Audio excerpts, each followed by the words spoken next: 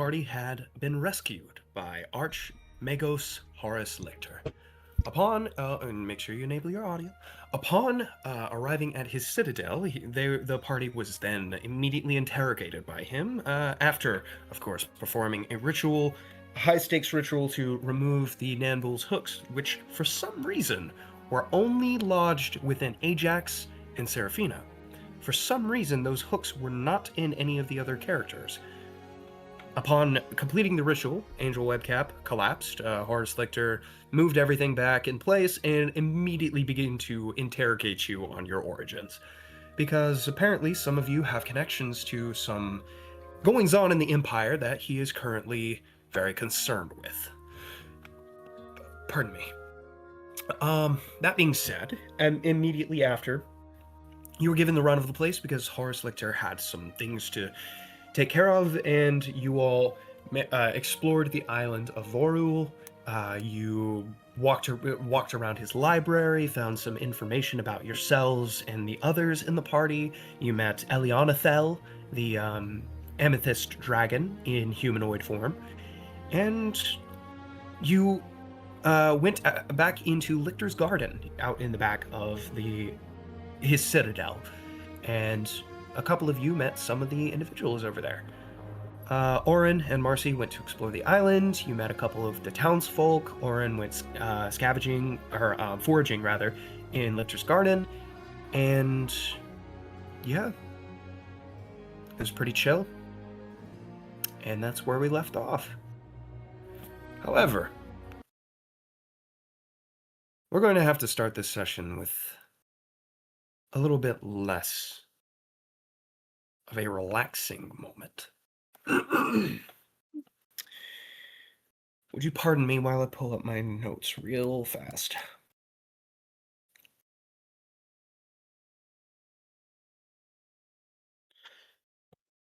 Long ago, a man did a great heroic deed for his nation. Believing him to be worthy of reward, a princess and her knight asked the princess's mother for a favor. Mother, please. We do owe him for his service. The others and I can vouch for him as well. Isn't your blessing more than enough? My children, even talking to you is dangerous, let alone contacting the outside world. I'm exiled for a reason. Mother, stop dodging the question. You know how dangerous it would be for me to even send a message to him? Never mind how it would change others' perception of him to be associated with me. We know we're being selfish, but would you at least consider it? There's a stretch of silence that extends for minutes on end, before finally... I'll not assist him, and that's final. But we promised, however, I will grant him my favor. I can do nothing more. I'll arrange a meeting with him shortly. Thank you, my queen. I am no queen, just a forgotten lady of a kingdom long abandoned. Orin. Where did you go to sleep last night? Or where did you rest your... You could have stayed in Elionathel's room. Probably in the same place the ritual happened, I would assume. Gotcha. All right. You are just sitting there in your chair. I'm assuming just carving away, because what else, right? Larry had popped in a couple of times, but eventually he got the hint that it's bedtime. People are trying to rest. Uh-huh. And then something strange happens. To an outside observer, your eyes dim, losing their green glow. Your hands grow limp, fall down to your sides. Your knife and carving clattering to the ground. The glow within you fades. As you fall unconscious. Hmm. You Okay. awaken in a strange, dreamlike state. And without your prompting, your grove appears around you. Trees popping out of the ground, dirt expanding out from your feet, wildflowers growing in just the way you remember them. You find yourself sitting on a log. You can see the fountain in the middle of the village. Houses building themselves out of the stone and trees, just the way you remember it. Hmm. Then everything begins to glow red. Oh no. You smell smoke. You hear the screams. You feel the dread that settles down in your heart, just like you remember it. Hmm. As you look around, dreading, hoping that you won't see what you saw that day. The people running around, slaughtering each other. You don't see another living soul, though the fire does begin to rise on the horizon, just as you remember. Finally, as you have almost made a full rotation in your vigil, you see him there. The one that you named Paul. His back is to you. His brown hair flowing in the ashes and the wind. You can hear the crackle of the fire. You can feel the wind blowing. It's almost a little bit too real. It's almost exactly like your memory.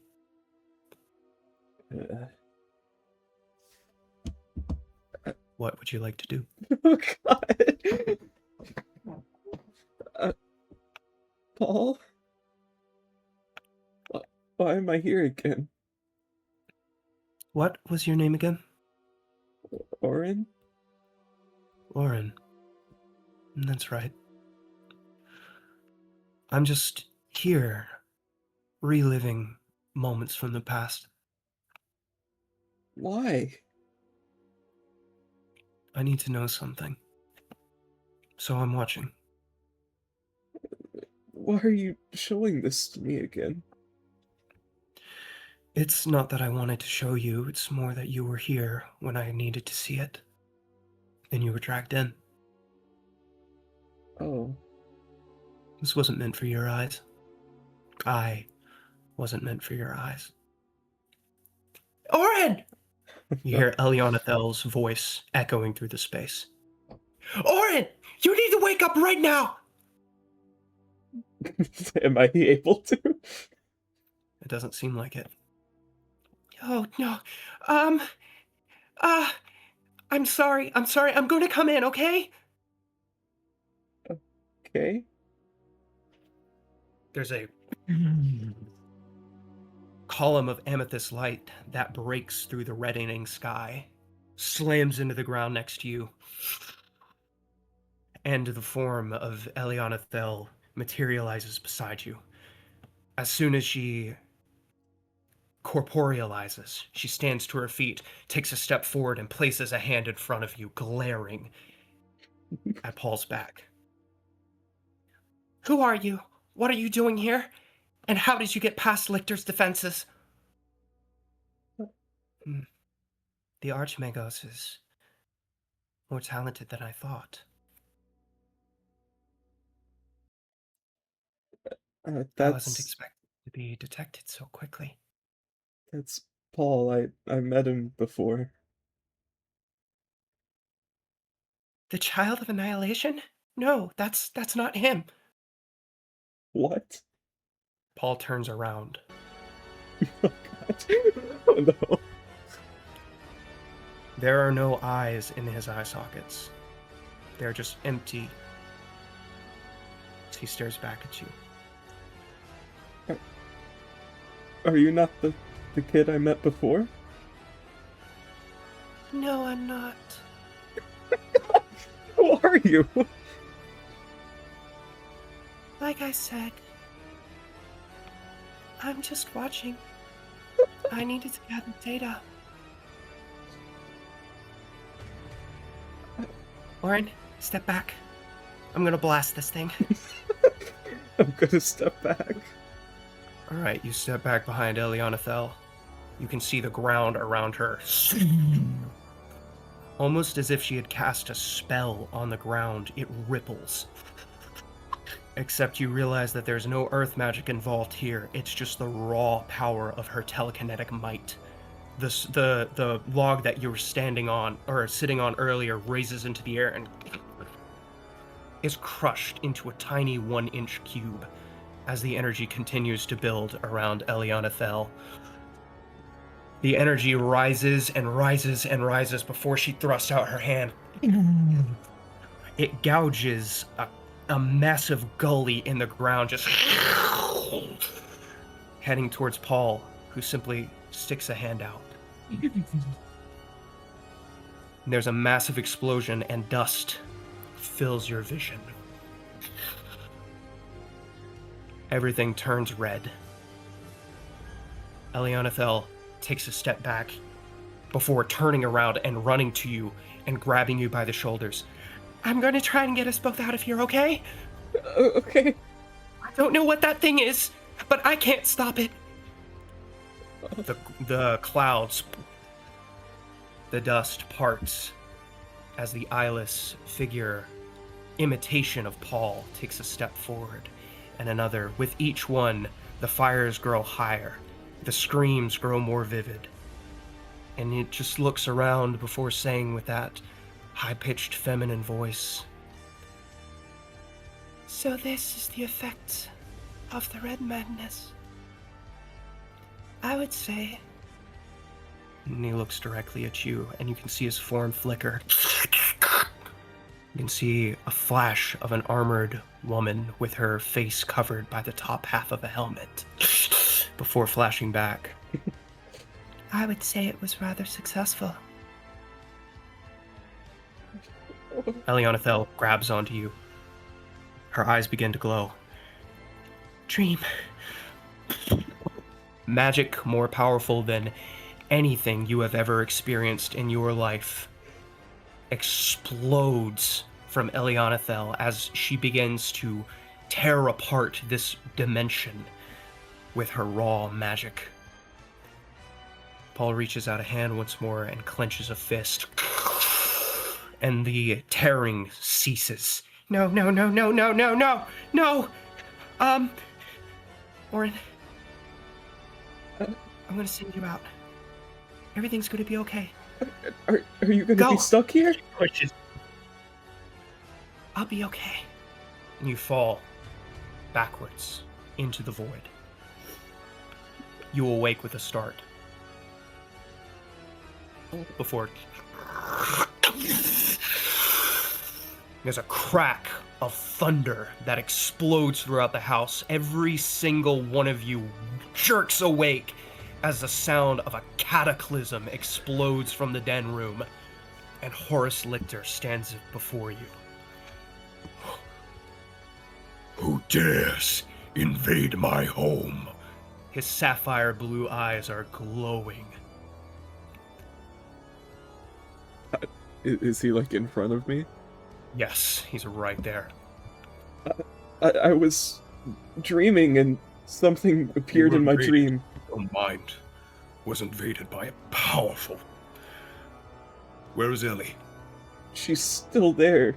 She sent me out, but she's still stuck in there. She couldn't stop it. No, it barely even tried and it stopped her attack. His eyes flash. Gate. The space in front of him splits open and he steps through. He turns back towards you. Stay here. I will return momentarily.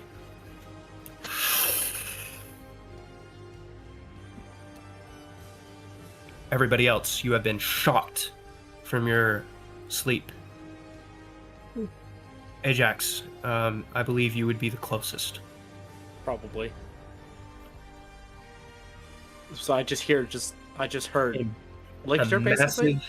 You heard a massive explosion and the voice of Horace Lictor booming through the house. Ajax is running towards the sound. All right, you enter into the guest hallway, slam out into the main hall, and then Orin, while you're still doing whatever it is that you're doing, the two doors slam open, and Ajax, you can just see a shell-shocked looking Orin standing in a room. What next happened? to What's a going on? I don't know. My dreams were invaded by something, and that lady is stuck in my mind or something. I don't know. Horus went after her. Can you... This might be a weird question. Can you feel them? Can I feel him? Make a quick Arcana check, please. I assume it wasn't actually my mind, but Orin doesn't know. Team Ajax don't either. 18. Yeah, that was definitely your brain. Oh no! Yeah, you're not. Can I feel him sure in my what brain? just happened? How they got in there? What Lictor just did to get in there? But the giant hole is still open. He didn't close that behind him? No. After a moment, there's another flash of light from the hole, and Lictor and Ellie, absolutely bloodied, falls out of the hole. And I'll be waiting for you. Oh no. Don't wait too long. the voice echoing through the room fades. Orin, can you heal? She's in critical condition. Yeah, I'm gonna go. Did we get a long rest? Yes, you did. You did Okay. successfully manage to complete your long rest before that occurred. I'm gonna go. I don't really have many good healing spells. I'll just cure fair. wounds there. They made Cure Wounds very powerful at upcasting. It's 2 dice per level now. Really? Yep. Let me look at that. Yep. So it's 2d8 plus 2d8 for every level above first. I'll use a third level spell slot. Why not? All right, go ahead and roll. That's going to be 68 plus your wisdom. 68 plus. Oh, I can't do slash. I always forget. Yep. Okay, 68. Okay, and Okay. no ones can't reroll. Wow. ones. Yeah, plus what? Plus. Is it for every single one of them? No, it's just on total. the end. All right, so then that's going to be +4, and then All right. I can add a d4. So 37 plus a d4. If you would roll that, please. Yes. Nah. 39. 39 points of healing. Dang, they made Cure Wounds so Yeah. good. man. That's busted, bro. A 33 is wild. Yeah. Big. So as the nature energies flow from you into Elionethel, Lictor, you can see his brow soften as her breathing stabilizes. You can see burning lacerations up and down her pale arms. Her clothes look to be completely untouched, but there are massive blood stains all across her torso. But once again, no damage to the actual clothing. There's a massive scar along her face as well. She's still conscious. Seems to have blinded one of her eyes. Oh. She doesn't appear to be conscious at the moment.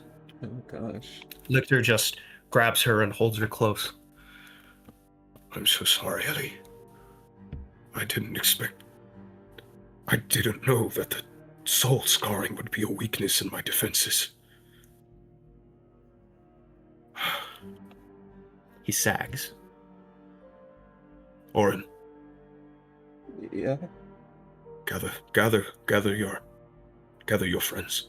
I need to send you to Rokedale immediately. Okay. If I can ask though, what was that thing?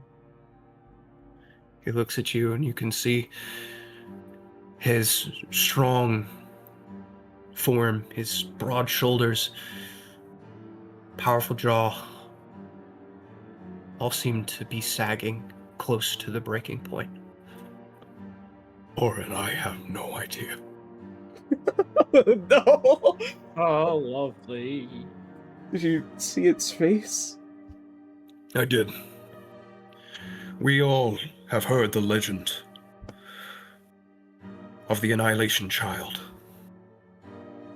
But to see him be twisted that way is heartbreaking.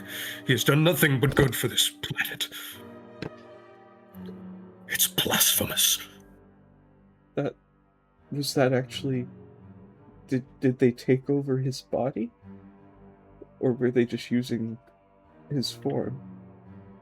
You see him kind of set his jaw. Go get the others. Ajax just helps Orin up. Just starts to lead him out. I liked that kid. I just say to Ajax as we're going. Right. The rest of you. I'm assuming. Is Marcy still in the forest? Yes, he is. We'll get to him in a moment. Angel, not Angel. Your name is Angel who pries open the earth, and I can't keep messing me up. Seraphina. Yep, Seraphina, Amos, and Skrit. I'm assuming you guys slept in Eliana's room. Yeah. All right. So she had crafted little mini caves for you guys, and then when you went inside each one of them, there's like carpet and really nice beds in there. How did they get to her room without seeing the rest of the second floor? Teleport. Magic. Yeah, she teleported us. Which also means we don't know the layout of the second floor. Yep. So Orin gets to the locked door, and it is. You try it, and it's locked, and then you just hear. This is more important now. Go through, head to the left, straight down that hallway. Ellie's room is to the right. Okay, then. I do so. All right. The voice, by the way, came from some point right above the door. Seems like he has some kind of something there. And you remember him. You remember him speaking to Ellie from that location earlier as well. So seems to be something. Security camera. But yep. You open up the door, and you see a dimly lit study. There's a desk in the far corner of the room, next to a door, and there are bookshelves all over the place. There's some nice carpeting here, and a little hearth. A small little thing, but there doesn't seem to be any firewood for it. To the right is another door that is slightly open, that leads to a staircase. All right, I keep following his instructions. All right. You head up the staircase, and as you pass, so the way that the stairs work, you walk up, and there's a little landing, like a little landing pad, and then you walk across that, and there's another set of stairs going up in the opposite direction. You step up those, but as soon as you take a step on the first step, you just feel something immediately snap towards you, almost as if something is watching you. Oh, that's unsettling.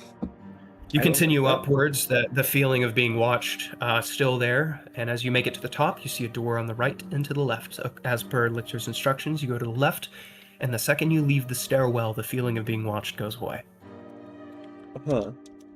As expected. You see a long hallway. This one, while the rooms and everything kind of had like a red and gold motif, downstairs, this one has more of a blue and silver. So there's like a light blue carpet with a dark blue rug that goes all the way down this hallway, and it's inlaid with little silver markings that seem to sparkle in the firelight. There are metal statues of armor on either side, and as you pass by, one of them kind of nods its head at you. Aha. Nice.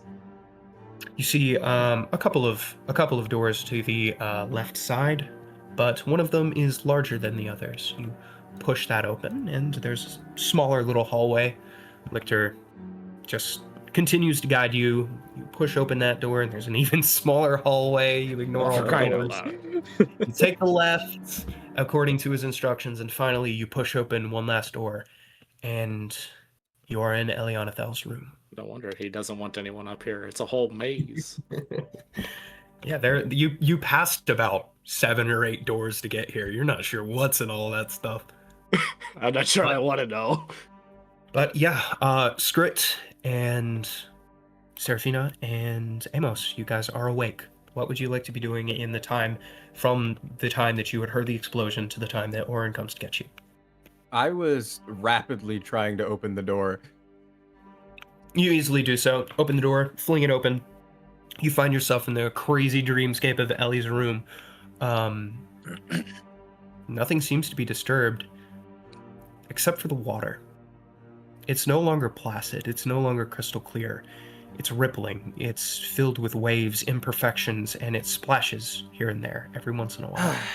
All right. Amos, wake up! Amos, wake up! Wake up! Wake up! Wake up! I'm up. Why am I not Russian? I'm up. We still have a I sleep. think the world is imploding. What the? Elion is gone. The water is weird. And boom. Big boom. Okay. Let's. Okay, I immediately start rushing towards the door with you. All right, Skrit. Scrat! Skrit's currently wrapped up under a blanket in a fetal position.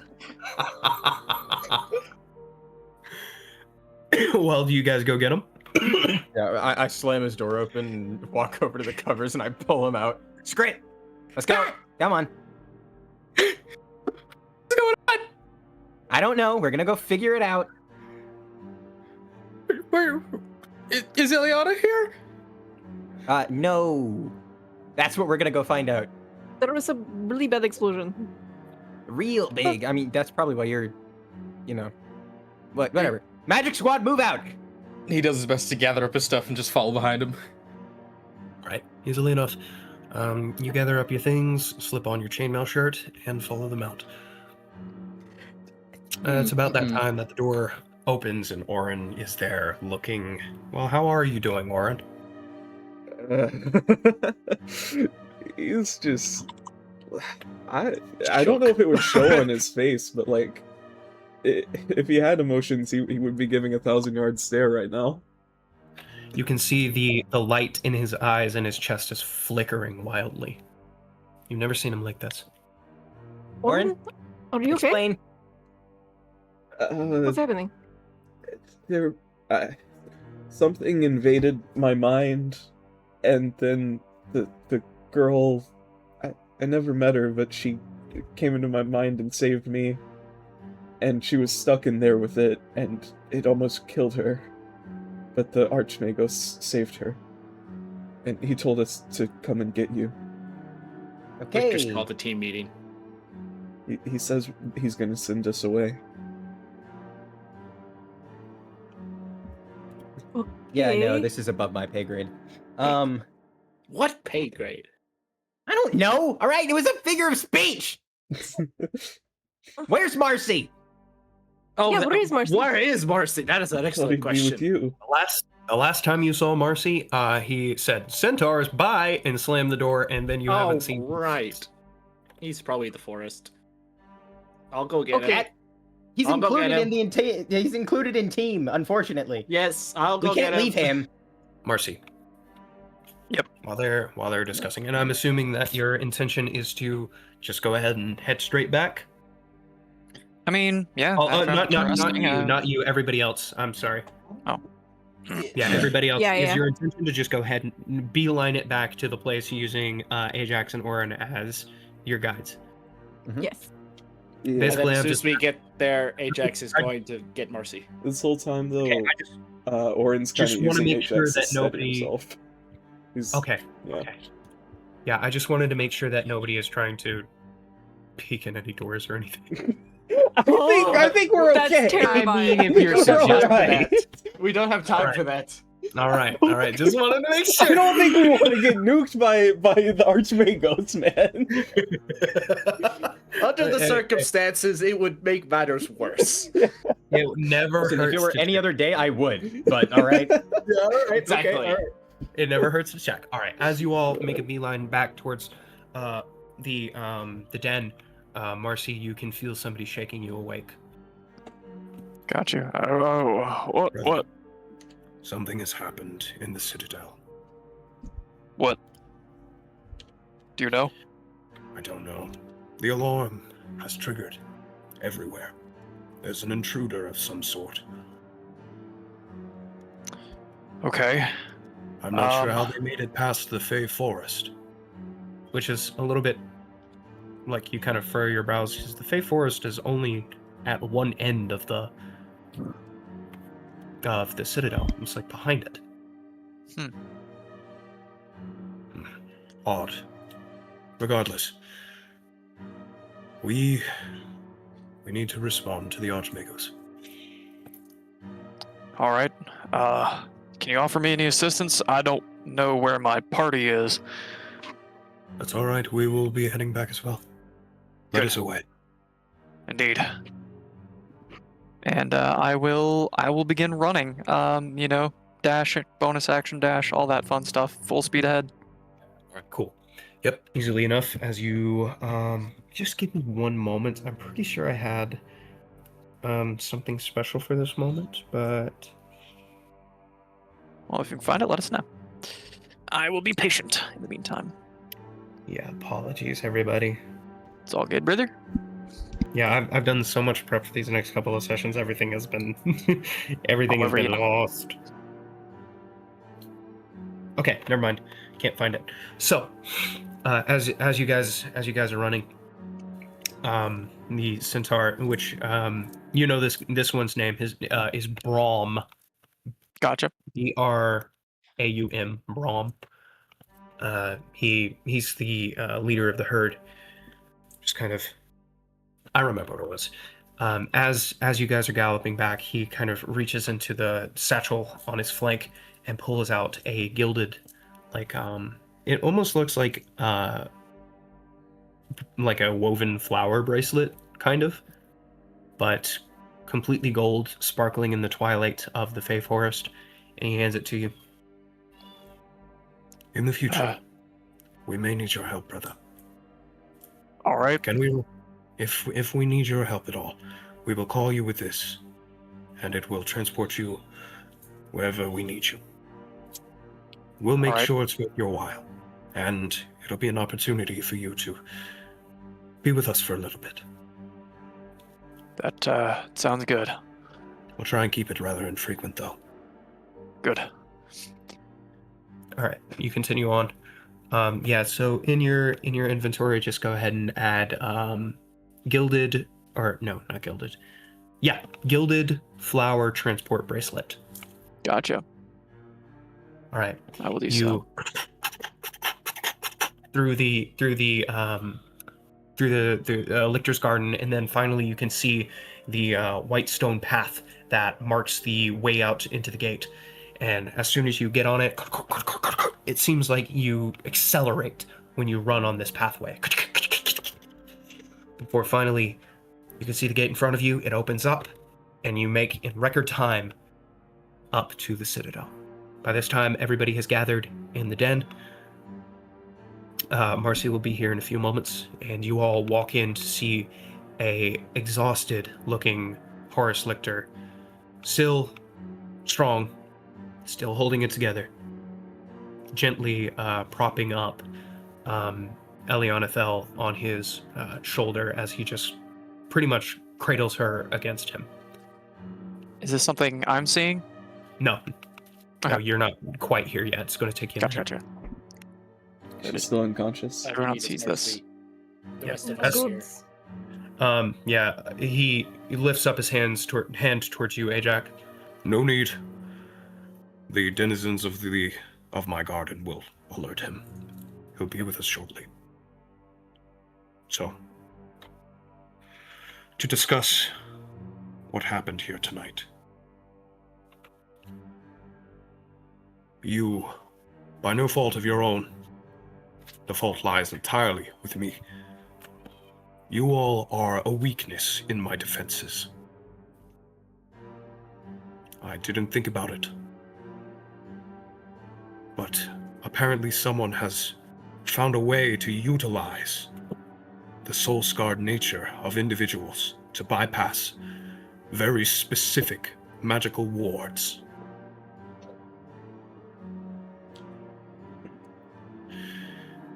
I will not send you away completely.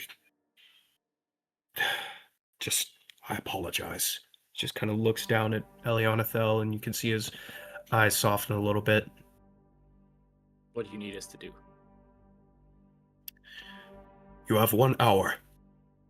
Whatever business you have here, see to it. And then I will teleport you all to a contact that I have in Rokedale, one of the cities closest to the Doom Forest.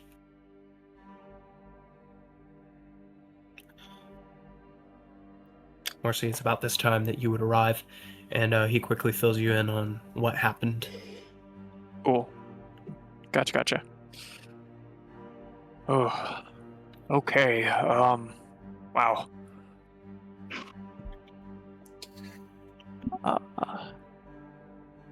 Marcy's kind of speechless at the moment. Yeah. Fair reaction. Whereas, All right. Well, this is messed up. Indeed it is. Whereas Is Elia gonna be okay? She will be, though I don't believe I'll be able to save her eye. Oh no. Well, It's so you know what they say: when you lose one sense. it's half of a sense. Well, I mean, it still probably counts. I'm not saying that in character. It still probably counts Orin's voice in his head. Orin's head voice. Horace, Okay. it didn't seem to be after this place. It was after memories of the Red Madness. He looks up at you, and you can see a genuine flicker of fear in his eyes. I didn't stop it. I couldn't stop it. It was too powerful. I'm gonna try and see if I can still sense it in my head. You can't seem to do that, no. It's whatever presence was there, that horrible invasive feeling that you got when experiencing the dream, it's gone. I can't feel it anymore. It left. Oh god. Sorry, what Just- is it? I don't know. Dang it. This is beyond messed up. So you said the Soul Scarred were some sort of like key? A back door. A gateway. A hidden gate. I missed it.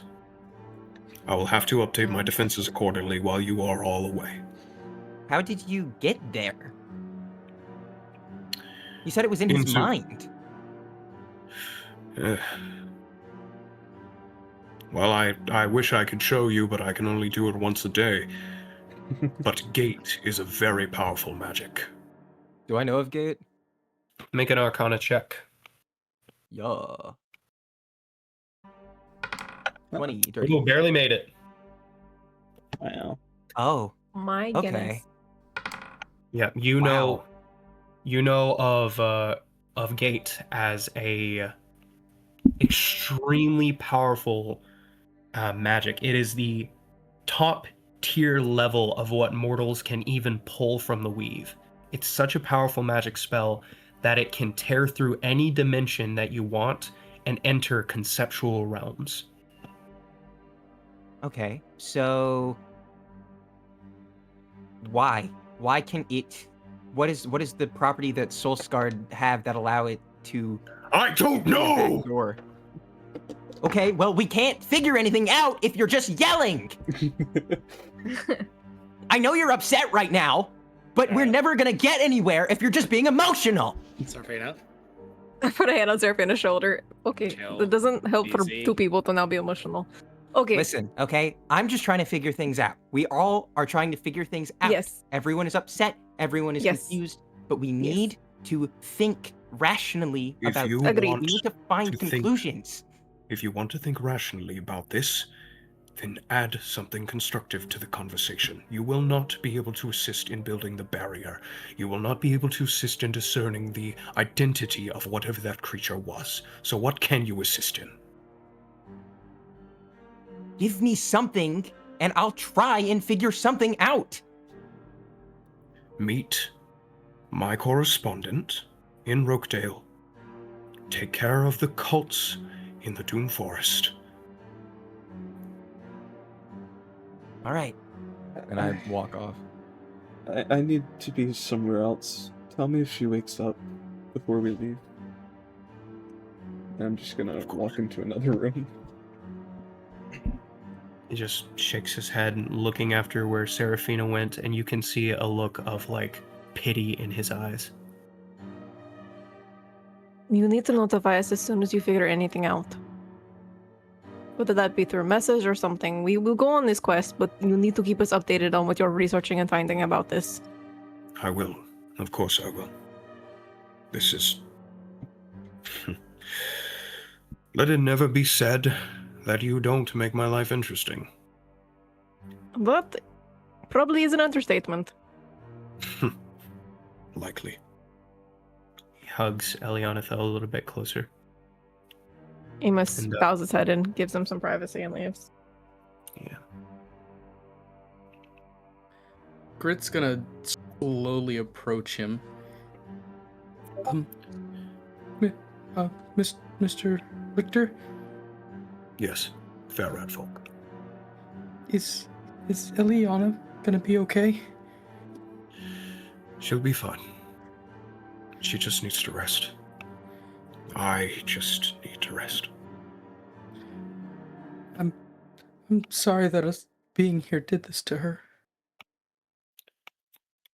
It's, like I said, it's not your fault. You could never have known.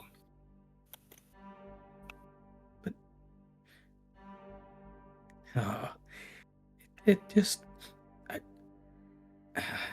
He looks like he's trying to say something, but he just can't seem to find the right words for it. As if he's just experiencing something all over again. He just gives you a kind but tired smile. Thank you. Can you tell her that I'm sorry this happened? If she wakes back up, please. She will awaken. And again, thank you, Skrit. You all have, in one day... And he kind of glances down at her with a melancholic expression. In one day brought more joy to her than I have in the entire year. I don't want to be rude, but I did talk to her for a little bit, and, well, I think she'd like to have more of that from you. He just gives a slow nod. I see that now. You don't know what you have until what is precious is lost. I see that now. He nods and just... I hope things get better for her and you. He looks up at you, and there's that burning determination and power of the Archmago seems to reappear in his sapphire eyes. They will. He reaches into his bag and pulls out the book he'd gotten from the library earlier. I wanted to make sure I gave this back before we leave. Didn't want to take it. He waves his hand, and you can see kind of a sparkling energy fall off of the book. It's yours. Consider it my thanks for helping Elianathel when I could not. Oh, well, thank you. I'll be sure to keep it safe. And he puts it back in his pack. And he just kind of gives him a awkward little nod and kind of shuffles off towards the rest of the direction the party went. All right. Marcy, Ajax, what are you two up to? I was, As like the rest of the party leaves, Ajax starts to follow, and then looks back to Lictor when you have a moment. if you could send details for who we're meeting and what to look for, that would be nice. Give me half an hour, and I You will too, give you a full debrief. when you can. I think he's just gonna walk out of the room. Make sure nobody else is causing trouble. Okay. Marcy? Just going along, just trying to get out. I don't really have any other unfinished business here. All right. You all gather outside in the main hallway. I'm not gonna be with them. Orin Yeah, wants to me go neither. on his own right now. Okay. He's gonna try and find Xanax, actually. Okay. Yeah, you peek around a little bit and then open up the dining hall, and you can see all of the guards that you all had saved, and Angel just kind of sitting at the table in various states of dishevelment. Yeah, explaining to them might be nice. Yeah, and Angel just shakes her head, and it's just like, what kind of sending message was that? Go to the dining room, behave, keep the guards there. Hey, Orin. Hey, Angel. Do you have any idea what's going on? Too much of an idea. You just want to give him a quick Yeah, rundown? I just explain it to her. She kind of places her face in her hands. Oh, wow. I wasn't strong enough to help her. You can see Xanax visibly shrink down when you say that.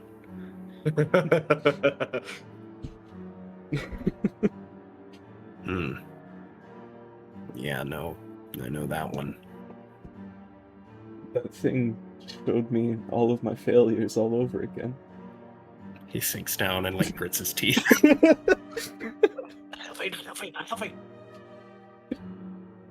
Xanax, do you have a family?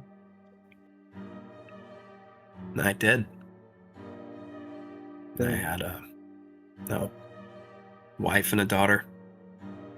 didn't make it out? No. That was a long time ago, though.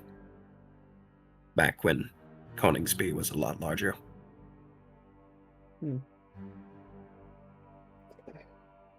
I assume you don't want to talk about it. You know, not now when. Wiz kind of pats his shoulder. You really don't need to, Captain. No, I think I need to get this off my shoulders with everything that's happened the last several days. It's really not a complicated story. Orcs, Dragonborn, Ratkin, several other what I would consider subhumans. Invaded Coningsby and destroyed it. They completely ravaged the city. Anyone who was unfortunate enough to survive was enslaved, myself included. I found out what they were really capable of. Parading their successes in front of us, just to keep us in line. Including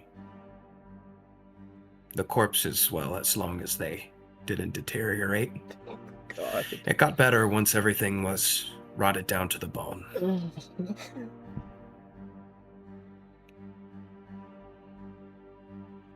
It's so terrible. His eyes are kind of far away, and he kind of glances at you. I won't ever say that what I did to you and your friends was justified, but I can hope you understand where I was coming from a little bit better now. I'm sure you've heard every kind of condolences possible. So it's not much I could say that would be new to you, but just know it's terrible what happened. Thank you, anyways. Orin's just gonna sit with them for a while. Okay. You can see Wiz kind of whisper a couple of things to Xanrax, and he kind of nods a little bit, and at one point even cracks a little bit of a smile. Oh, was I able to finish my carving through the night? I don't think it would have been too detailed. I would say so.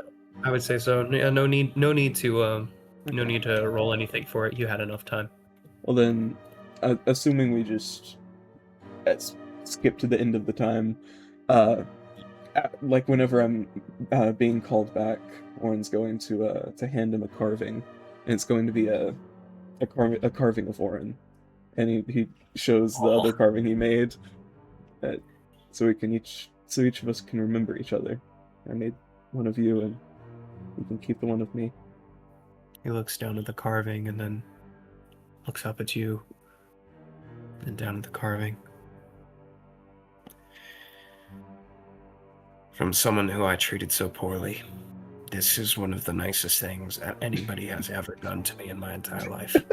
That's so sad! That's so sad. That's so messed up.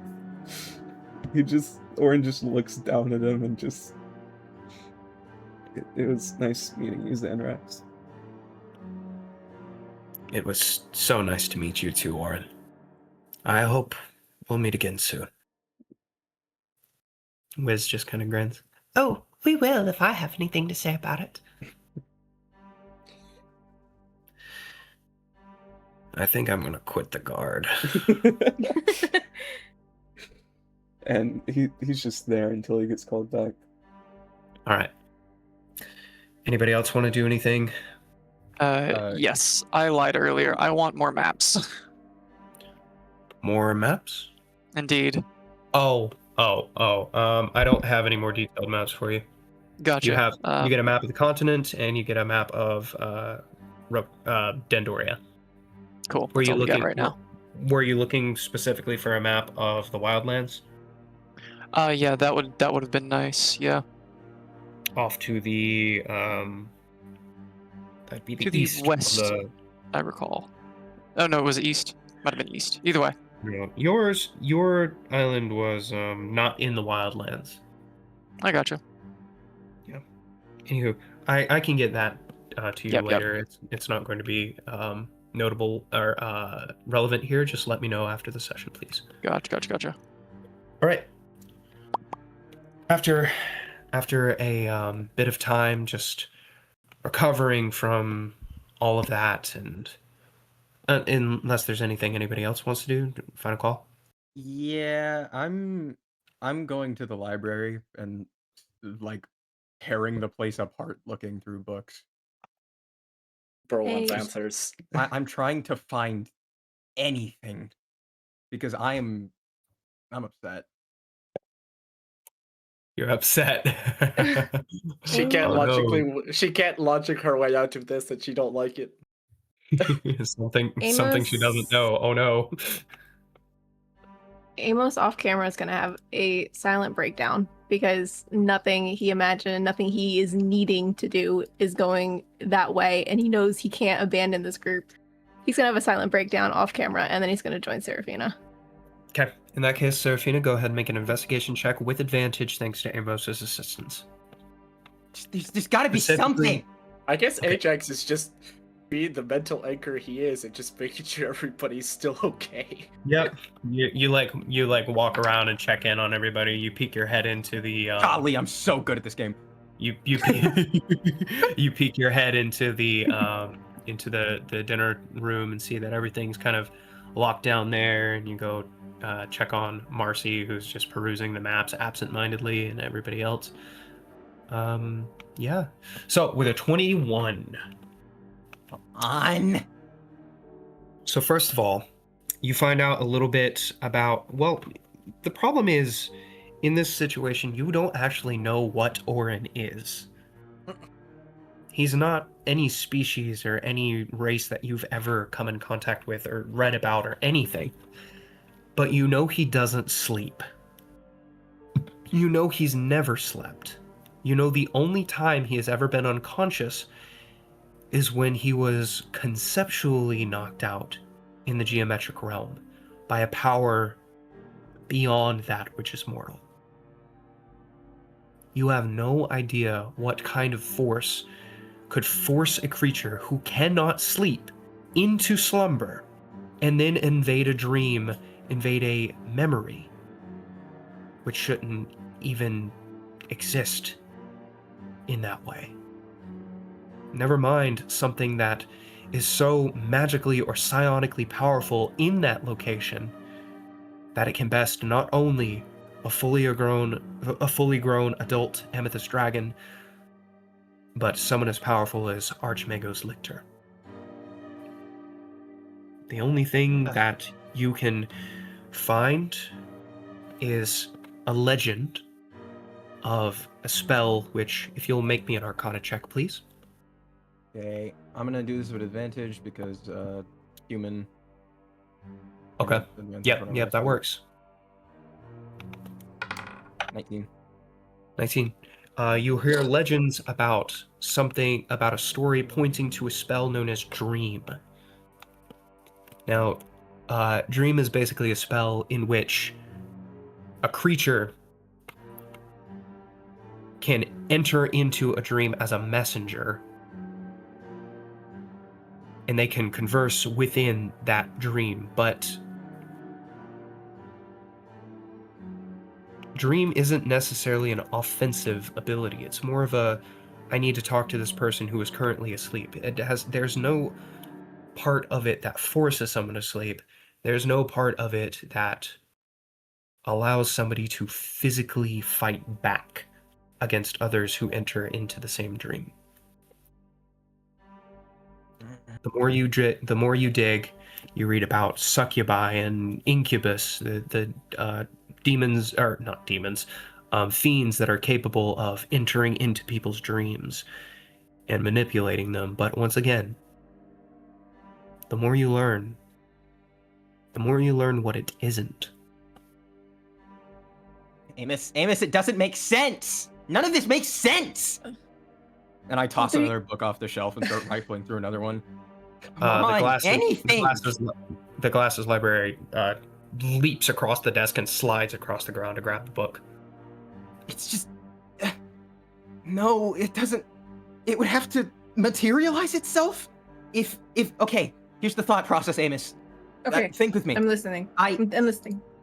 There's a spell. It's called Dream. It allows you to go inside someone's dream. It's not a... We don't know if it's a real spell, but it's magic, so it could be real. Right. So, right. If someone was able to forcefully invade someone's mind and force them to sleep, which is a problem because Orin doesn't sleep. If Orin doesn't sleep, then how can he have dreams? How is it replaying his memory? This isn't a dream. Amos, this isn't a dream. She walks up to you and starts shaking you. It's not a dream. Okay, it's not a dream. There are things we don't know about the magic in the universe yet. It's outside of that. It has to be. Okay, but what do you know about Orin? Do you know anything about Orin? Anything? No, not really. Do you not know what do you know what he is? No, he's a tree. Like, he's probably the best person to ask about this. Well, okay. I'm losing precious time right now, and I start looking through books again. Okay. Yep, the more that you search, the more you realize that whatever this magic was cast, if it is indeed magic, it's someone unbelievably powerful. Maybe not quite on the level of the divine, as Elianathel's alive, but still someone more powerful than Lictor.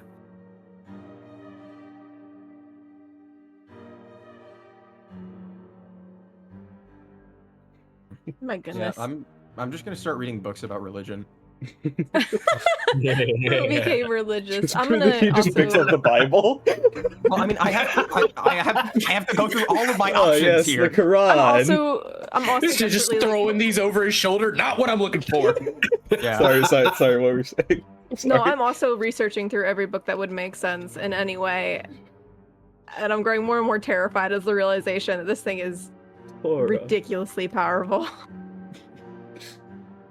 Would the Quran be written in Sylvan? Moving on. These are the questions that never need answers. Moving on. So, after a while, a voice echoes throughout the library, the voice of Horace Lictor. All right, meet in the den. Does that happen everywhere? It's, yeah. That's what it's we're every doing. hour. So that's Came when over the the little loudspeaker. that's when the little handing off the carving with Xanrax happens. And Yep. also I would like to ask Angel a question real quick, Okay. because I realized something. Alrighty. Angel, I assume you're not coming with us. Do you Oh, no. Until I get guarantee from Lictor that my old boss isn't going to execute me on the spot, I'm not going anywhere.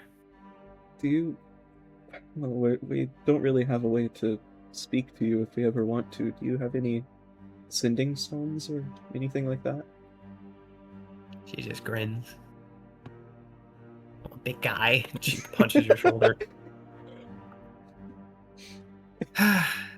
Here, Or let doesn't me. understand. Here, let me find something real quick. I know Lictor has something laying around. I'll get back to you on that.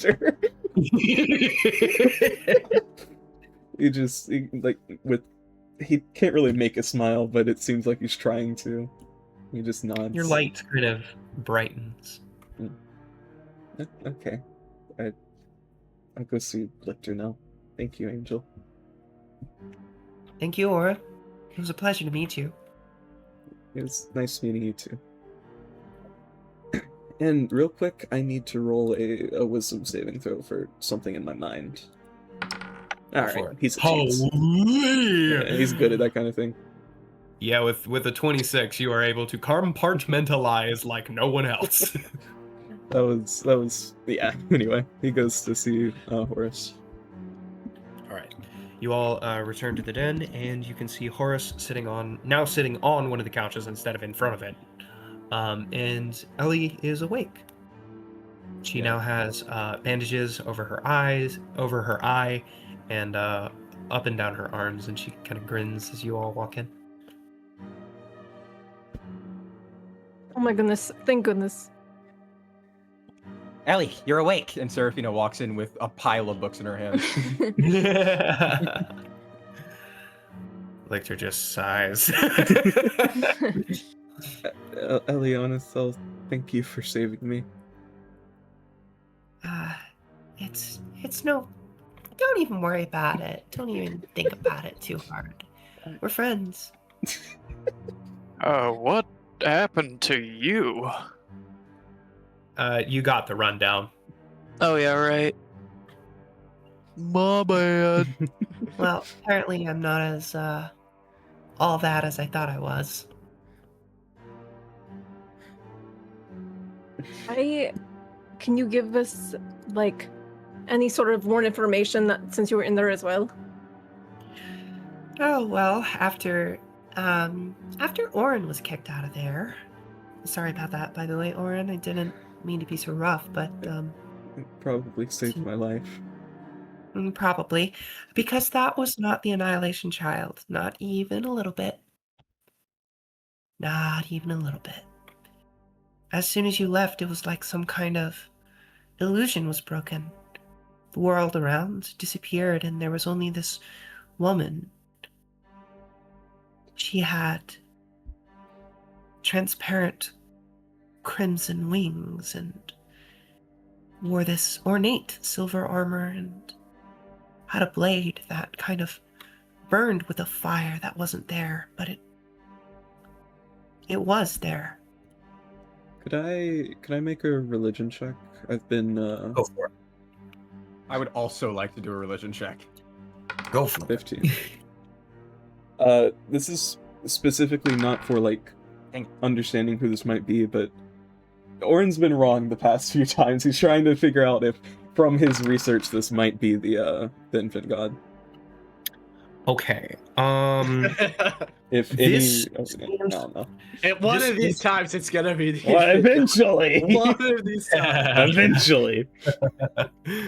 Yeah, so based off of what you know, which isn't much, Not the really. infant god appears to be more of a to put it into terms that Orin would understand.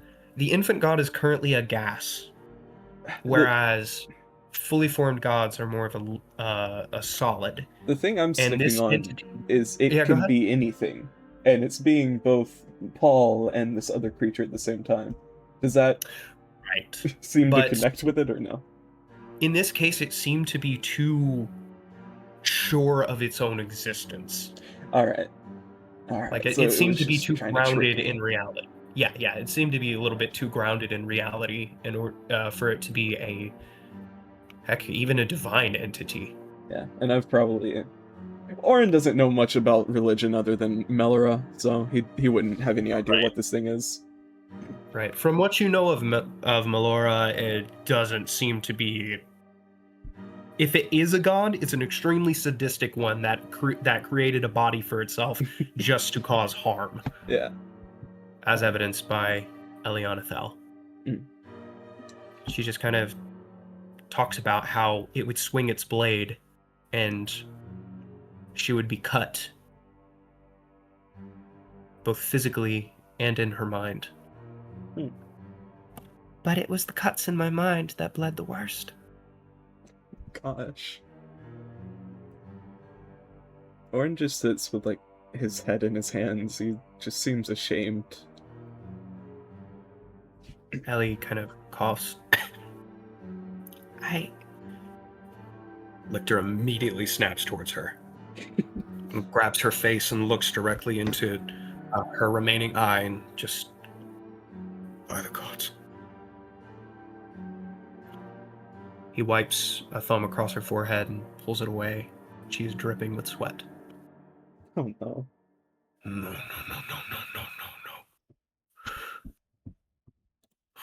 I run up to him and I give him the vial. Do it. His eyes harden. Of course. Opens the vial and pours it down her throat. Hey! You needed to. You shut up and drink the frigging madness cure. I will not have an argument with you about this. You are not dying here, Eliana Thel. Okay. And And I walk away and I sit in the corner again. she drinks the rest of the vial. And Lictor kind of, his brows crease. Ellie, I know, Lictor. 3rd floor, I know, Lictor. 4th examination table. Horace. Sorry. I'll be okay. And she disappears in a flash of amethyst light. Okay.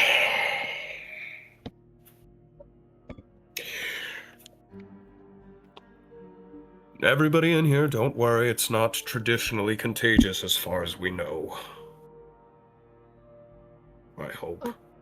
Horace, I have a very, very important question. Yes. Can you make a gate scroll? It'll take some time, but I can do it. We're getting a hold of my teacher. You want...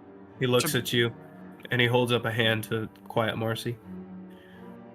If you want to get a hold of your teacher, then there's no need for a gate spell. You know where he is? He just smiles. No, I don't. But I know how to send a message. All right. What would you like to say to him? I can send 25 words or less.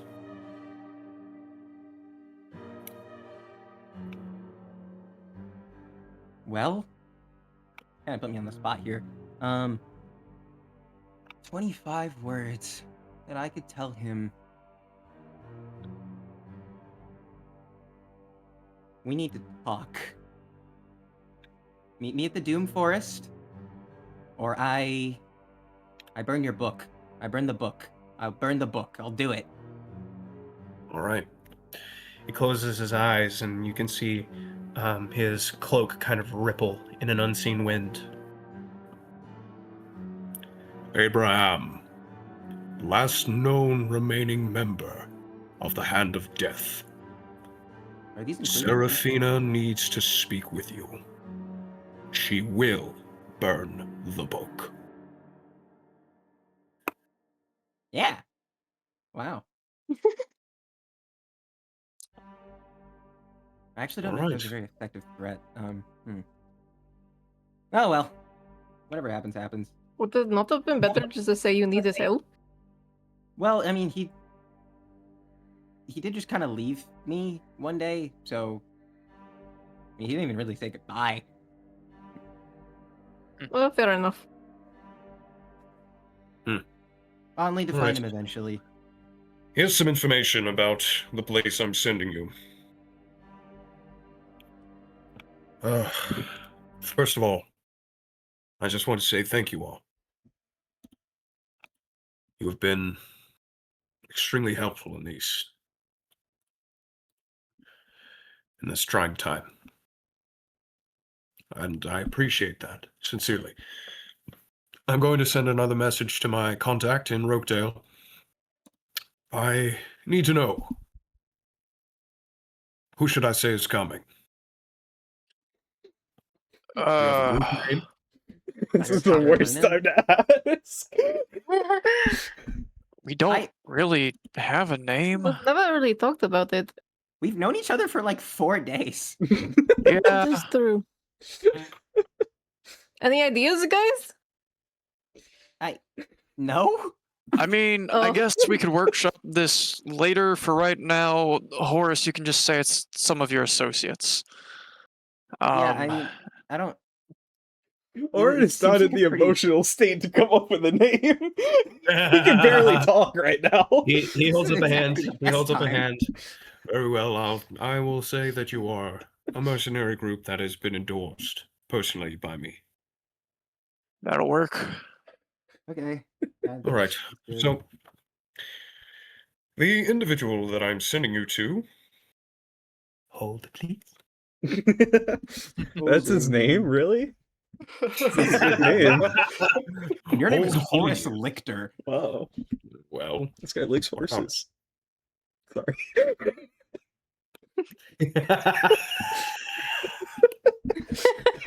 Anyway,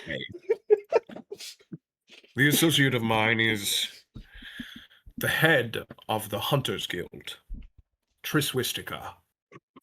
Tris Wistigar. that is Triss. Nice, right? Sending that in campaign journal. Wonderful. Yes, noted. Really, There you sounds go. really good. That La la passes. la la la. So, that is a wisdom check for what?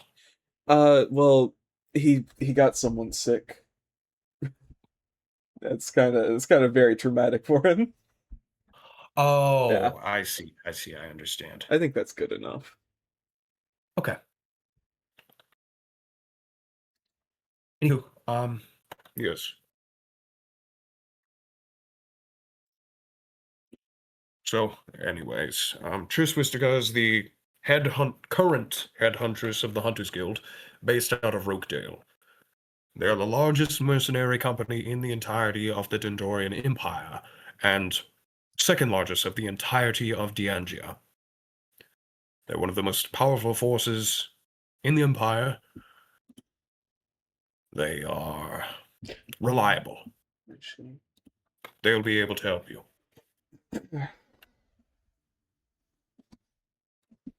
I assume they'll tell us what we need to do when we get there.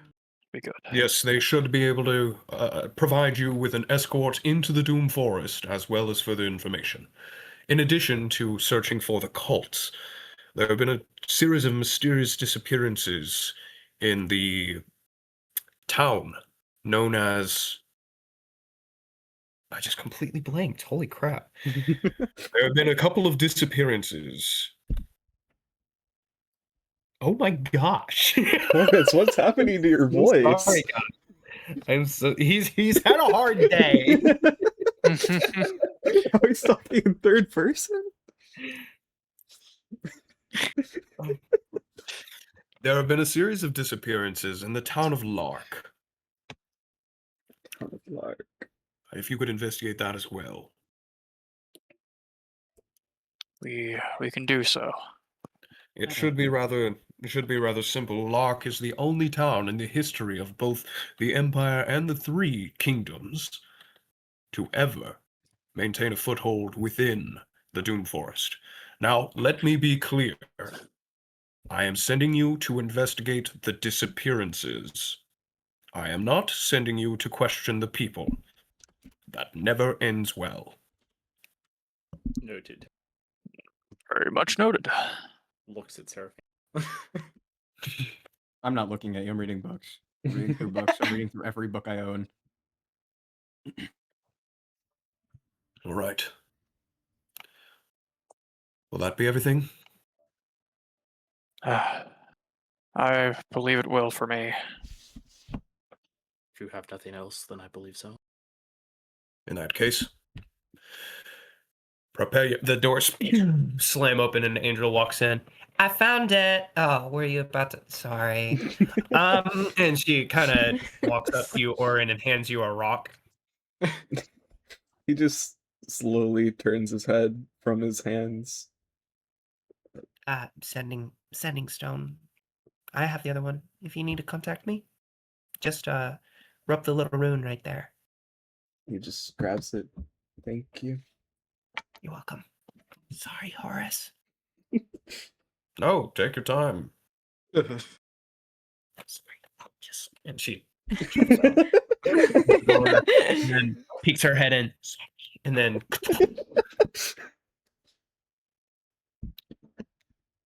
Are you ready? Yeah. Yes, let's go. Right. Once again, thank you all for helping my home. You're welcome, Horace. Let us be off. he lifts his hands into the air, and a matrix begins to form along the ground, a glowing series of patterns and circles and glyphs and little streams of blue, almost liquidy light lifting up into the air, forming a circle around you. The furniture kind of is just automatically pushed out of the way as Horace's eyes completely begin to glow blue. He lifts up both of his hands, and Amos, you are in awe.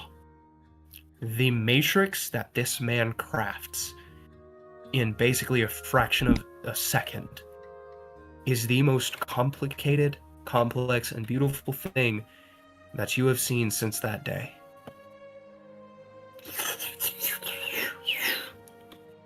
It's a double helix. The heck? Now, destination, Rokedale. Blue and purple and white light begins to swirl around you all as you find yourselves moving upwards, almost like a rapid moving elevator, a tunnel of some sort, just before So cool. the arcane colors just wash over you like water, spilling onto the ground and expanding across before being caught in what looks like a barrier. A magical see-through barrier, and you find yourself standing on a circle that very similar to the glyphs and wards that he had been creating to cast the spell, except these are etched into stone. The sounds of the city echoes from outside of the four walls. You see a man with silver hair and kind of jowls of a champion just goes, "Get off of the teleportation circle! Get off, get off, get off!" Lictor kind of pushes you all forward. All right. May the gods be with you all. I will contact you as soon as I learn some more information. Better. All right. Take care of yourself, Lictor. You know, I think I will actually follow that advice. I need a vacation. No. Fairly well. And he lifts his hands once more, the swirling, beautiful geometric double helix. And he disappears.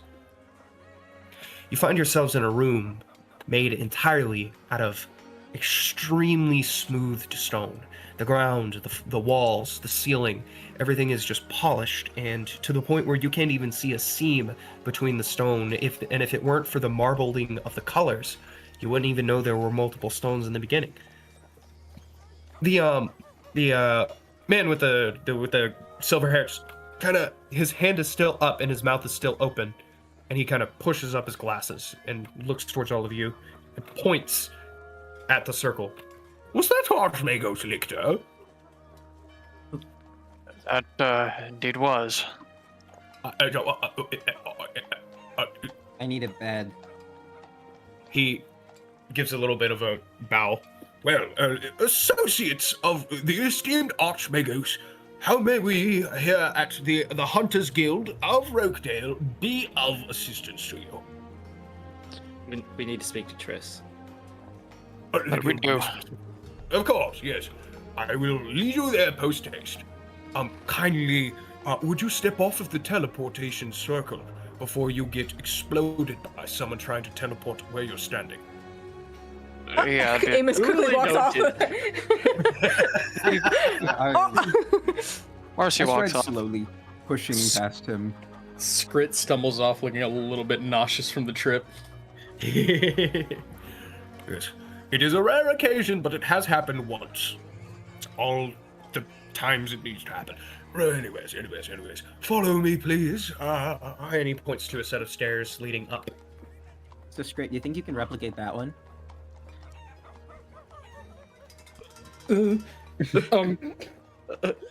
Maybe I could try later. No, don't. I was being stupid.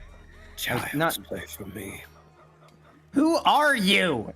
And I turn. No, it's the voice of Black Razor. Oh wait, I can just talk to him now? No. He's speaking directly to Skrit. I was about to say.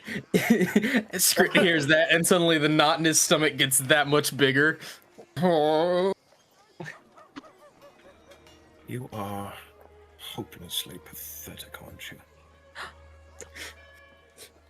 I don't see why you gotta be so mean to me.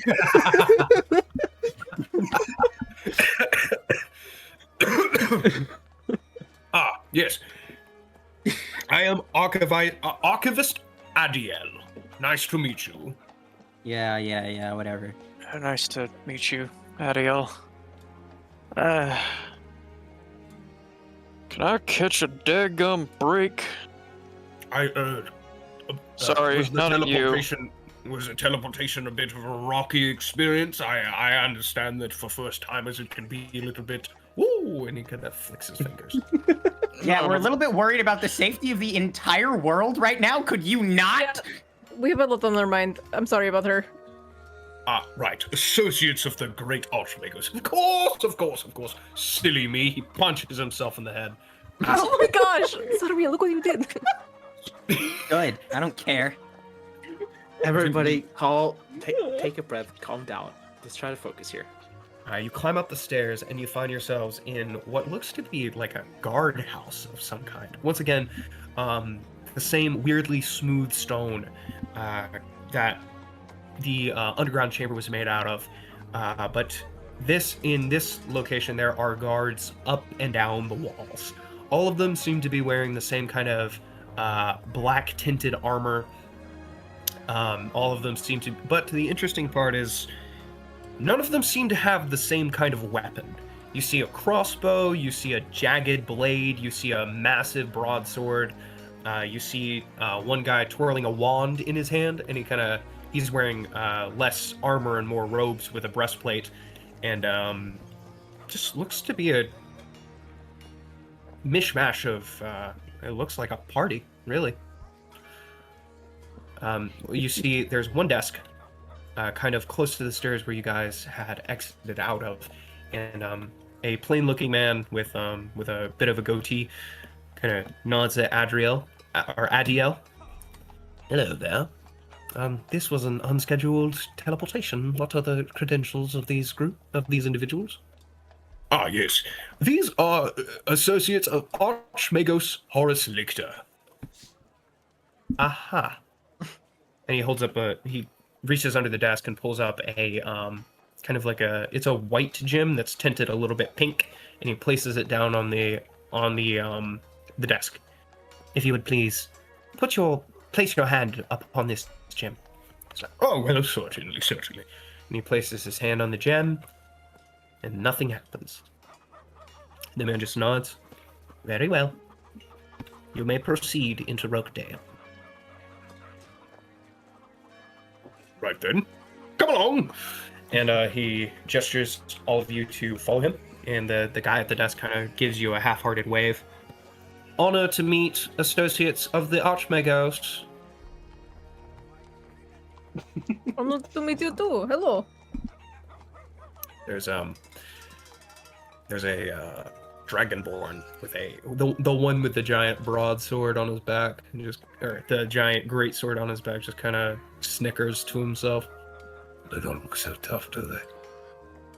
I will kill you! The lady standing next to him was about to tell him to shut up, but then turns towards you, Seraphina, with a very unimpressed look on her face. Aha. They seem a bit high-strung, don't you think? What do you think? I glare at her. Logistic? What do you think? Logistic folk? Pencil pushers? Bean counters? At this point, Ajax is glaring too. Yeah, my eye starts twitching. She glances. She glances impressed at the Dragonborn, and then at you all. Jeez. And then at the Dragonborn. Seraphina hisses. It's crazy. Listen, we're very impressive people, okay? And I put out my hands as if to prove it. Amos, the Dragonborn your hands kind of down and I raises will his lightning eyebrows. strike them and they will not exist anymore. Okay, I put my hands down. The Dragonborn kind of raises his eyebrows. First of all, points to you, Amos, Nice tats. Thanks. and then Maybe- points to Seraphina. Blue Dragonborn. Resistant to lightning. Kid. Do I look like I care? He in fact does not. I have so much lightning. I don't care how resistant you are. Can we please stop arguing with members of the Hunters Guild and just go on and try and see the guild master, please? Marcy looks like a very tired stepdad right now. Amos, hold me back. Hold me back. Marcy, I grab both of her arms. It's Marcy- okay. It's okay. Marcy, do you have a bag or something? I need a break from all of this.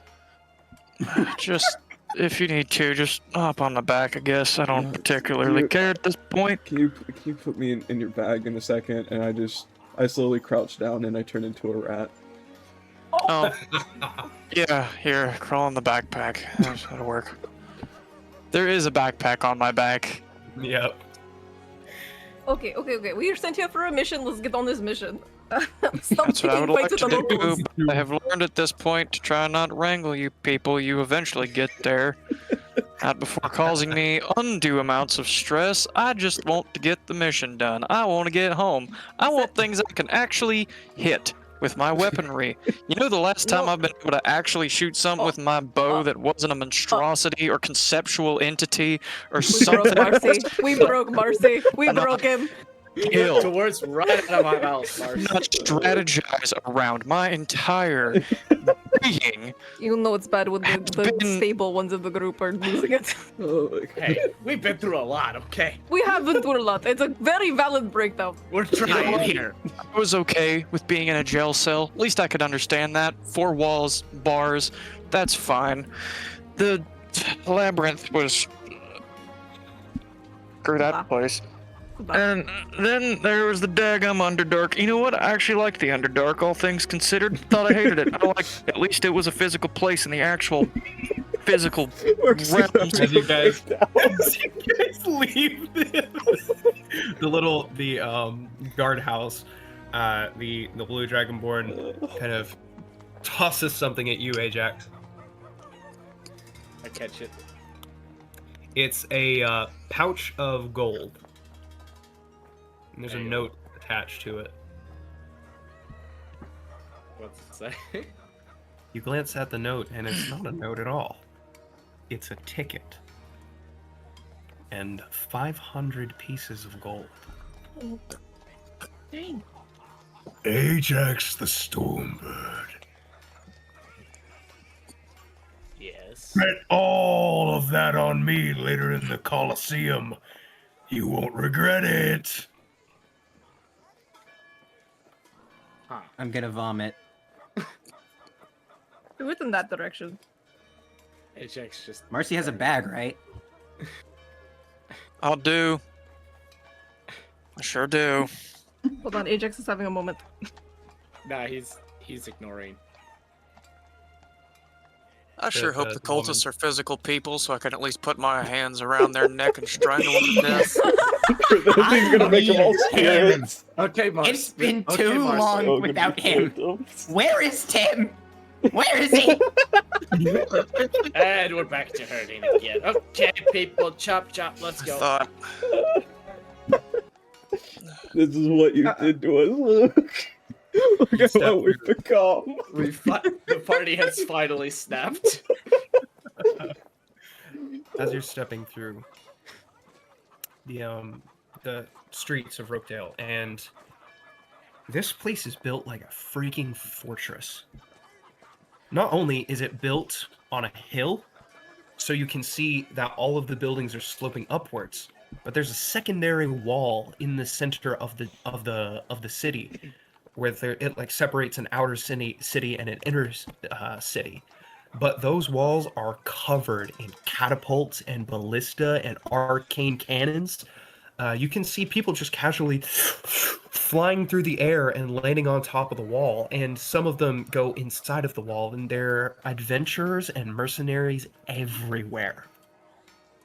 But as many adventurers and mercenaries as there are, there's an almost equal number of Imperial guards. Each one wearing the red silks of the they have like two kind of tassels, red silk banners almost hanging off of their shoulders going front and back, and pristine silvery steel armor as they all step through. And you can see that the adventurers kind of are very pointedly ignoring these people. The guards, however, are studying every single adventurer that they look at. And each group of guards, they're never less than 5, has one individual in the middle with a special cape on. It's a full cape, not just the banners that the other ones have. And it has a different kind of symbol on the back. It looks almost like an eye. And every once in a while, one of the guards will notice an adventurer and turn towards the one in the cape and kind of whisper something. And the one in the cape will write something down in a little bit of a parchment. Amos. While the rest of you, the party, is watching one specific group of guards mark down something after viewing a couple of adventurers who are still pointedly ignoring them, you can feel something's wrong. You glance around. You can very quickly find a group wearing simple brown robes, shaved heads, smiling and laughing, talking with each other, and every once in a while you can see an adventurer who has lost an arm, suffered other kinds of injuries, down on their luck, kind of in the alleyways, and this group will walk up to them and hand them a few gold pieces or some food and share a couple of words with the adventurers. The adventurers will thank them and bow their heads, and the monks would just smile and nod back. Oh my gosh. Except for one. This one's watching you. Oh my gosh. He still has a smile on his face, Oh my just gosh. like the others. And he just slowly raises a finger past his waist, No, no. butt, chest, neck, chin, Oh my gosh. and places the finger on his lips. And you can swear you hear it from across the entire way.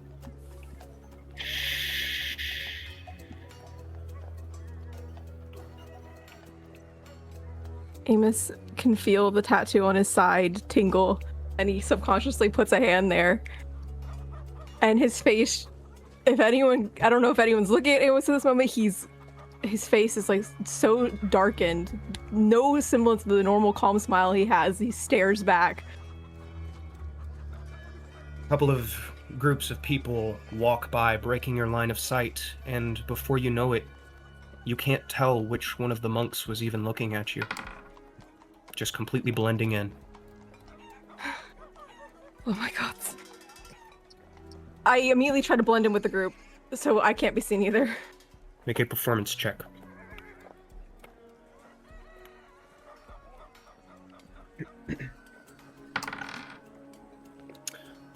Marcy, while you're sitting there muttering to yourself about the ridiculousness of the situation and whatever else may come to mind, you can see Amos expertly drift up to your side. And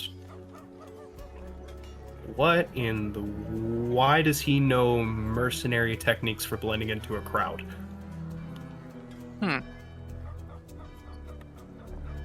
Perks Marcy's interest a little bit, but seeing the situation, he kind of continues as he was, but starts trying to look around and start really analyzing the situation.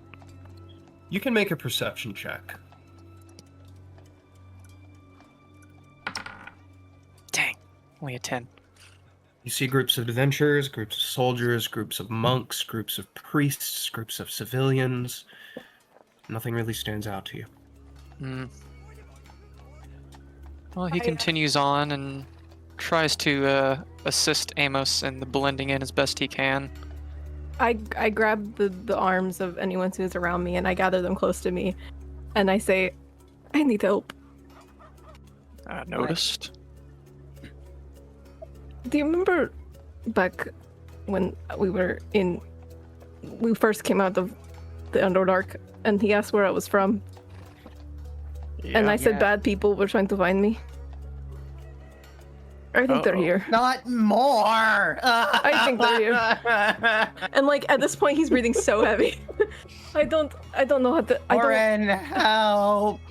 They can't find me. They cannot find me. Hey, Seraphina, let's tone it down a touch, shall we? Don't want to draw attention to ourselves. Too late. Yeah, There I've are a been lot of rambling. people looking at you very strange. Yeah, I've been rambling and ranting the entire time we've been walking. Okay, you hear one large human mercenary kind of just go, "Bad contract or something, I guess." Interesting to note, there are a variety of races in this town, and the guards do not look happy about it. Let's just keep on walking. Let's get out of here. Let's hurry, please. Indeed. You got Good like a job to hat? do. Are we still following? Yes, you are. Amos, I am assuming that. Yeah, go ahead, sir. Amos takes his hair, which is usually slicked back, and like shakes it up to cover like a bit of his face. Wait a second. I pull out Tim's wizard hat and I put it on you. Perfect. Okay. This should do good. All right. As you're walking through, as you continue walking up and up and up and up, the elevation of this hill is actually relatively steep, all things considered. And as you continue upwards, you can see Rokedale is massive. you look around and you can see taverns. One about every 300 feet. Oh, goodness. And nearly every single one of them is bursting with mercenaries. Once again, Jeez. the guards don't look super happy about it.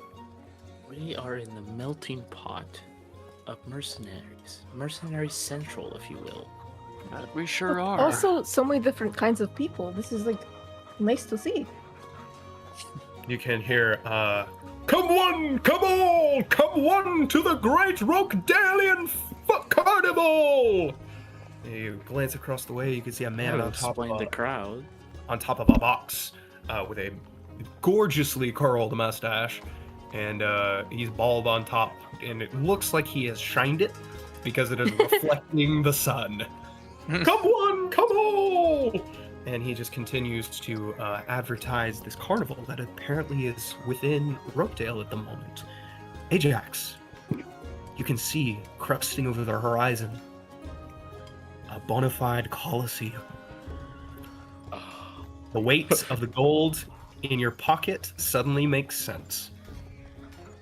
HX just kind of gets a big grin. His eyes kind of just light up. Okay. There, you pass through a little farmer's market.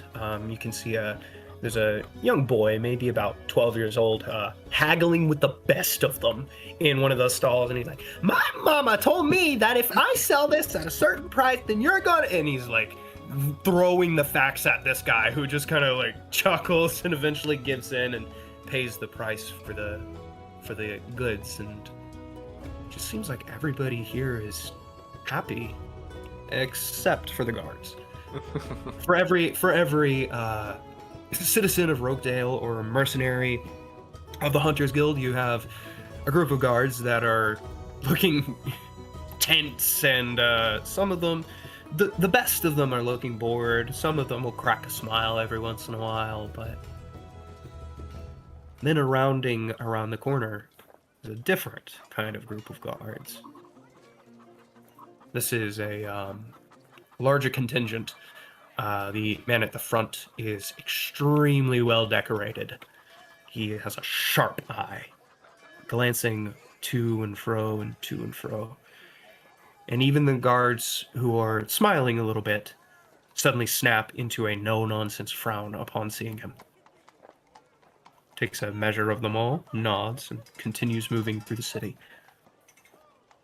I think we have found our general. Something of the sort. Ajax and Seraphina, well, more Ajax, less Seraphina, you would know that the insignias and medals on his breastplate identify him as a captain. Okay. Yes, you're not. And as you continue your way up this hill and towards the secondary gates, you can see, apologies, brain is not braining tonight. You can see a couple more of these captains walk through. Only about 2 or 3 your entire journey, but every time they come around, the guards shape up and the mercenaries become scarce. But aside from that, there's cheering, there's joy, there's freedom. Well, this town is definitely a nice change of pace, I'll say that much. There's still definitely some undertones. Definitely, there's a bit going on, but overall, nothing, let's say, not normal. Yeah. Everything feels sensible, feels real, just feels in general. Yeah, tell me about it. Something I can feel, put my hands on. Nice change of pace. Very much so. I'm gonna stop you from going on that rant again, but just know that I agree. Yep, I wasn't gonna go there again. I'm just glad there's something physical in front of me that I can know what's happening. You and me both, buddy. All right, continuing on your way, led by Archivist Adiel, you eventually make it to the secondary gates. These are heavy, heavy wooden doors laced with iron studs that are just open barely enough for about 3 people to cross shoulder to shoulder. And inside is a completely flattened plaza. You can see a large castle-like structure in the distance at the far end of one of the gates. You can see yet another castle-like structure, but this one seems less ostentatious and more like we're putting spikes on our ceilings. And heavy, heavy wooden doors on that one. And it would appear that that is the direction that you're being led. But even here, as the mercenary presence increases and the guard presence decreases, you can still see a couple of children running around, just generally having a good time. Eventually, you stop at 2 colossal doors that are shut. Oh dear. I told them not to do this anymore. I will have to speak with the guildmaster about this. And he walks off to to the side of the door, and past a piece of stone masonry, kind of peeks around the corner and turns towards you all and kind of motions you forward. As you follow him around the corner, you can see a smaller door that is just off to the side and hidden by by some stones. He walks up to it, pulls the handle, and easily opens it up. You are hit by the sound of crowds just laughing, cheering. You hear some "oh" as you walk into one of the biggest taverns that you've ever seen in your whole lives. There are 3 stories. The second and third story are open, looking down on the first floor. There are tables everywhere. There are mercenaries everywhere. There is an entire wall filled with pieces of parchment and pieces of paper that have been nailed there. And you can see a group of mercenaries come up and kind of stroke their beards. One of them looks at the other. They're all dwarves, all 5 of them. One of them looks at one of their friends. There's a ginger dwarf, a blonde dwarf, a black-haired dwarf, a brown-haired dwarf, and then a white-haired dwarf. And they all just kind of look at each other, grab the axes off of their backs and go, "Hi!" and rip off a piece of paper and just, as in unison, kind of knee-high their way out of the place. You go, I love that. I love him. I love it so much. They push past you guys out the smaller door. The one with the silver hair kind of, "Oh, boys!" The other doors, they don't stop high-kneeing, but they do turn around. We nearly ran over these newcomers. We have to say sorry, yes? Oh, yes, sorry. Sorry. No! You okay? Feel welcome in the Hunters Guild, yes? All right, boys. Axolotls away! Hunt, hunt, hunt, hunt, hunt, hunt. I knew it, and I love that so much. And they I need a out silent the spell. door, and you can just see one of the other tables. You can see one tabaxi lady jump up and go, "Yes!" And the other is just groan, and she reaches into the middle of the table and pulls a big pile of gold towards herself. She's going, and then a Goliath, the first one that a lot of you have ever seen, kind of looks up. How did you get that word for word? I know them. I watch them. They're also extremely predictable, and you guys are suckers.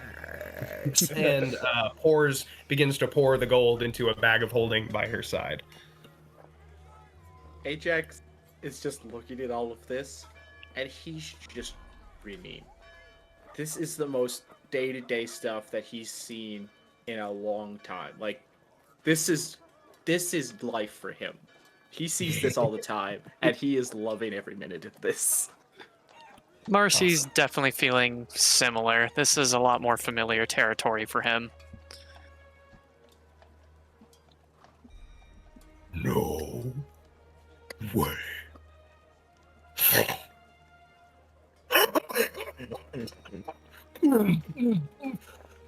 Marcy, you know that anywhere. You brace yourself. Do you warn Orin to brace for impact? No. Yeah, no, I don't think I would even have time. Boom! Your group is. I want dexterity saving throws from. Oh my gosh! From everyone? Oh no. Everyone. Dex saves. Yup. Oh, come on! Oh, no! Ajax, no! 13, Squirt's still nauseous, apparently. And 14. 10, 13, Ajax is caught too off guard, apparently. Every single one of you is blasted away from Marcy and slammed down into the ground as he's tackled by a creature even taller than he is. At 8 feet tall, with a hunched back and the head of a bison, and 2 massive horns curving off of his head, muscular arms like rip cords stretched around Marcy, with a glittering glittering scale mail loincloth around his midriff and huge hooves that just onto the ground, is a colossal minotaur who is hugging Marcy and spinning him around like there's no tomorrow. Marcy! I'm getting shaken around in the bag. Oh my gosh, Yorick puts is you down. so Puts you long. down on the ground. He's grinning from ear to ear. You survived. Yeah, and you did too. I'm so glad to know you're alive. Also, considering Hush, I was at the Archmagos' place. Somehow, don't ask me how all that happened. I went to his garden. There were some centaurs there, and they sent a message to me from her that she will never stop looking for me. So she might be out there still somewhere. He slams his hand against his forehead. And your hair kind of goes flying back. Your hat flaps off of your head for a little bit as he just slams his hand into his forehead, and he just stands up. Little Hush is alive. As far as I'm aware, yes. Praise God. The poor Yes, child very didn't much need so. anymore.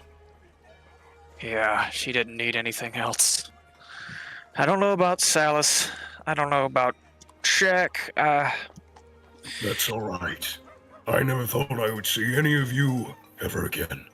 But I knew in my heart of hearts that waiting here in Rokedale was a good decision.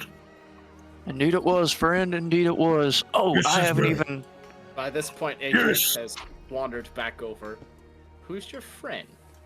I was about to introduce y'all. I just realized I hadn't introduced you.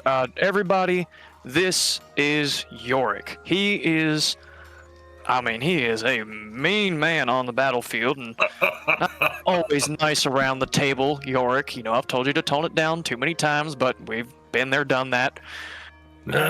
You keep telling me, I'll keep not listening.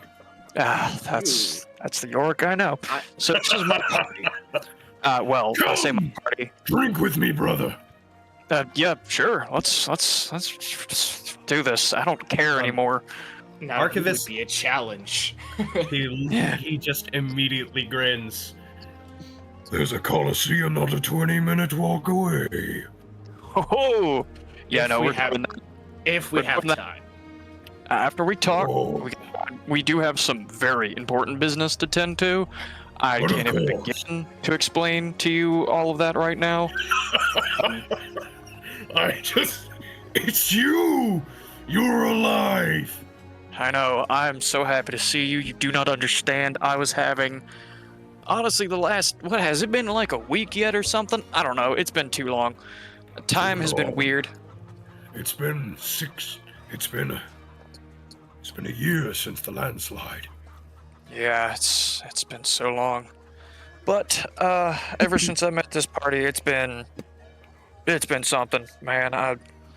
Either way, we have a lot to do. We'll have a kumbaya later and figure all that out. Is everyone York. else, like, back. Yeah, on what their is feet, everyone else or- doing? What happened to everybody? What? I'm just sitting there in like awe. Like, what the heck just happened to us? Alright, so I haven't got to the actual introduction. I kept getting distracted.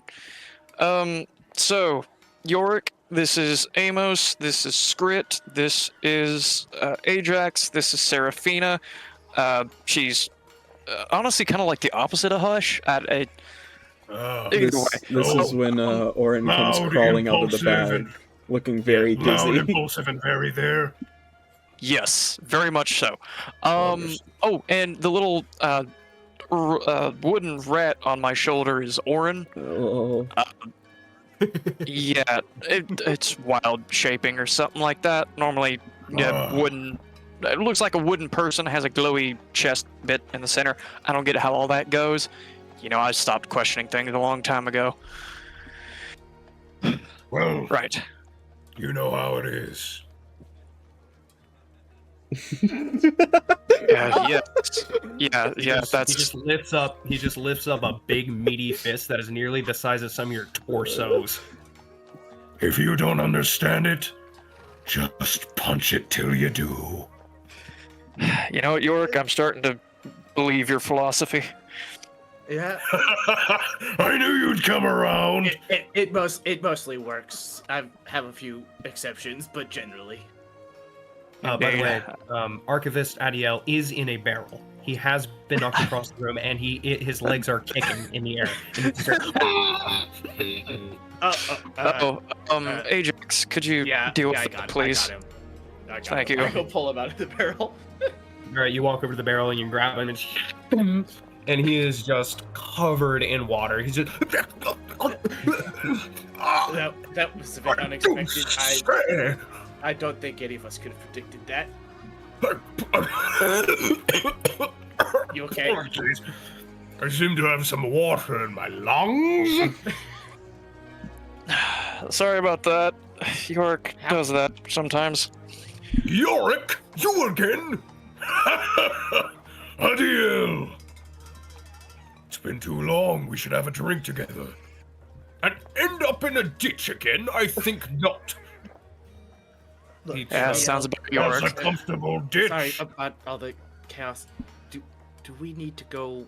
Do you need to bring us, or can we wait Yes, here? Or yes. Allow me to take you to the guild mistress.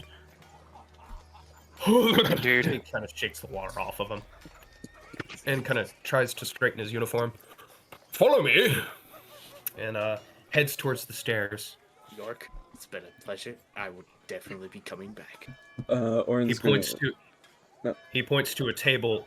All of the tables are full, but he points to a table of halflings and says, "Meet me here. We'll have a drink after the talk, yes?" The halflings kind of look at each other and then immediately vacate the table. Ajax loses it. They are wise beyond their years. He goes over to the table and immediately sits down. The chair protests. This is the worst. What'd you say? This is the worst, and I need a quiet room immediately. I'm so done. Orin stops his wild shape and he says, I agree. And I'm gonna cast Creator Destroy Water on the leader guy and remove the water from his clothing. Okay, cool. Bro actually has that. Yeah. Hey. Oh. Well, why, thank you. Orin just nods his head. All right. So, you make your way up the first flight of the stairs, and the second, all the way up into the third floor.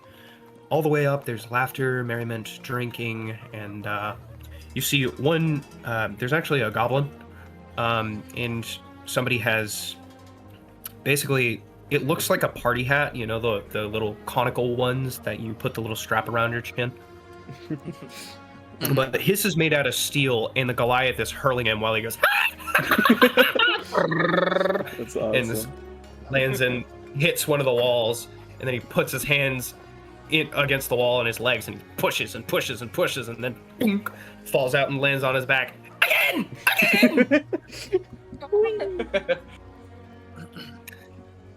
and then you eventually It's make it up utterly to barbaric.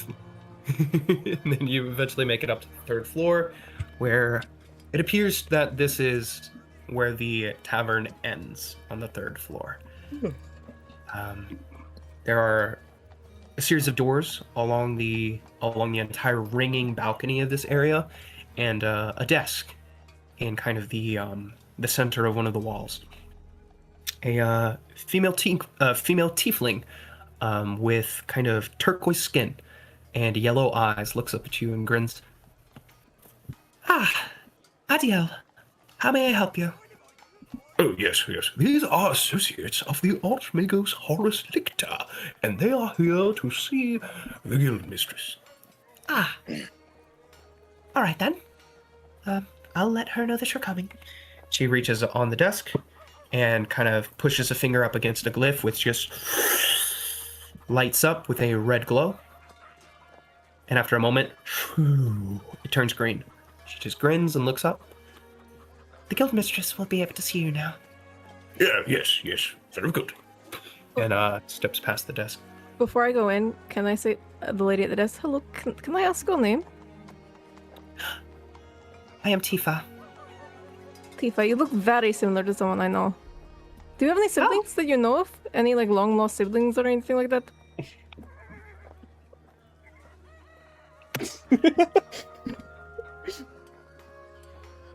I broke him. He's looking through his notes right now. Sorry? She kind of blinks a few times. Kind of furrows her brow. I'm sorry, who are you? You're right, I'm sorry. My name is Amos. I'm with the group. I'm sorry, you just look like someone I know, and he doesn't know who his family is, so I was just maybe wondering if you were related. Kind of furrows her brow. How do you know that? In a way, he's my brother.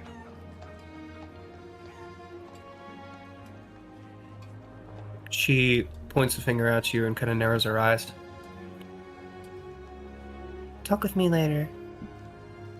Okay, deal.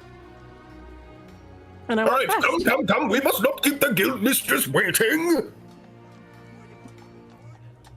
And you all shuffle past into a hallway, which seems to be magically resistant to sound. As you all step through, you eventually make it through. This hallway also has doors on the left and the right, but no door at the end of the hallway. No grand double doors. And after a seemingly random amount of time, just about 3 or 4 doors in, Adiel just opens up the door to the left. All right, the guild mistress will see you now. By no means are you to be discourteous to her. Understood. Bah. Yes, sir. Seraphina. Shut up then. Okay. Yeah, Beverly said Serafino. you're the one we're concerned about. All right. Everything yes. will work out, whatever. And I will consider that viable verbal confirmation. All right. Well, now. He opens up the door and gestures you all. Walk in. You do so. Well, I do so. You step through, and the first thing that you notice is the lady at the desk appears to be lounging on a giant spider. Oh. And then you realize, no, she's not lounging on the giant spider. She is part of the giant spider. Oh. A black Can I carapace. intelligence? Do what? Can I intelligence? I want to know if I know what this is. Yeah, go ahead. This will actually be a religion check. No! Never mind, I'm the goat. That 20. Wow. Natural 20. Wow. Okay. So there's stories about the first child of the gods. Beautiful young goddess born from the holy union of Melora and Pelor. Her name was Lolth. There are many different stories of how she fell. Some of betrayal, some of willingness, some of ignorance, some of naivete. But in the end, she always falls. And one of the most wretched curses that she can place on mortal kind, some stories say it's out of anger. Some stories say it's out of grief for what she's lost. But she will transform people into what is called a Drider. Half humanoid, half spider. And at least, in some stories, subject to her will. The human half is covered in studded leather armor. The studs are the same kind of black coloration as all of the other armors that you've seen of members of the Mercenary Guild, and or the Hunters Guild rather. And the leather is trimmed with that same kind of black color. The leather itself is tanned gray, and she has rather elfish-looking features, kind of almost delicate looking, until she glances at you with her completely white eyes. Her hair, blonde and streaked with gray, is tied back into a tight bun, and she puts down the papers that she was going through onto her desk. Has Orin ever seen something like this before? I would say no. Okay. His eyes light up. This is the best thing that's happened to me today. What does my life come to? I'm sorry. Who are you all? Hello, we are the associates of Horace Lichter, you may have heard about. I'm Marcy, this is Seraphina, this is Amos. She holds up a Ajax. hand, and then pulls out a form and slides it across the desk. Fill this out. Oh, okay. I will take it and look at it. Ajax also looks at it over his shoulder. I'm assuming there's spots for names and all of that. He's finding his form. Give him a moment. Either that or he's dealing with DM. DM has gone silent. Look in the chat. Chat. I gotcha. The actual mercenary contract for work with the esteemed Hunters Guild. I see. Cool. I'll begin filling in the blanks, I guess. I imagine there's spots for party members and. Oh, well, there we go. Please mark down your company name, the written sign names of each members. Oh, lovely. Jeez. Marcy, just pick something. You know what? Lecter's Legions or something. Yeah, let's not Maybe do a that. bit on the nose. Yeah, that one sounds a bit too much on the nose.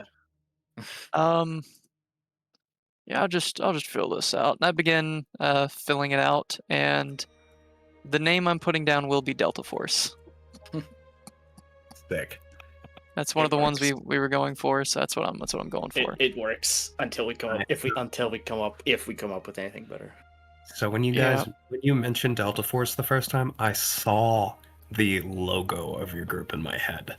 Okay, nice. Guess we're going with Like Delta Force. that's kind of the one I was hoping you'd go for. I figured that was the one we were gonna end up with because none of us had any other ideas. And that one just worked the best. Oh, clauses and contract details. I'm gonna kind of like motion Seraphina over to see if she'll come forward. I start reading. Investigation check to determine legal usability. Okay. Investigation. Another Wow. night. Never mind. I was gonna say Alex. Oh no my need. gosh. Second that 20. Oh. Stop rolling natural 20s, woman. They call me the knower. And I know she knows. So, after looking through the clauses, basically, what it says is, you are temps. You are not official members of the Mercenary Guild until you have proven yourself through, and then there's a long list of criteria that is actually required to become members of the Hunters Guild proper. But there's basically, like, anything that you say or do is not, the Hunters Guild is not responsible for it, basically. Clauses for termination of contracts, clauses for nothing soul binding. The terms and conditions. The terms and conditions, essentially. Yeah, nothing soul binding. But then you notice, you see a benefits tab for members of the Hunters Guild. Uh-oh. You can see like it's called a reputation system. The higher your reputation, the more you'll be able to request from the guild. And you're just looking through and using your knowledge of magic. Some of the items that they're offering, your eyes just grow wider and wider and wider. I'm halfway through the paper and I've already signed yes. Seraphina has signed her name. Well, I trust Like that. Oh, that was easy. Like in D&D terms, at the highest level of reputation, they have some legendary items for rent. Yo. Oh my goodness. We're talking Vorpal swords, we're talking +3 weapons, we're talking pretty much anything short of an artifact is available to the highest reputed members of the Hunters Guild. I'm reading through it and I just... How did you get this stuff? We should probably get that all filled out before we ask any questions. Yeah, she literally kind of gestures to the rest of your party and towards the paper. Yep, I trust Seraphina. Sign this paper immediately. I'll trust it. I mean, He did trust Seraphina, but based on the way she just said that, he's just reading it. Because she can be kind of crazy. All right, cool. Yeah, you take a quick glance through it, and yeah, you reach the part about the material requests, and it's not only is it like insanely powerful magic items, but they have their own builders association. You can request them to build entire places for you. That's insane. Okay, I sign it. She just kind of raises an eyebrow at Seraphina. We take care of our own. I am going to skim the contract as I've been a mercenary before. I look for highlights and then I sign because, yeah, that looks great. Yep. It's essentially just the same. Yeah, basically the only Not caveat. as familiar, but you know. Yeah, basically the only caveat is you're not officially members until you have proven yourself through several metrics. That's fair. Yeah, we do indeed, Seraphina. We do indeed. The Hunters Guild is not a Dendorian society. We existed before Dendoria. We existed before the Three Kingdoms. A long, storied history. We were there during the Great Shift. The ancestors, my ancestors, fought against Volmon the Cataclysm, which split Aunia and Deangia into two. And that's how we get our, well, reputation. And that's how we get our items. Does make a lot of noticed that sense. A lot of this said for rent. Is there any? How does one go about owning any of this stuff? And there's a monetary cost if you wish to take it off the guild's hands. Although, achievements of certain magnitude will warrant gifts from the association.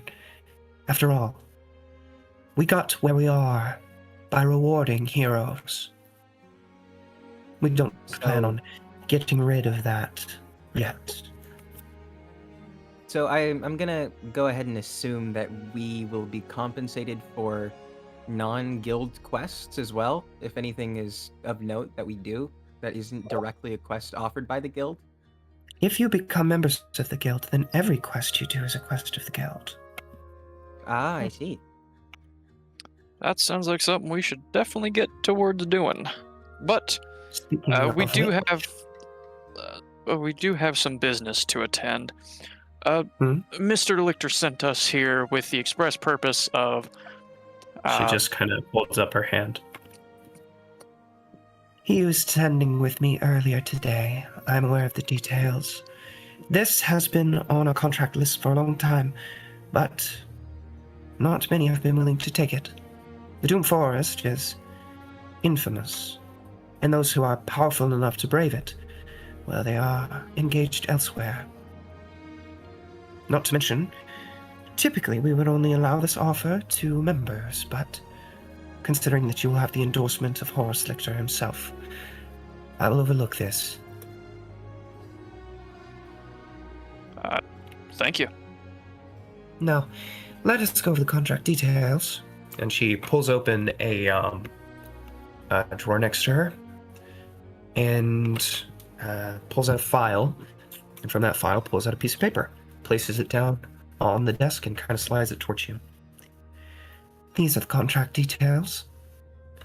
Locke is under extreme duress at the moment. The contract is thusly. Find the cause of the recent disappearances of the town of Locke. Pry not into the residents' business, for they are too important to antagonize. They are strange. You must accept that.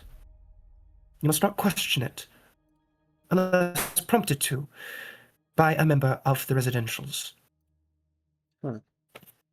Furthermore, the contract details the elimination of the Cult of Destruction from the western portion of the Doom Forest. They have recently set up operations there, not too long after the destruction of Deltarion. Rather, they were discovered there. We know not how long they've actually been holed up. We do not know their exact location, as most of our scouts, unfortunately, do not make it. They appear to have a proclivity for poison. Aside from that, avoid the dragon. The what? Good to know. Dragon. Okay. Any last known locations on that dragon, areas to kind of be wary of? Seems to prefer the north, which is outside of the jurisdiction of this contract. However, he has been known to wander.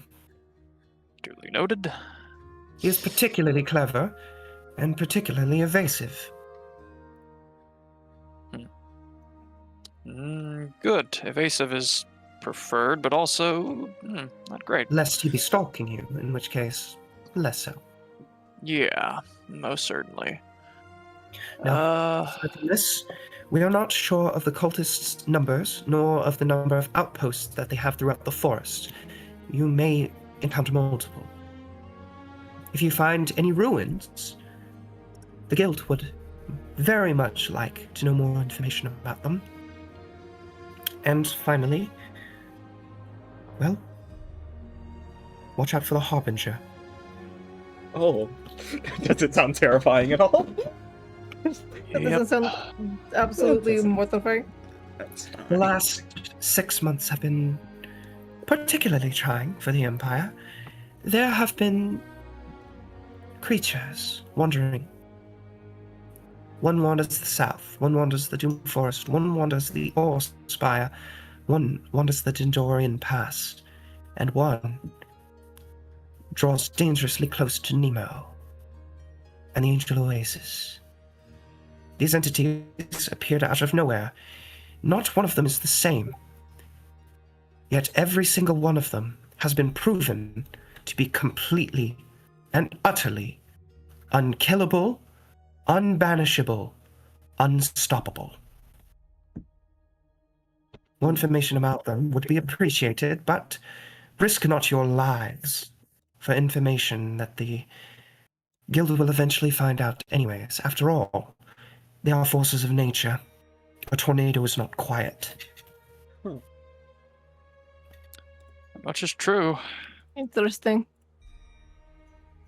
Whenever she said Nemo, Orin looks up from staring at the ground, being quiet. He just seems interested. And how am I going to sign this? Orin doesn't... I guess he's gonna, like, pour some sap from, like, a cut on his body onto the paper. As you're about to do that, she just holds up a hand. Just mark an X down where your compatriot has signed your name. Okay. She hands you a quill. Yeah, he hands it to Seraphina. I do the X. And that's a rather grey legal area, but I will allow it. I take my ink pen and little inkwell I have and do my name as I oft to do. All right. As you all sign the contract, and she just nods and slaps the paper on the desk with a, and it just rolls itself up and lands in your arms, Marcy. That's your copy to keep. The contract slams it, it rolls up and lands in Seraphina's arms. That's your copy to keep. Now, She steeples her fingers.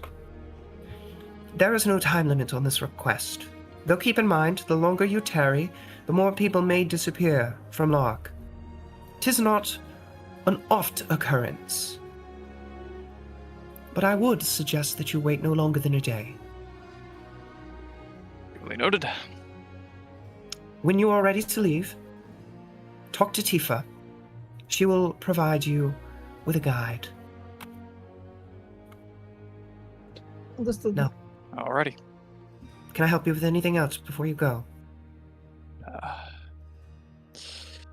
This is a kind of sideways question, but would you happen to have any information on the mercenary group known as the Wild Fae?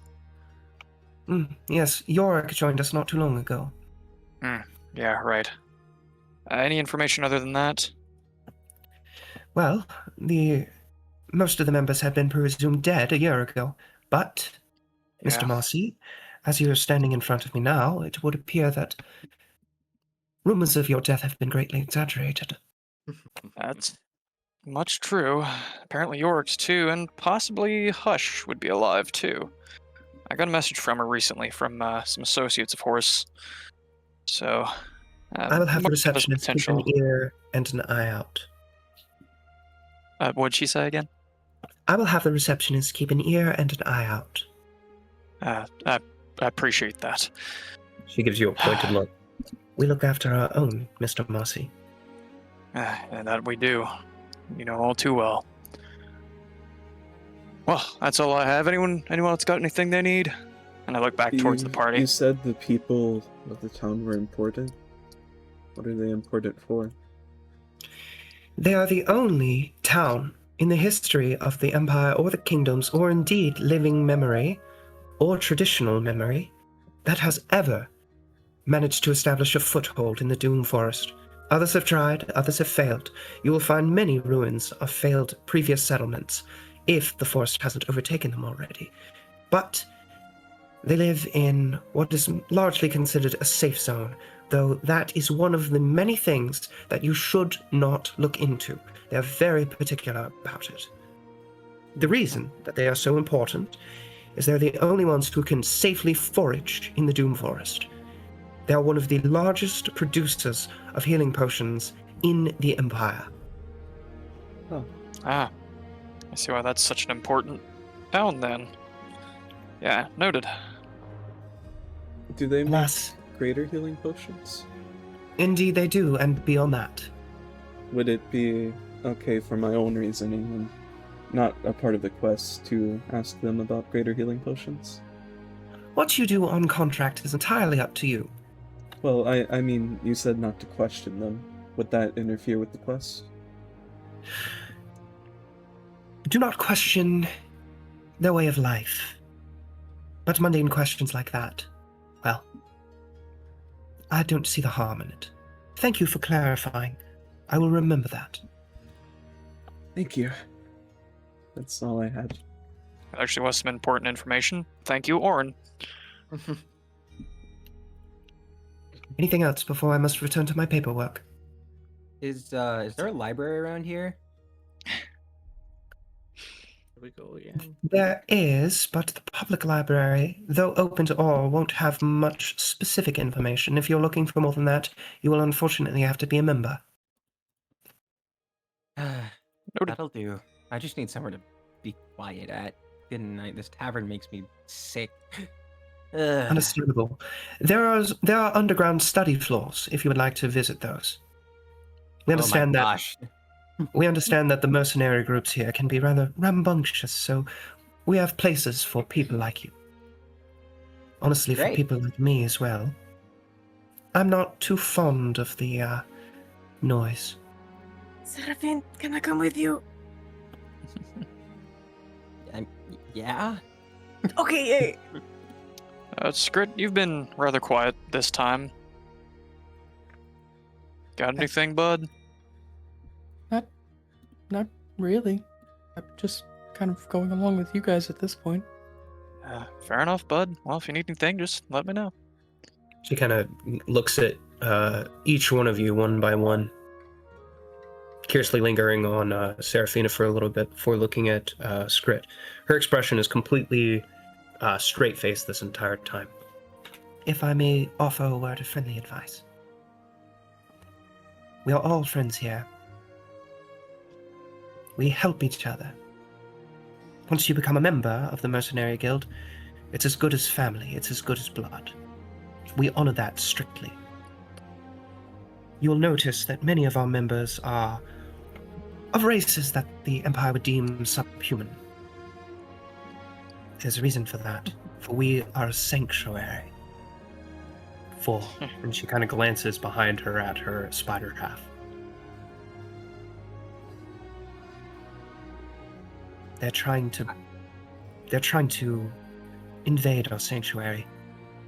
Increased guard presence, increased captain presence, and a push for laws to be put in place to limit our power, for they fear the Hunters Guild. Now, of course, it will never work, for we will never bend.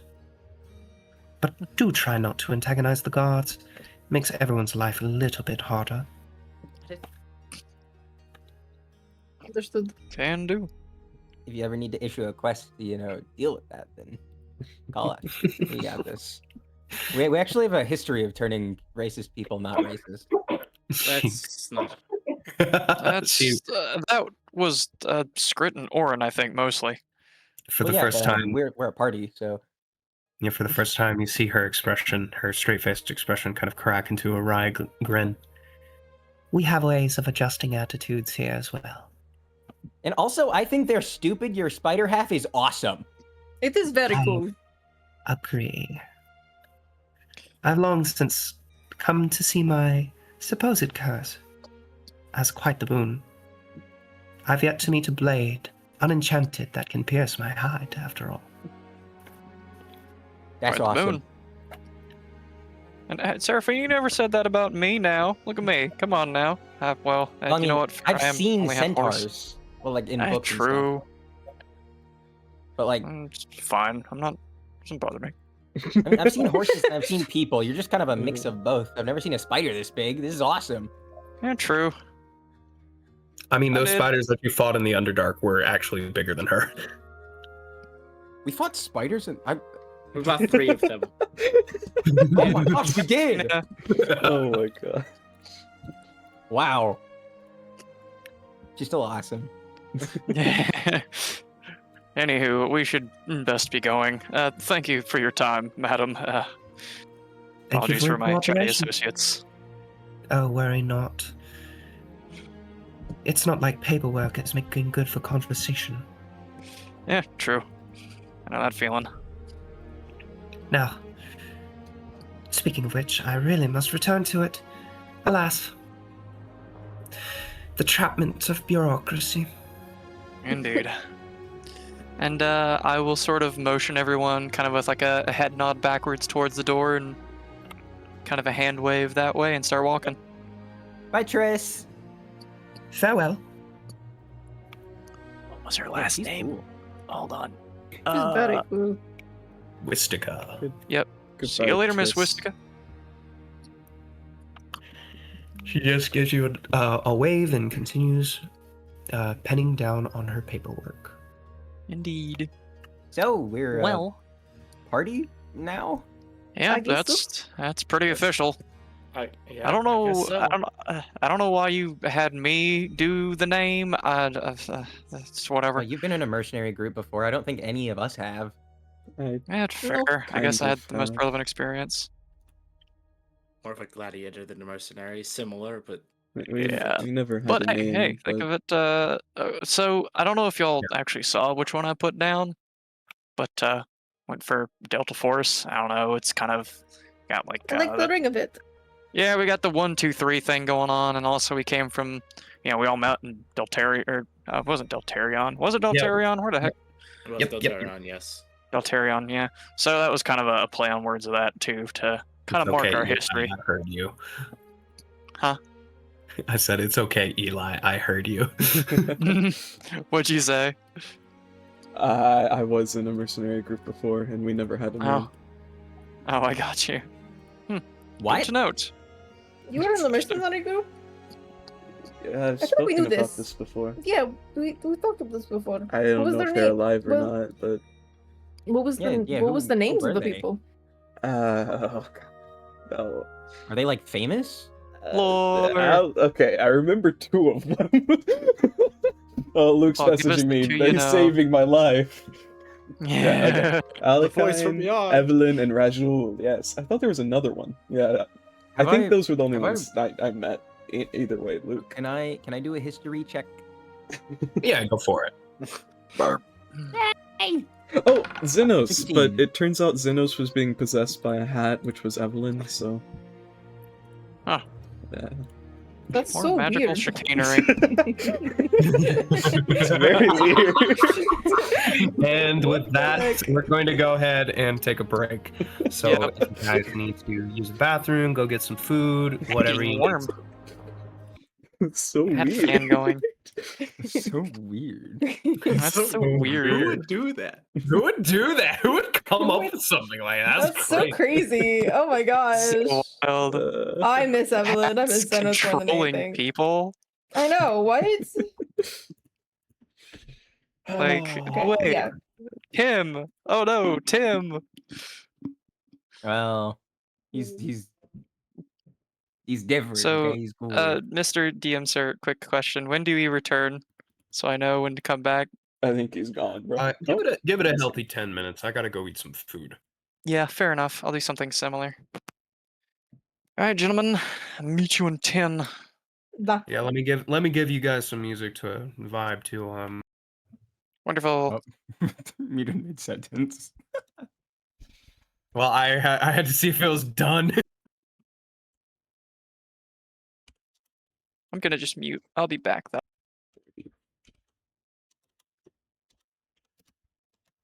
$36. All right, it's taking its sweet time. Luke, you're here for the moment? I am here for the Okay. moment, yeah. Did you change what the sickness was, or was that like a he's getting manipulated type thing? What do you mean? Because I remember in like the beginning of Limit of the Sky, I was like, should I make this the Red Madness? And you said I shouldn't. So we changed it to just like a unknown sickness. But that was like years and years ago. Oh, did I? Yeah. So is it the Red Madness? It totally was, yes. Oh, okay. Because we ended up changing it to just like sickness that killed them all. Okay. Yeah, no, that was definitely the Red Madness with the Okay. with the current continuity. Okay, because I wasn't sure. Yeah, I wasn't sure what was happening. Yeah, I was- We retcon the retcon. I was a little bit It still works with everything. I can just change It does. deaths into being taken by the Red Madness. My hands have shaken so many times during this session. Yeah, anyways. Oh my gosh! Let me see us anyway. I'll be back. Okay.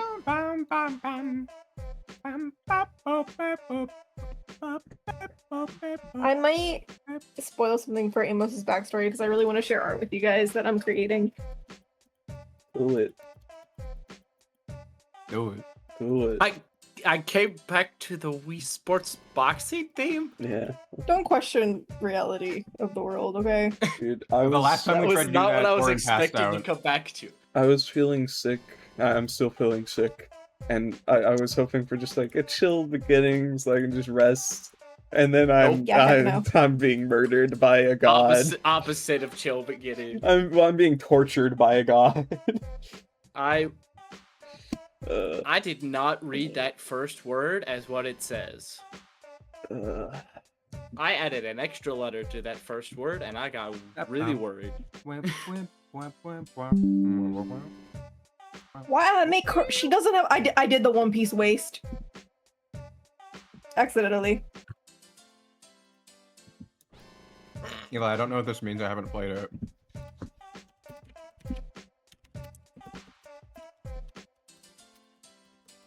I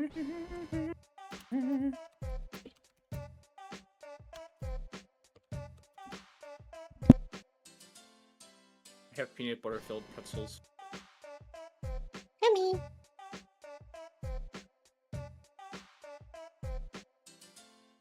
I'm just gonna say I absolutely love the axolotls and want them to come back more. They're great. As soon as you started describing them, I'm like, yeah, this is them. I love how they're just different color haired dwarves. Right.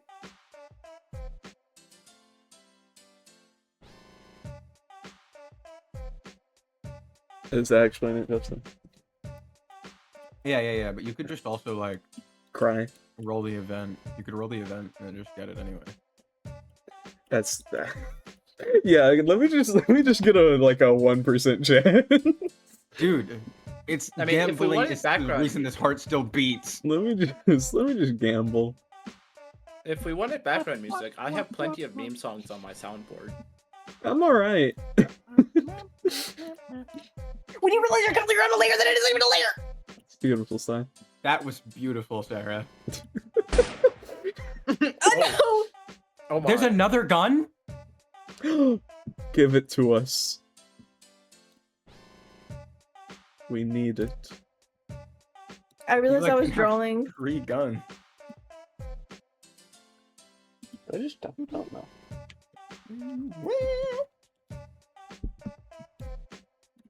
Dude, I'm so sleepy, man. Sorry. What was that, Justin? Whatever. What? Weep, weep, wep, wep, wep. Was your party actually like a big deal? I don't think we really did anything cool enough to be a big deal. I thought we were. There was a couple moments. We were getting started, and that's when we stopped. Really. Yeah. Eli, did you play Orin in the original? Yeah. Mm-hmm. Okay, I don't remember. You were. Like, Really... I remember some of the original, but I didn't remember your character. So. But we were like a new rookie group that might have been like seen by a few people who were into adventuring parties, and then we got snuffed out as soon as we were getting started. So like, yeah. We're a cautionary tale, really. So what we shouldn't do? Yeah, you shouldn't go into a town full of zombies and think you will win. Right before you're about to meet your mother and father for the first time after years. For the first time, they didn't show up to your birth?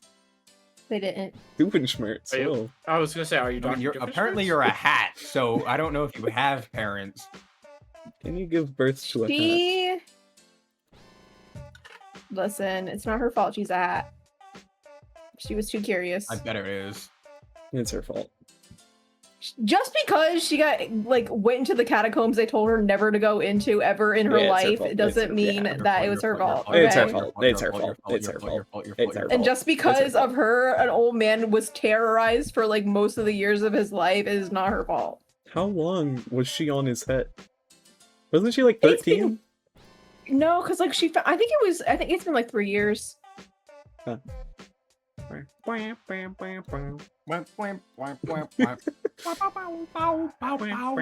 Thanos, man.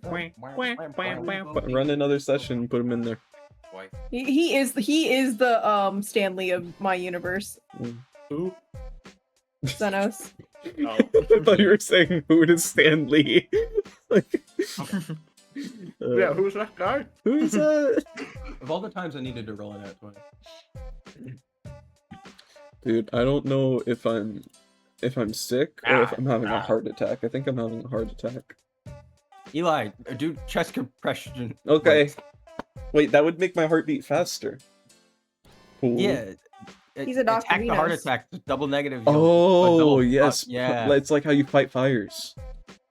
With fire. Yeah. That sounds Believe smart. me, I'm a doctor. No way, I believe it. If you had a doctorate, right, in something that was like complete, like in business, right, would you walk around Yes. saying you're a doctor? I would. Yeah. That's what a lot of like That's where I would professors go. Are you do, a doctor? unironically. I would go. Yeah. Because I feel like this, like, I feel like there should be another word. My programming professor has a doctorate, I assume in like, I don't know, like a computer engineering or computer science, and Computer like stuff. he makes everyone call him doctor. So You should kill him. I should. I do love the Orin lore we're getting this session, though. It's been very fun. Lauren. I was Or trying to Lord. find a break for the last 2.5 hours to ask if the sickness was like real or not. I was so confused.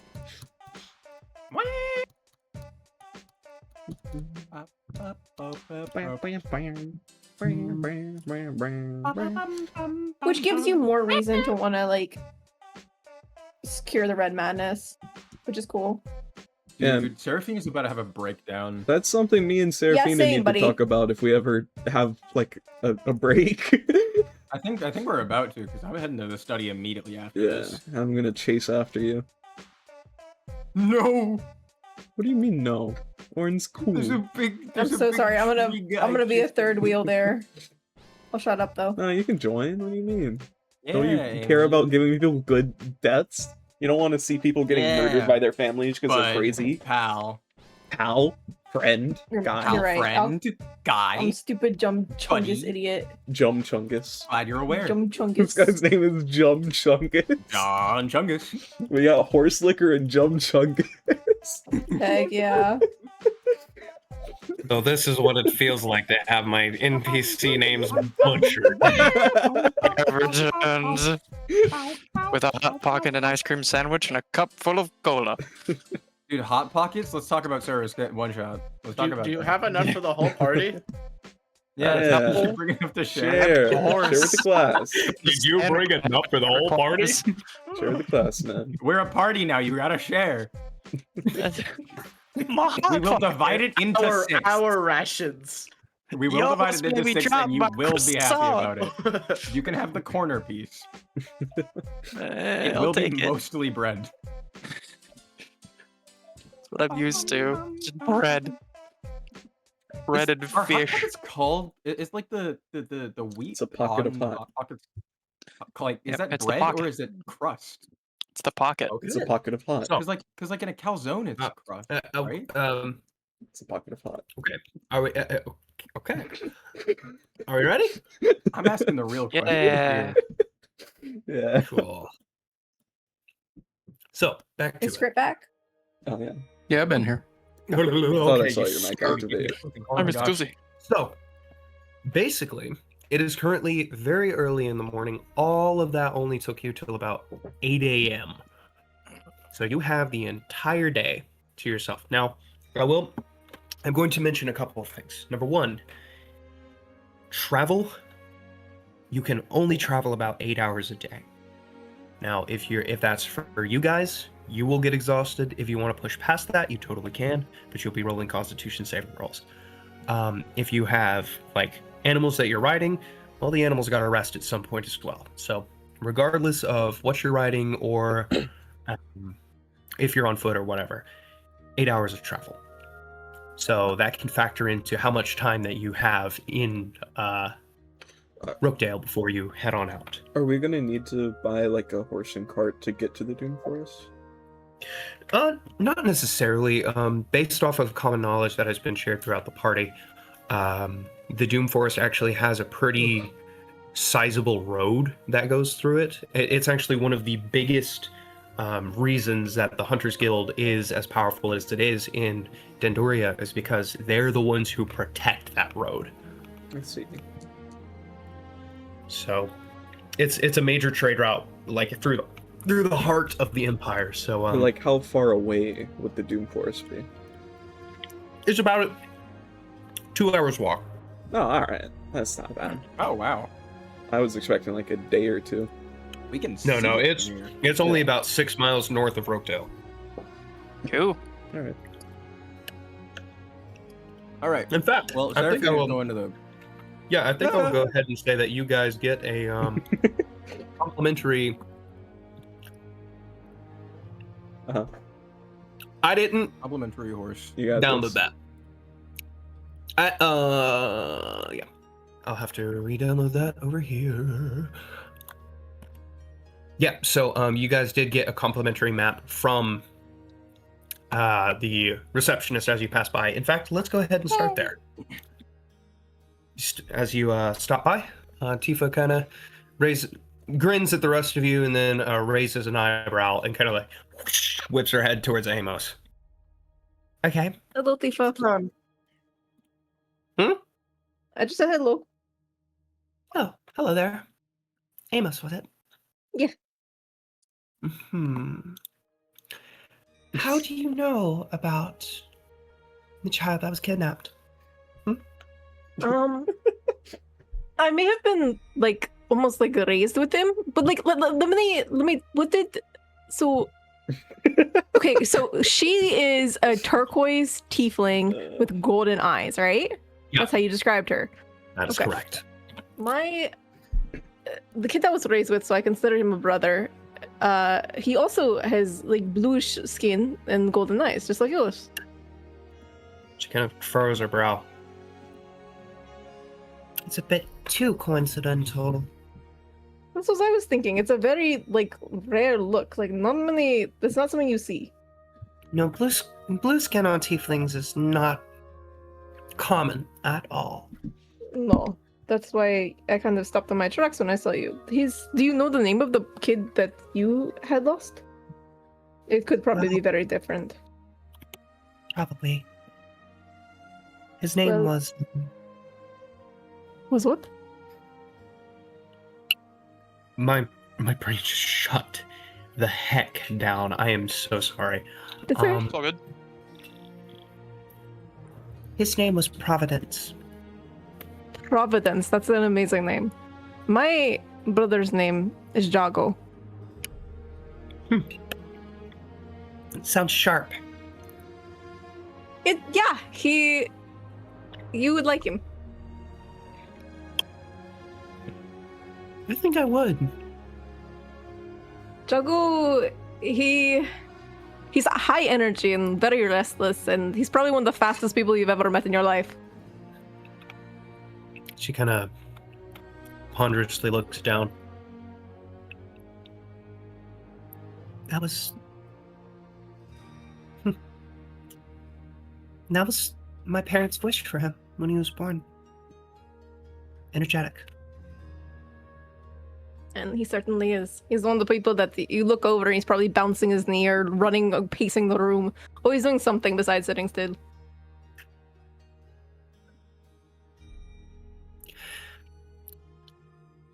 You...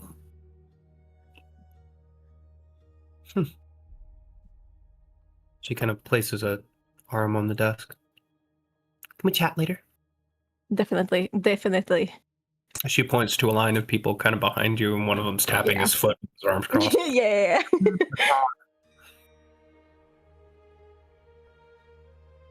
See you around, Amos. See you around. All right. You step past, and I'm going to go ahead and give you guys the... Where did it go? I don't know. I love that. I love that item. Why are you asking me? You're mean to me.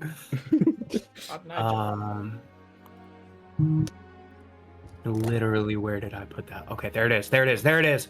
All right, so here is the map that you guys were given. So you zoom in, you'll be able to see each individual cell. So the Doom Forest starts about 2 tiles north of Rokedale. Rokedale is the big yellow dot. I see. What? What you're talking about? I sent it in Discord. Yeah, Give me a second. I'm looking at it. Okay. Make it a new map. Meanwhile, who wants to do something? I'm going to the study. Quiet. I'm gonna follow. Scrit's gonna go to the study as well, but he's gonna look for if there's a way for him to get some like paper and some writing utensil. So as you head down to the study, there are actually stations where guild members offer you complimentary use of material. And then there's like a separate booth, which is like higher quality paper, and it says members only. How did you know? That's where they give you the paper. In the complimentary, it's all parchment. So once Scrit gets his, paper and writing utensils, he's gonna find like the most secluded corner he can away from anyone. Are they like individual rooms, or? So it appears to be like it's a big circular library. So you make your way down a set of marble steps, and you reach the what looks to be kind of like both an archivist and magical or arcanum division. That's what I'm looking for. So archivist and arcanum division. There are people running around with little sheaves of paper, with rolls of parchment. Some of them actually have. You see one guy walk past who has an animated quill following behind him, and you ask around and find your way to the library, which is this big cylindrical structure in the middle of this floor of the complex. You open it in. You open the door, and it appears that the actual space inside has been magically enlarged compared to the space outside. You step in, the ceiling's about 50 feet tall. It's massive. There are these magical platforms that you can ride up into the higher sections of the books, and the entirety of the library is around the outer wall. On the inside, there are several platforms hosting little partitioned sections of private study. Some are larger than others. I can't come on the quest. There are too many books. That's so real. What would you like to do? I go up to the first shelf I can find, and I open my arm as wide as I can, and I stick it in the bookshelf, and I pull them all out, and I go to one of the partitions. Oh my goodness. Give me an acrobatics check. Oh no! Don't worry, guys, we got this. Oh my gosh, it's books. It's books. Yep. She's waddling a little bit, but she's doing great. Knowledge must consume. Before they leave this is a library, right? It is. Okay, just making sure it's, okay. Before they leave, Orin just, stands there as they're, walking away from him, just thinking. And after they get, around 50 to 100 feet away, he just starts running after them and says, Seraphina? I look at him violently, and I look at Amos. Shush him, Amos. I can't do it. My hands are full. Hey, Orin, what's up? I need to talk to Seraphina. Okay, Seraphina, something Like, to get talk in to the Orin. partition. Okay, Get in get here. in the part. Come in, Orin. This is getting really cramped. Why do we need to be quiet in here? Oh, there are larger partitions for multiple people, up to like 10. It's a library, Orin. Don't be loud. Do you know what a library is? I Let's don't- see. Do I know what a library is? Let's see. That's a saving throw, not a check. I don't know what a library No, is. he does not. As you're speaking loudly, there's something moving quickly through the air, Oh no. I'm gonna and a get broom shot. appears above your head and just hits you over the head, What was that for? and it flies back. And you can see a woman in like dark purple robes and black hair, kind of over her eyes, and a big floppy hat with a pointed tip on the top. And she's riding a broom, and she just kind of shakes her head and puts a finger to her lips and just goes, shh. Okay. He's gonna be quiet from now on. Get over here. She waves her hands in the air, taking both of them off the broom and showing incredible balancing skills, and kind of waves her hands in the air, and words appear above her. Reading requires and then cursive concentration. Do I know what cursive is? I was never taught cursive. Like most young people of this generation. I mean, he probably couldn't read it. I was taught how to read, but not cursive. I'm gonna throw up. I'm gonna throw up the food that I'm eating right now. Is this little room like Hey, soundproof? you get seconds. Ew. Ew. Is this room soundproof? It's sound resistant. Oh, okay. Well, when we get in there and we shut the door, Seraphina, I was thinking about the antidotes you have. Yeah, what about him? Could I see? Oh one my of them? gosh, I used an antidote. Realization crosses her face. Oh. Could I see one of Oh. them, Seraphina? Why? Personal reasons. Seraphina. Okay, Orin, I'm gonna have to. You're gonna promise me that you don't do anything magical, and you don't even try. What would happen if I did something magical? I don't know. Do they explode if you use magic around them? How have they All not I exploded in your know- bag? All I know is that when I was given to these by my teacher, he told me to never try and recreate them or replicate them in any way, or something horrible would happen. Orin's face, like the lights in his face, just kind of dims. What? Do you see why I'm so concerned that I used one? I was gonna ask if we could try and reverse engineer them together. No, he specifically said to not try that. Oh, speaking of your master, he grabs the hat off of his head. Does this look familiar to you? Does the hat look familiar to me? It is 1-to-1. Where did you get that? Me and my old party, we fought, I think, your master before, and he ran What? away, if I remember correctly. What? He was surprisingly weak. I don't know if he was going easy on us or not.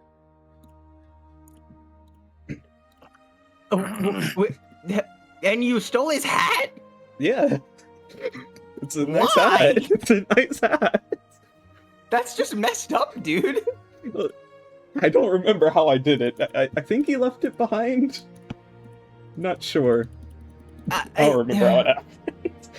Okay, well, I mean, cool, I guess. I don't really know how to respond I to just that, thought I should because, tell you so it doesn't come up and he's like angry at me and he tries to kill me and you're surprised. I don't know. I don't know. He's kind of a loser. I'm not gonna lie to you. So I mean, there's- I met him while he was digging through my dad's luggage. So yeah, he was very weak for like a cool necromancer guy. I mean, he probably wasn't trying. I doubt. you That's could my beat him. assumption. Are you sure he wasn't lying to you about the cure? He had no reason to.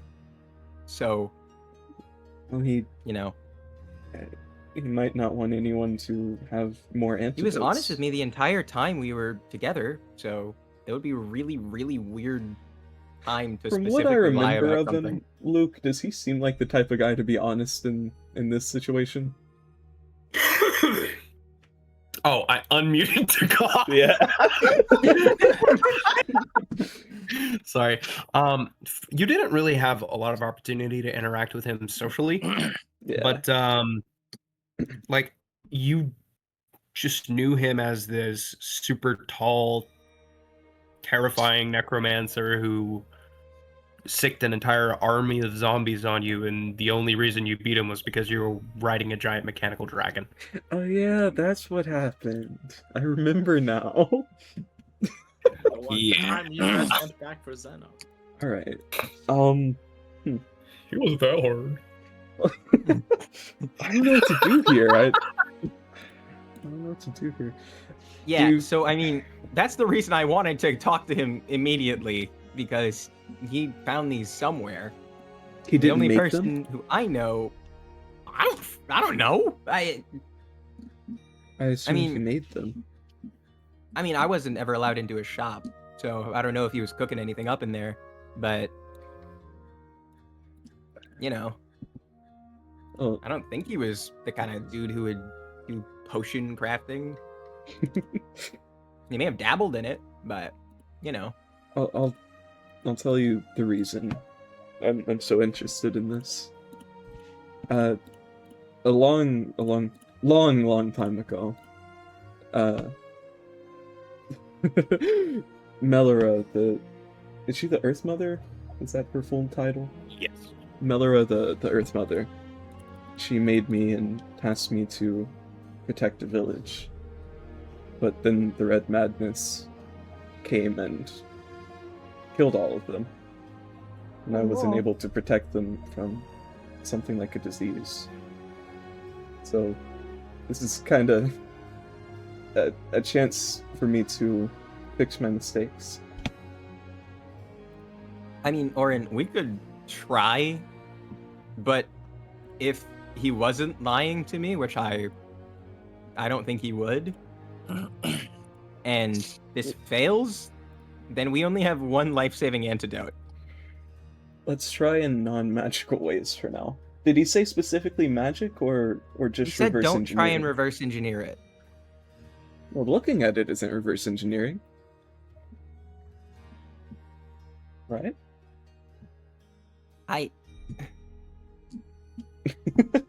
Here, just let me take Listen, a look at it. Oh, Is it okay to uncap the bottle, or will bad things happen? I don't know. The first time I ever uncapped it was when I fed it to. Well, try and remember Eliana. what happened.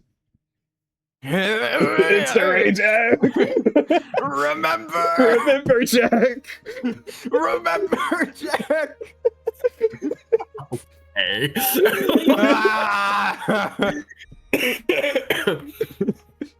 So, I mean, you uncapped it and you immediately shoved it in her mouth. But like, did the liquid react in any way when it met the oxygen? Like, that's what I'm talking about. Make a quick history check, please. You can have advantage, either of you, because you're helping each other. I'll give you guidance. Because I know what There you're you go. trying to remember. Okay, how much is guidance? That's an 1d4. conversation. Okay. Is it okay if I roll guidance things? Yeah, go for it. Yay! Let's go! Hey. Oh, 26. Nice. Nice. 26. She remembers the liquid very well. So, I So, put my fingers in my temples. if you've ever shaken up a soda pop real hard, real big, and then pop open the cap, looks like that's what the liquid was doing, almost like it was fighting and clawing to get out. Yeah, no, this isn't not coming out of the bottle. Okay. Okay, here. Do you have a light? We can put it near my eye. I guess. Can I hold the vial up to his eye? Can I do? Could I? Perception, I guess, is the best thing. Yeah, here. sure. See what you see. See what I see. 19. 19. When any bubble pops, it always pops into 3 smaller bubbles that look like screaming faces. Huh.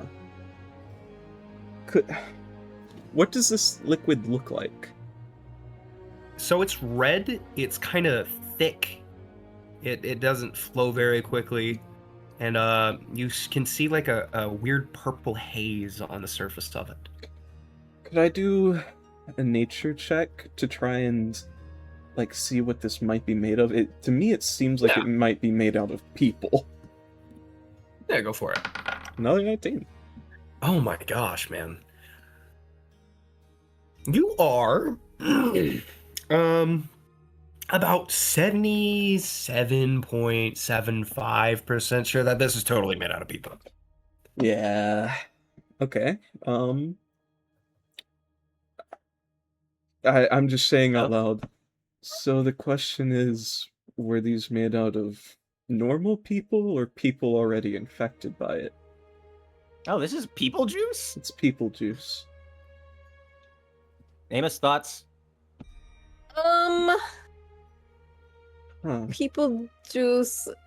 Yeah, nothing's going on up there right now. Gotcha. I'll consult you later.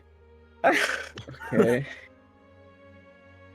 You know, we really should have, like, quarantined.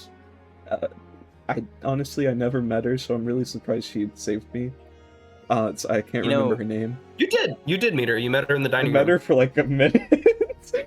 You guys were in there for a little bit. It was about half.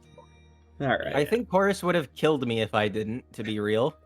We should, And no, then I you would mean have taken it. after she took the medicine. See how she reacted.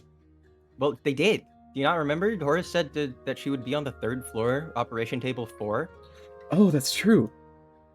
How long has it been since we've entered the town, Luke? Sorry, I did not have the use of my hands. Thank you. Yeah, so it's only been about an hour since you guys got here. Okay. Yeah, you woke up pretty early in the morning with that intrusion. How many times can you use sending stones? Is it once a day? Yeah, once a day. It's been an hour since we got here. I could talk to Angel and ask how she is, or it's only been an hour. We might want to wait longer. Yeah, I reckon we wait. I got a lot of books to read. If it's important, she'll send a message to me. Oh yeah, Amos, what was that about your brother? Yeah. What do you mean about what about them?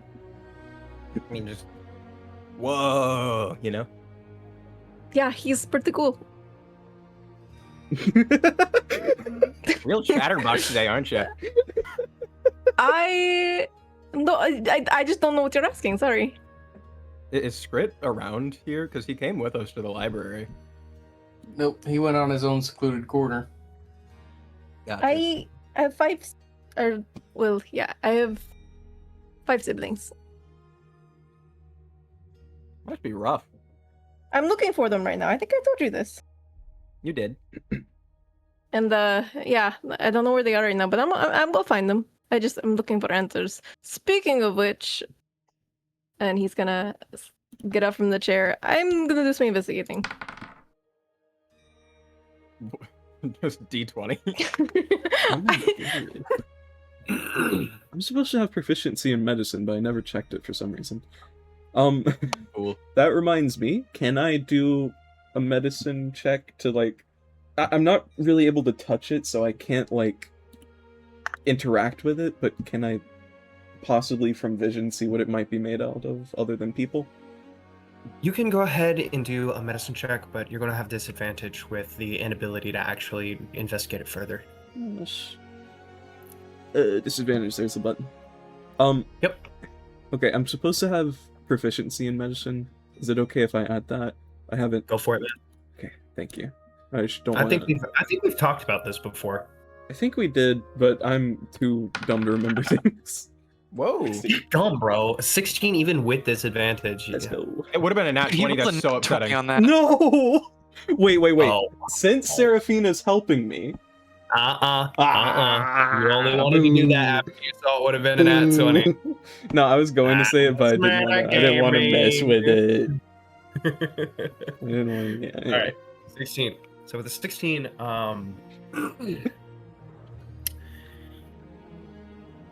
man, it's made out of people.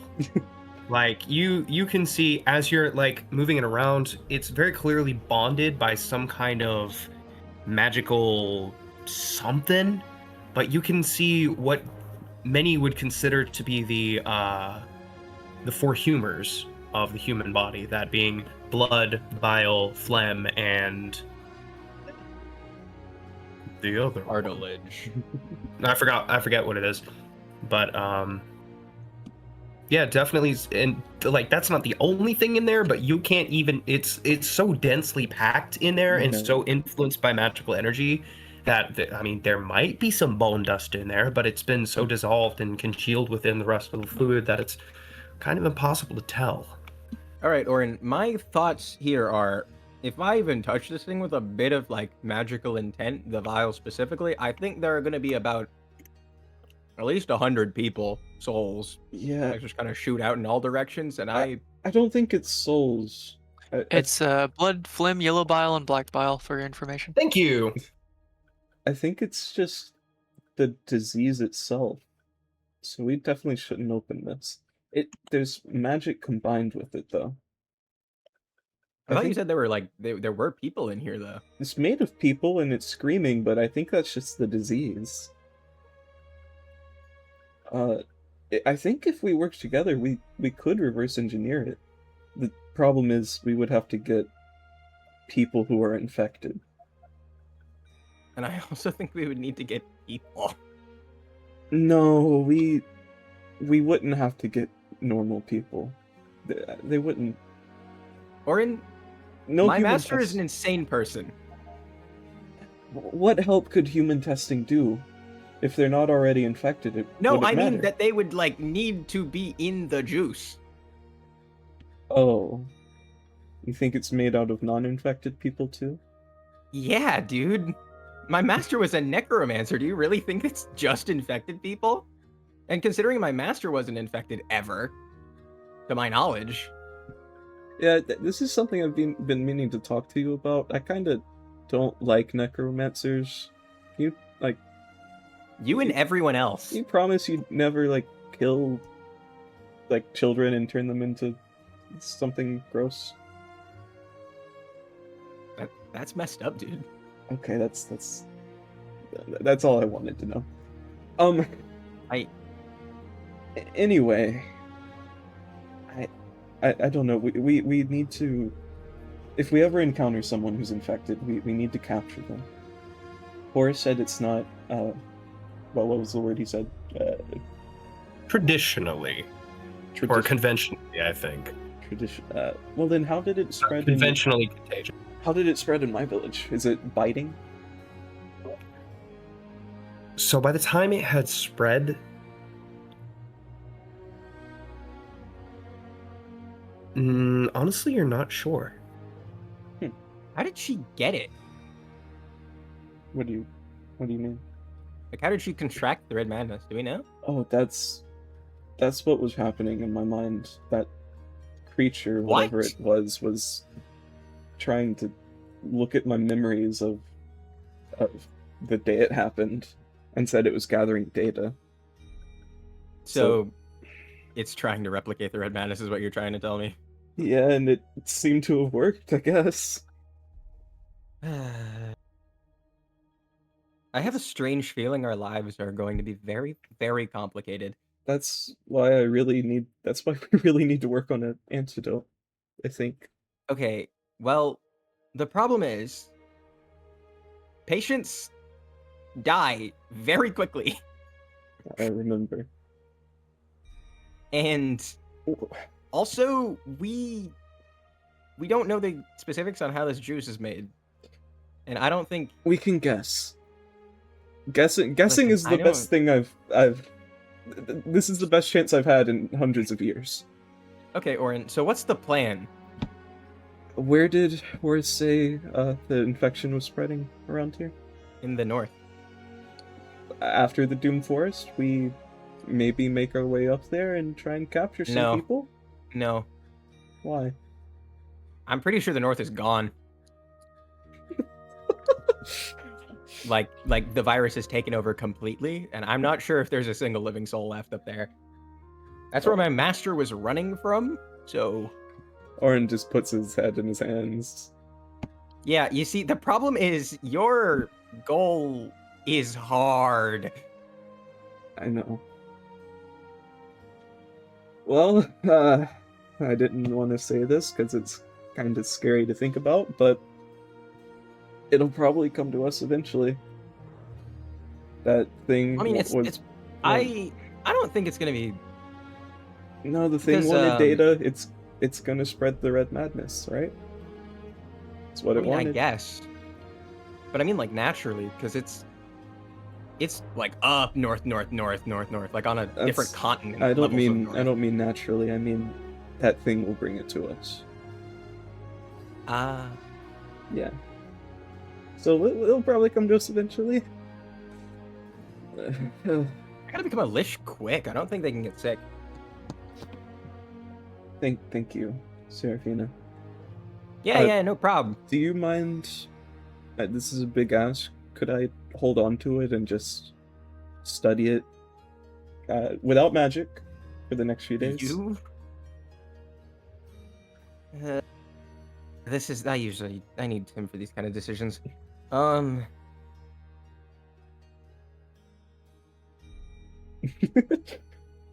I put the vial on the table and I look away.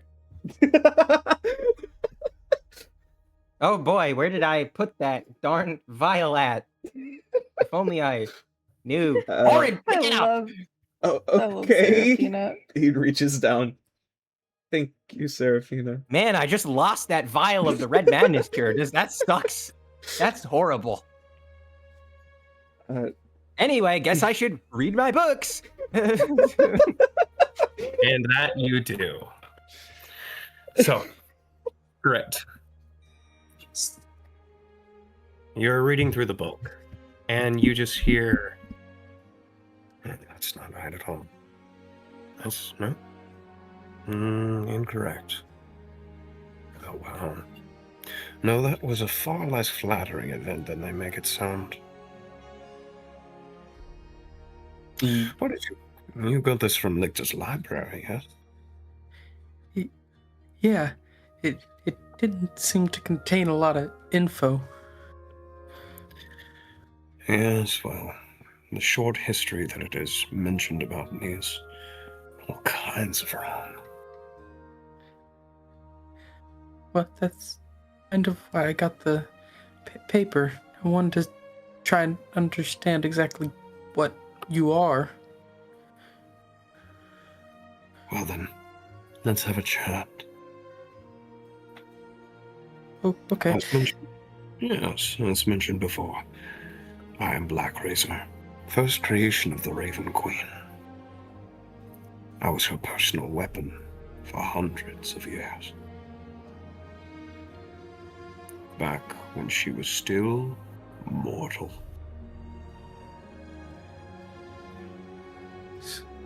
So, did she become a god? Ah, you're starting to get it. So, did you stay with her as a god, or did you get lost, or did she throw you away? She would never throw me away.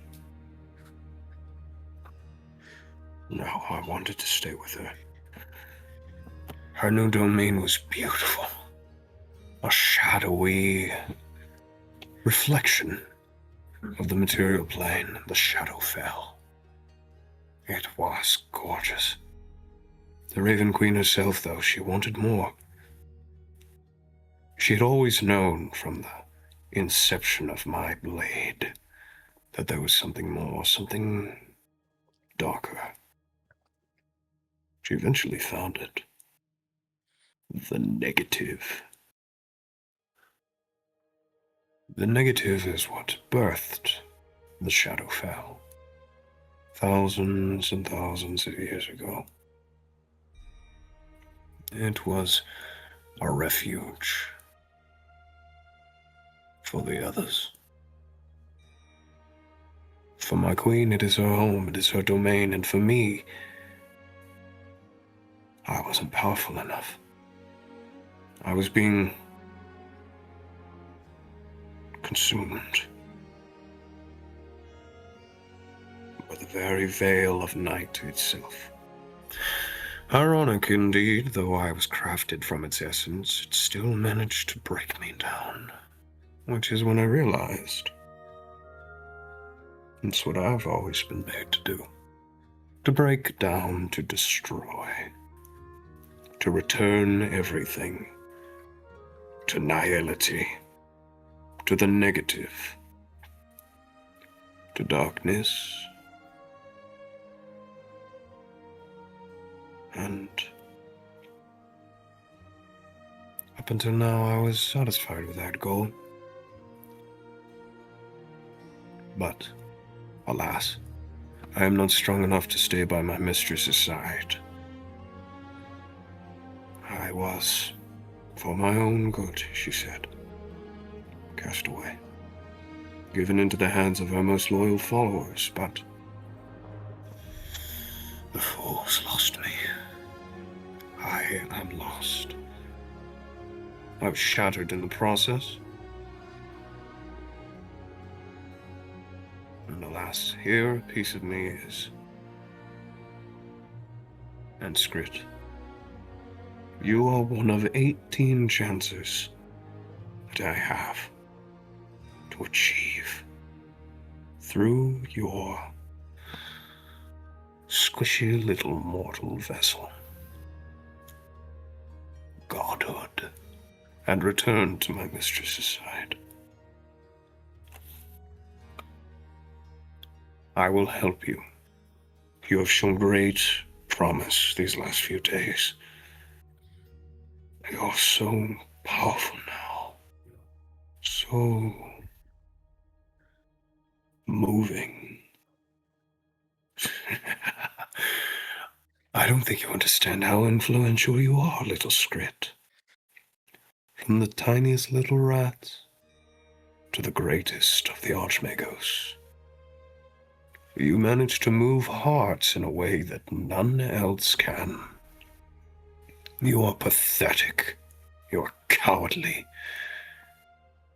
And for months, nay, years, I slumbered with little hope of awakening again. After all, how would you find enough souls to do so? But once you did, I saw the true value of what lies within you. And that is, the world bends to your words, Skrit. Whether it be the hearts of the most powerful creatures on Shantaea and beyond, or the literal weave of magic itself. You're such a good person. You're so innocent. You're so trusting. That reality itself wants to befriend you. Isn't that funny? Isn't that ironic? A being of nihility attached to a being of positivity. We will see where this partnership goes, Skrit. For now, continue being your own little wonderful self. Until such a day comes that you'll finally see. You'll finally see the worth of our companionship. I will remain patient. And until then, You can feel something wash over you and your eyes kind of widen. have another little reward. As a sign of goodwill. The goodwill that you love so much. Once a day, Black Razor will, at its own behest, using its own concentration, cast haste on you. Oh, I'm trying not to overreact, but that's so good for what he is.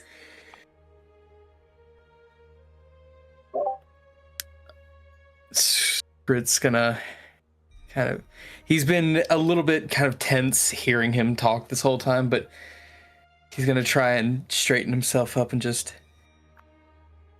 okay, if we really are going to work together, whether I like it or not, then I'm gonna ask for your help understanding what it is you've done to me and what I'm apparently now able to do. I don't understand all these changes and the things I've been able to accomplish and pull off, and I know it's because of you, and I want to be helpful to my new friends. So I need you to at least help me understand what I can do. For the sake of protection. I see.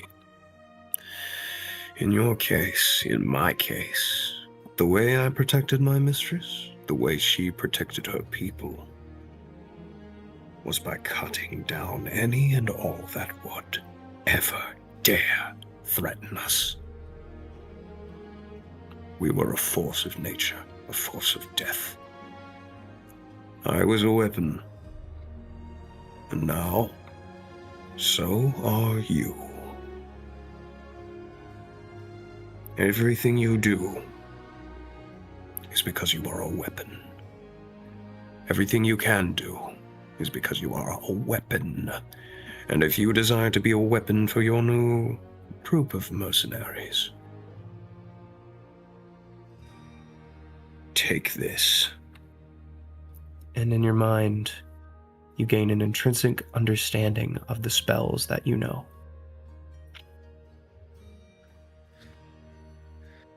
You are powerful, Skrit. And I will make you more and more powerful as well. Even now, I am slowly transforming your bones to be greater. Your flesh to be stronger. Look down at your claws, Skrit. He looks down at his hands. The base of your nails are growing darker. Once that darkness reaches the tips, that's when you'll receive your next gift. He clenches his fists, and I may not fully understand what it is you want or agree, but for the sake of protecting those that I care about, I'll do this.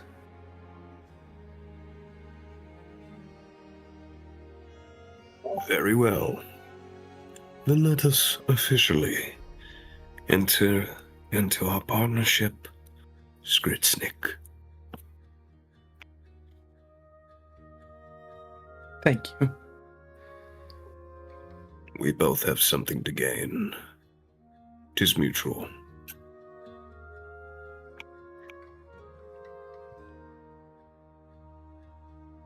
You feel the presence rescind from your mind. He takes a moment to breathe and try and calm himself after such a revelation before he shakily starts writing down everything he could remember and now understand. And when he finishes, he's going to store it in the book, in the page have to do with Black Razor. Alrighty. Ajax, Marcy. What are you guys up to? Well, I'm going back to the table where my freaking party member was. Yeah, Ajax is going back to Yorick. Drink, drink, drink, drink, drink, drink. You see two Goliaths desperately trying to empty out a keg of ale between the two of them, and Yorick just has one between both hands and just yeah, drink, drink, drink. You see the group of halflings that were at the table are getting steadily more and more frantic as they watch the Goliaths just kind of and Yorick eventually just slams the empty keg down, stands up with a fist raised in the air, and goes, I see you've got quite the party member. They're way more foolish than well, I can't blame them. They don't know Yorick. They sure do now. He takes the barrel and crushes it against his chest. I kind of lean over to Ajax. Well, that is if they remember today at all. See, Ajax. Come. Join the revelry, my friends. Will do. And I'll hop on that way. Yep. Alrighty. You both sit down at the table. There is a strange sound that echoes throughout the tavern. You just hear wee-woo, and two dwarves carrying a stretcher between the two of them. They're wearing helmets that are crappily painted white and have big red X's on the helmet. It's not crosses, it's X's. We will get out of the way. Have straighter for patient. And places it down, and they both roll the first Goliath goes on, he flops down on his belly and just goes, oh, and then they pick up the other one and basically body slam him on, and then the one on the bottom is gone. The one on the top is we will grabs the stretcher and runs somewhere into the back of the tavern. I love it. I assume you see them a lot. When I am in the tavern, yeah. That makes a lot of sense. Well, Yorick, it has been so long, my goodness. Indeed, Marcy. Well, let's start with you. What have you been up to? What I know. That sounds about right. Mercenary work, booze. You know how it is. Yeah, you've all goes and just starts cracking. He doesn't seem to care though. Wait, what'd you say? I didn't quite catch that. He leans back in his chair, which starts cracking, but he doesn't seem to care. Yeah. You see one of the bartenders go, ooh, kind of hold up a hand and flinch and scrunch up his shoulders a little bit, just, ooh, ah. Another bartender just places a hand on his shoulder and shakes his head. Yeah, no, that poor chair is done for. Well, you see yeah, the dwarves on standby. as they should be with Yorick around. I guess I'll get into what I've been doing. Well, one thing you don't know is, I guess I'm technically a monk now. Go throw a dog over the ore spire. What are you talking about? Exactly. I was at the ore spire. Didn't do a lot of no way. He grabs your hat and kind of takes it off. You still have all your hair. Yeah. Like I said, only kind of. They trained me, but they didn't exactly. I guess punches you in the shoulder. Expelled, were you?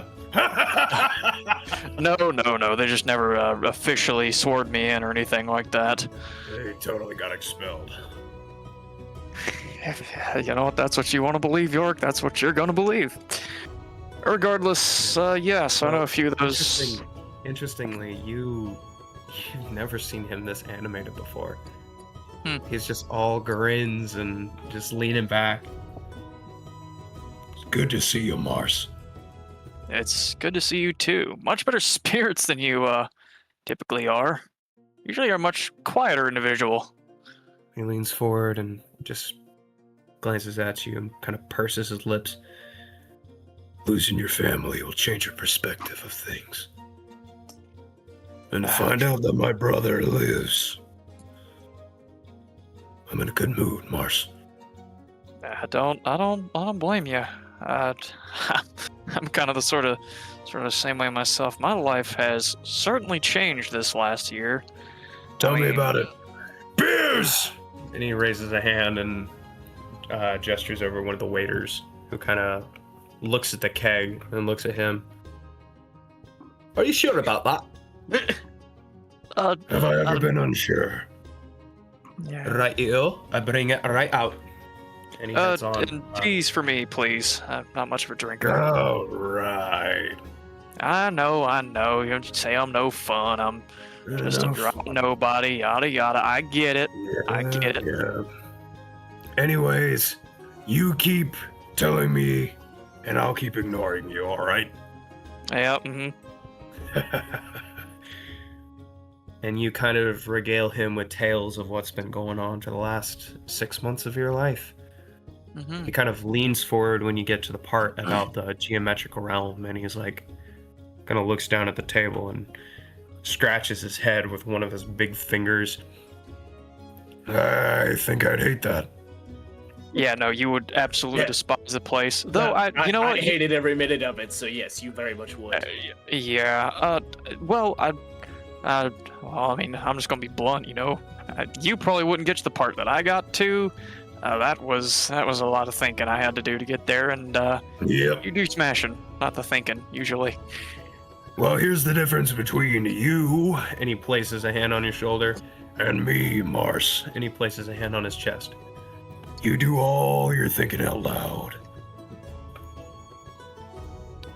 You know what? I guess that's fair. I never really considered. Perhaps you were a little more thoughtful on the inside. You probably woke the blasted thing up. Yeah. You sure would, rushing around like a bull in a chicken shop you are. You know how I am on the job. It's different. Knowing you'd run through all them black pyramids and become ground beef. You know, I've touched plenty of things in my life that I shouldn't have, and I've learned from every single one of them, all right? Yeah, that's fair. That's fair. Who had to pull you out of the quicksand in Joel's Wilderness? All right, now listen. Who had to unstick you from the cactus without the spikes? Oh, this just got interesting. It just He leans back in his chair and just scratches a smile. Look, how was I supposed to see them when they were that small? Okay, how was I supposed to know they were magical and barred? I had to peel you off like a piece of burlap sack. Yes, I still remember. I still have the scars. Oh, I'm sure you do.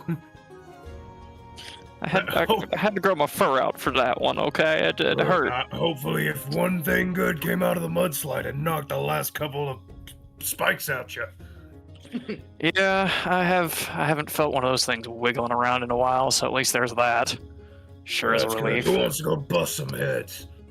Sir, hey, weren't you and Ajax planning on doing a little sparring? Oh, yeah. Grins. His big, meaty hands slam together. Coliseum, then? Let's do it. Let's get her done. All right. I'll call out to the waiter to hold the drink order. He just takes a step up to you, holding the tea and the beer. Well, that's all right. I'll just go throw it outside or whatever. And he turns away, and one of the guys at the table goes, before he turns away. Hey, what are you doing? He grabs the beer and just put it on his tab, and he points to York. York just snores, just points back to him. Fair play. What do you mean fair play? Fair play. You took my girl. Whoa. And Yorick just stands up. All right, I need to go stretch. Coliseum then? I'll meet you there. Yeah. We'll be there. All right, And as you guys, that we will as be. you guys are walking out, one of the emergency dwarfs looks to the other. Was never his girl. Was never his girl. Of course. All right. We're gonna do a bit of a time skip here, guys. Here's hoping Marcy, this are is not you the biggest mistake Ajax has made. are you participating in the activities? I'm going to observe. I am kind of curious as to how this will go down. So that is Ajax isn't exactly huge, but as you approach the gates to the Colosseum, there's a little area where you can either sign up or get tickets, and the ticket is going to be 1 gold piece. Cool. Fine by me. Excuse me. Alrighty, you have a good time now. And he hands you your seating arrangement. Indeed. Yorick kind of is just grinning the entire time. Marcy, you've seen this look on him. He's going into mercenary mode. Indeed. As he gets closer and closer to the doors of the Colosseum, his smile slowly fades and fades and fades until he's just completely hyper-focused. Time to get the job done. A couple of minutes later, Ajax, it's not just you and Marcy, but you can see, not Marcy, Yorick, but you can see the blue dragonborn as well, who was talking to you earlier. Well, well, well. Looks like you didn't chicken out after all. nope, not a chance. Better have bet that 500 on me like I asked you to. Why not? Why can't I bet it on myself? Oh, we'll see. We'll see.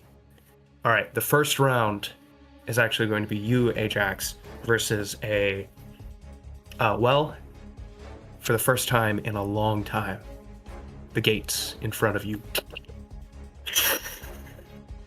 opens up, and the crowd just roars their approval. You step out, feeling the sand beneath your talons. And on the other side, the portcullis, or the gate opens, and out steps a tiger tabaxi. It's just kind of neck from side to side. He flexes his big black claws as he just grins at you. Ajax the Stormbird. What an honor it is.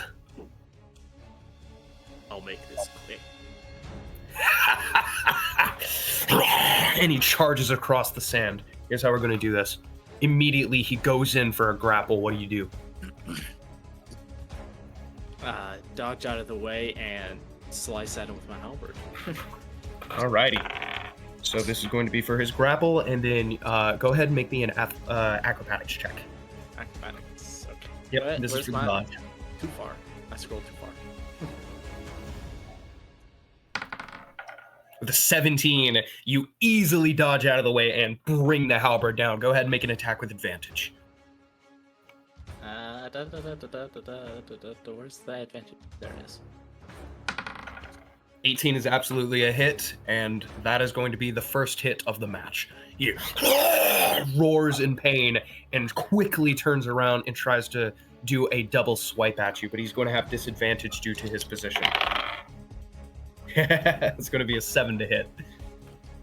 Does not hit. Once again, you dodge out of the way. Your move. You're in a good position. Let's see here. Well, if it ain't broke, don't fix it. We swung in again.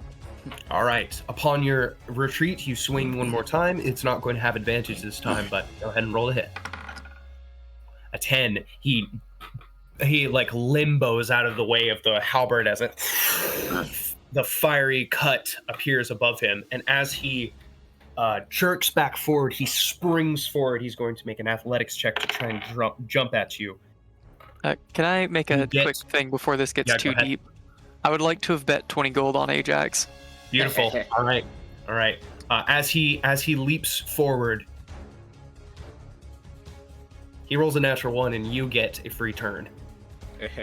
Leaps forward. Roll to hit. Well, there we go. Another 10. I'm going to say you can have advantage due to his terrible current state. Okay, let's try that again then. 18. 18. So then 18, yeah, absolutely. Yeah, you just bring the halberd down right on the back of his back, and just dust and sand goes flying as you basically crater him into the ground. His head slams down into the ground next to your talons. That's the second hit of the match. What would you like to do?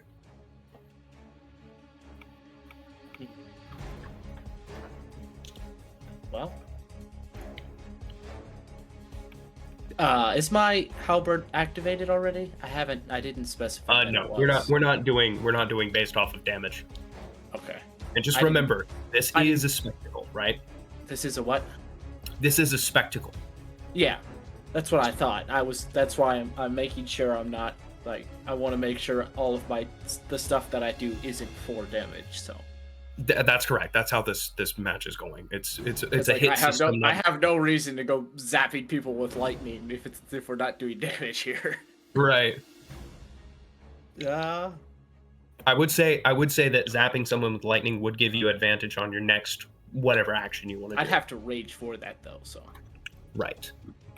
We're just gonna punch him in the face. All right. Roll to hit. The you have advantage because he is prone. Rolling 20. Dirty 20 to hit, right. As he's on the ground, he sees you up there and he tries to roll out of the way, but one talon slams down on one side of his head, and he actually rolls into your head, and he rolls into your ankle, and he kind of rocks back and holds his head. He's just and then your second hand.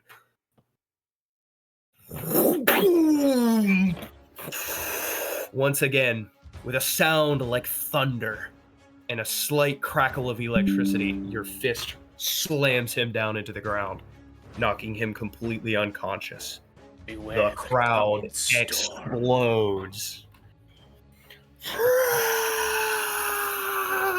They are on their feet. Ajax is doing his just arms wide in like a V, his wings fully spread, just embracing it. It's been a long time. You shake the sand out of your feathers from your downed foes, cratering the ground. You take a quick spin, and you look at the crowds around you, and yeah, it's been a while. The announcer, and the winner by knockout is Ajax the Stormbird.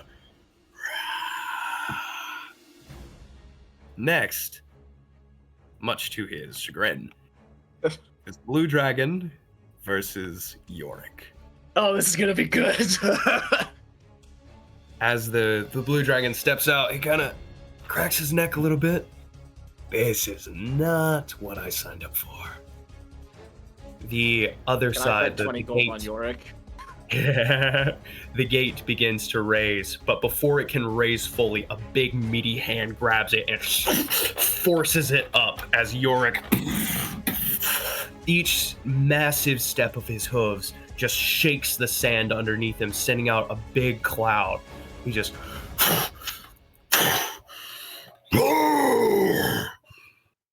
yeah, I definitely didn't sign up for this. Oh, this is good. The Dragonborn charges. Yorick charges faster. The Dragonborn his eyes go wide, and he opens up his mouth, and a blast of lightning streaks across the arena. Yorick dodges. He slides on the ground with horrific nimbleness for somebody of his size. And as he hits the ground, he grabs onto the sand and gets a big handful and like it's like a tidal wave, a massive tsunami of sand. Just oh, no. He fails to dodge out of the way.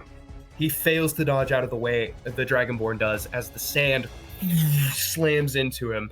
His hands immediately go up to his eyes. And Yorick gets up on one knee and just goes.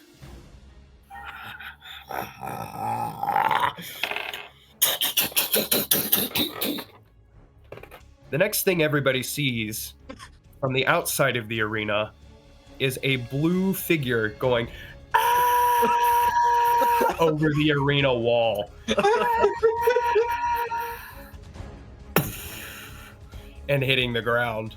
Oof. The crowd explodes. Yorick. He just bellows into the sky, flexing and stomping his feet, his horns covered in a little bit of blood as he just shakes his head. And finally, it's Ajax versus Yorick. This is gonna be interesting. You both stand across the arena, kind of circling the outside, trying to get a gauge of your opponent. Let's see how strong Marcy's new friends are.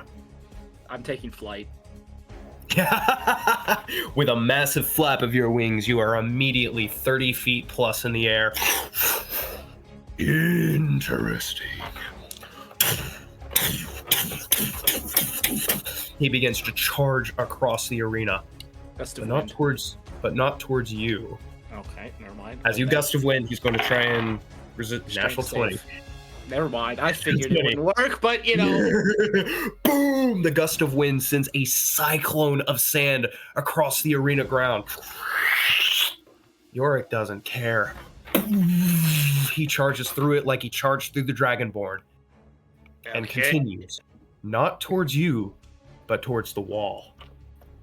He jumps into the air, coils his legs, and drop kicks the wall. With a with a 22 athletics check, he rockets towards you using the solidity of the wall to bounce off of, and he haymakers you. You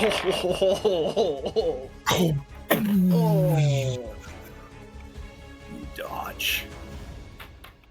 Because even with advantage, he only rolls an 11. That's what I dodged. He challenged the Stormbird in the sky and is now paying for it as you duck under the haymaker, the wild clothesline strike that he sends. And now he is in an uncontrolled free fall. It's your turn. Okay. Hear me out. Rage lightning bolt. Okay. I see. Not just to land the impact. I understand. I know exactly what you're trying Purely to do here. effect. Purely effect. You spiral into the air and spread your wings and roar into the sky. Marcy, you and the other spectators would swear that Ajax's eyes begin to glow blue and the orange feathers along his wings grew brighter in color as like a spear, a blast of lightning comes from Ajax and slams into Yorick's falling form, accelerating him. He slams into the ground and is drugged across the arena ground from the impact. Lightning, blue sparks being flung off of his body as he comes to a sliding, grinding halt. He blearily tries to get up, kind of shaking his head. Ajax, what would you like to do? You have advantage here. I'm just gonna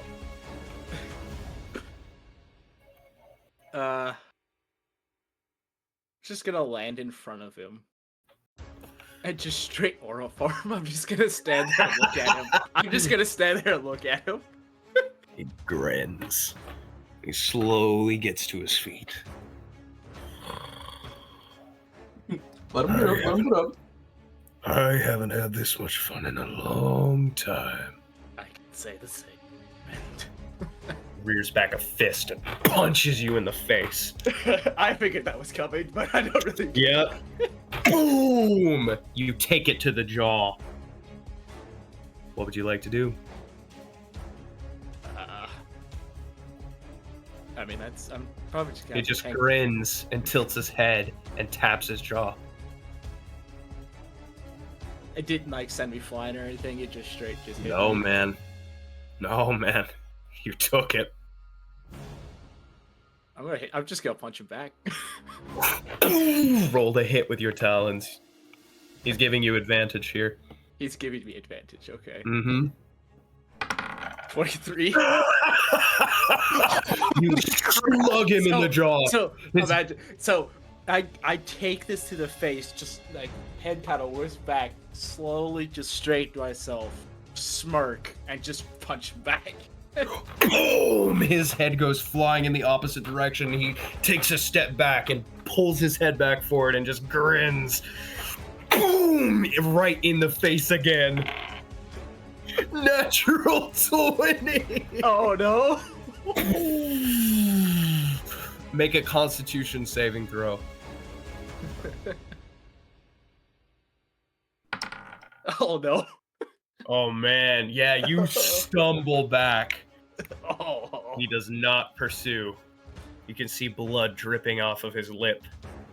He's breathing heavy. You can see the fur on his chest is like burned and singed, and you can see friction kinetic burns on his back, and he's just lifts a fist. One last strike. He's waiting for you. Full on, like dash, like I guess yeah, dash action, but like pumping the wings just straight, sending the wings back to just full force of wind push me along, and just aim straight for him. You do a leaping Superman punch as he rears his fist back and roll a hit. With just normal Advantage. You both are allowing these hits. 21. The 21.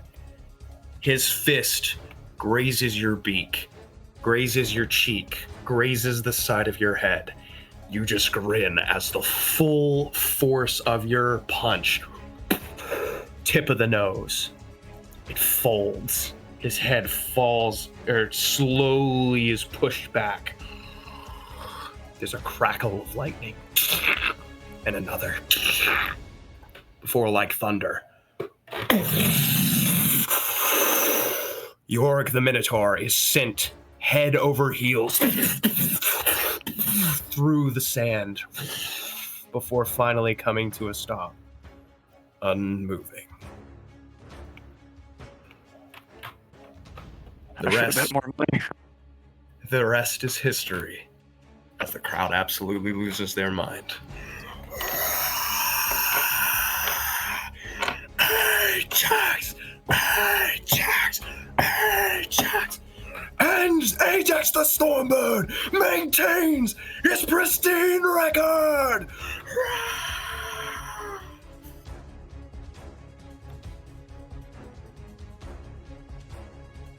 Marcy, in total, you have earned quite a bit of gold from that.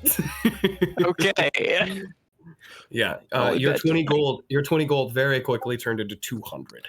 Holy crap-a-moly. Okay, so we turn that 7 back into a 9, and that one into that one. Okay, you said 200 gold? 200. Your 20 turned into 200. You got a 200 profit flat of or 200 plus the 20 I gave.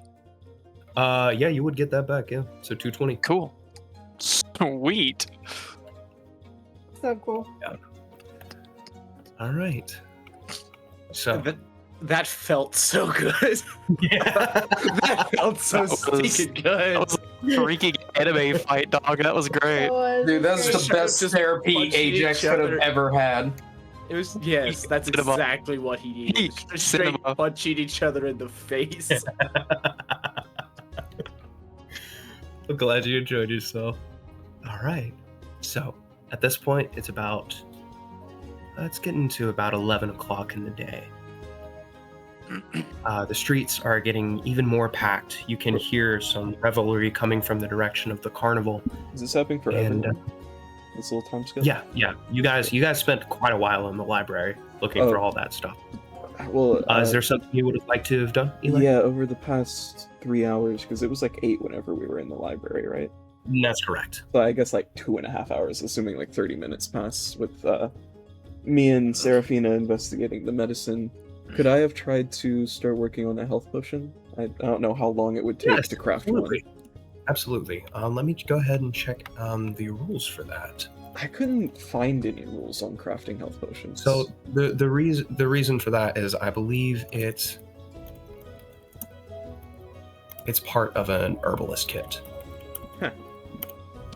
What?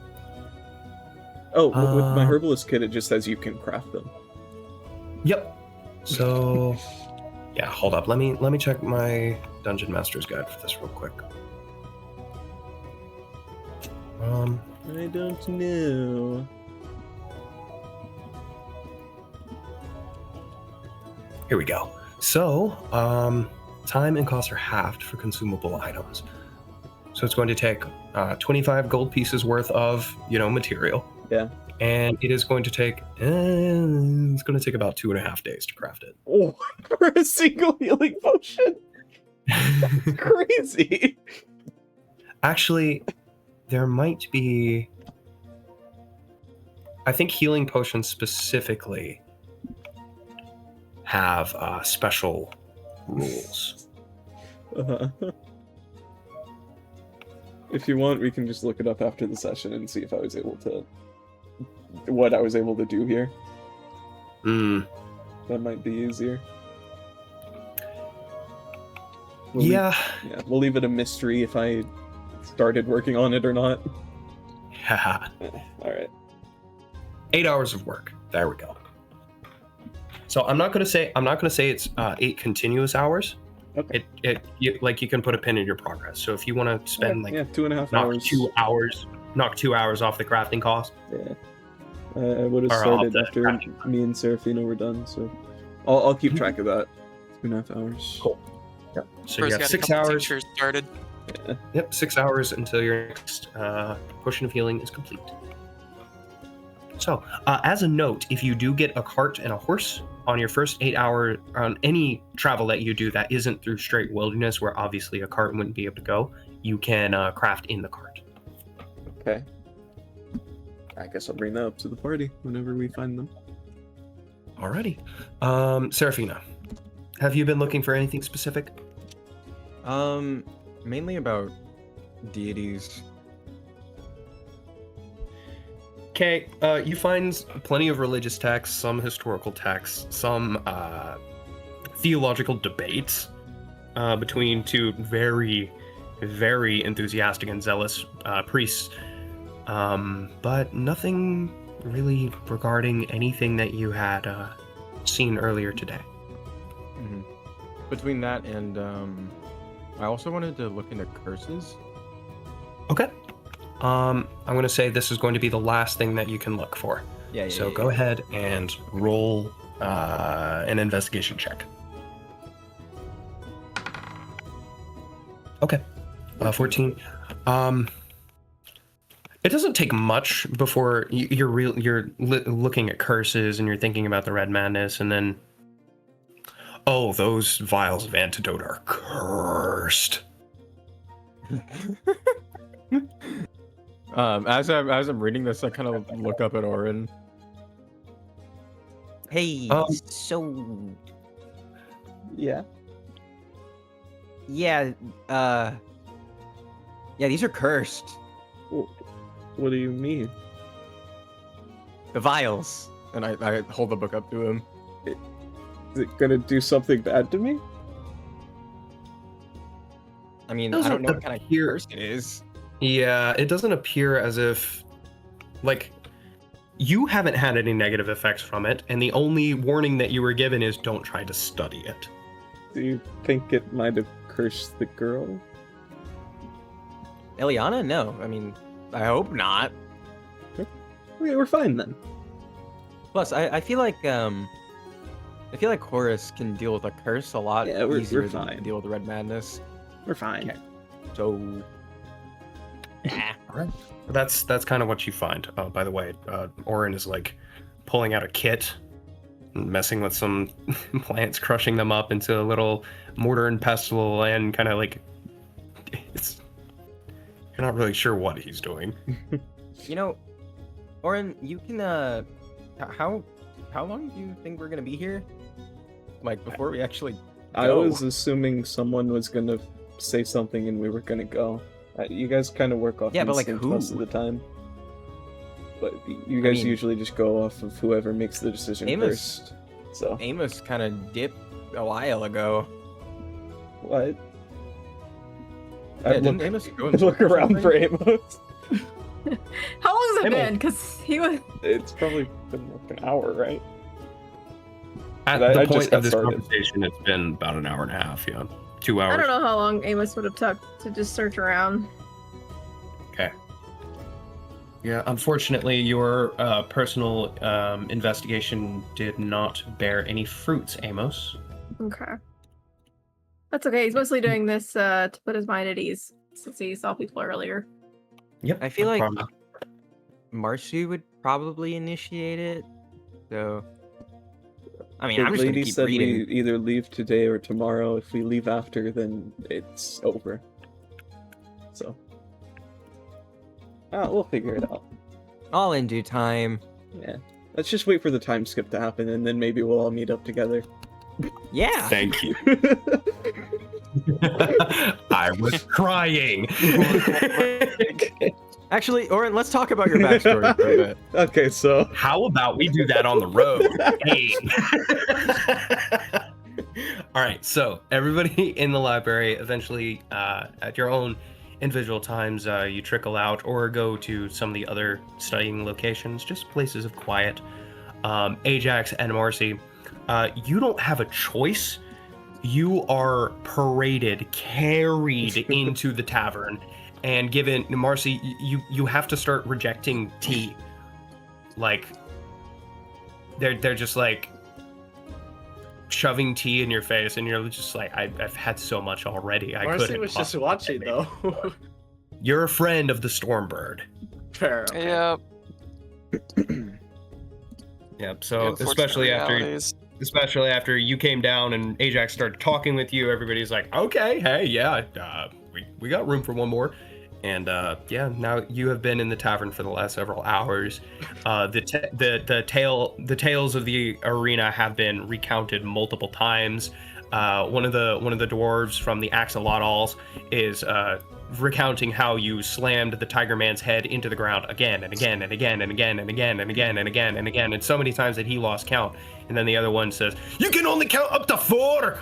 And then he punches him, and they start rolling on the floor and beating the tar out of each other, but respectfully avoiding the other patrons. These guys And are my favorites. and you know how Yorick hit the Blue Dragonborn so hard that he turned into but a glimmer in the distance, and then another person's like, no, he turned into paste as soon as he got hit. He's like, no, I saw him like 2 minutes ago. He's fine. And just, What's gonna ask about him?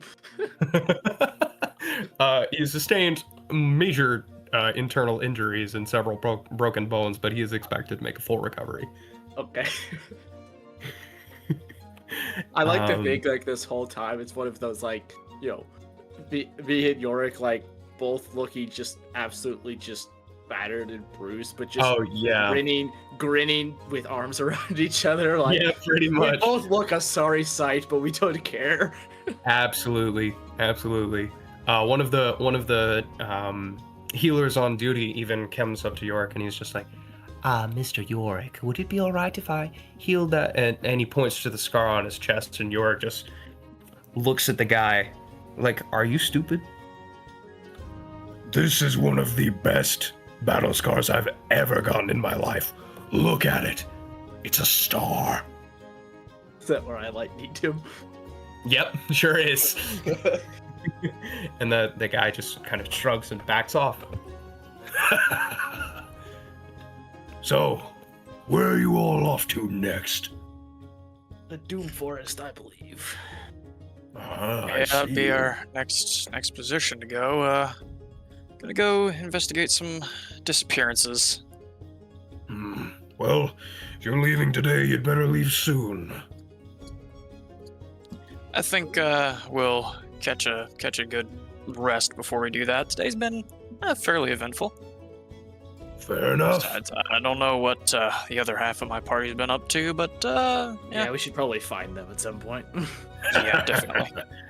All right, I guess I'll just have to. And he reaches over to Marcy's tea and picks it up. Finish off all of these unfinished beverages. 'Tis a heavy burden to bear. And he drinks it, and he reaches over to Ajax's drink and pulls it over to Woe is me. and downs that as well. Yorick, the more it changes, the more it stays the same. He holds up a finger. Shut up. Hey, you heard me that time. All right. So, as the rest of you leave the library, and as you two leave the tavern, eventually, you all meet up in a quieter corner of the tavern. Turns out they have private booths for people who want a little bit more of a relaxed time or private conversations. It's part of the mercenary life. Sometimes a contract can't be discussed in the open. You all find yourselves fulfilled in your own ways, some filled with questions, some filled with unease. But here you all are. What would you like to do? Well, Sorry, we're all together right now? Yep. Yeah, like all of us? Okay. I was kind of confused. Yep, sorry Time about skip. that. Time skip. Okay, you should care. So should we leave now? I mean, that wouldn't probably be a terrible idea, but We haven't really at the same done time, much. I'm tired mentally, but we all have spells and we could leave. let's see. Yeah, it's like a 2-hour walk up that way. So And I was thinking we could maybe use a horse and cart just for like safety. true. That way, at least a few of us could get a quick little power nap in at least. Yeah. So I guess we could do that. Horse I- and carts aren't exactly cheap, though. I could ask Looking the down- reception. Oh, yeah. Looking down at the map, you can see that the little yellow dot above Rokedale in between 1514, 1613, and 1614, that is Lark. And it Yup. appears to be just within a day's travel. Got you. That works then.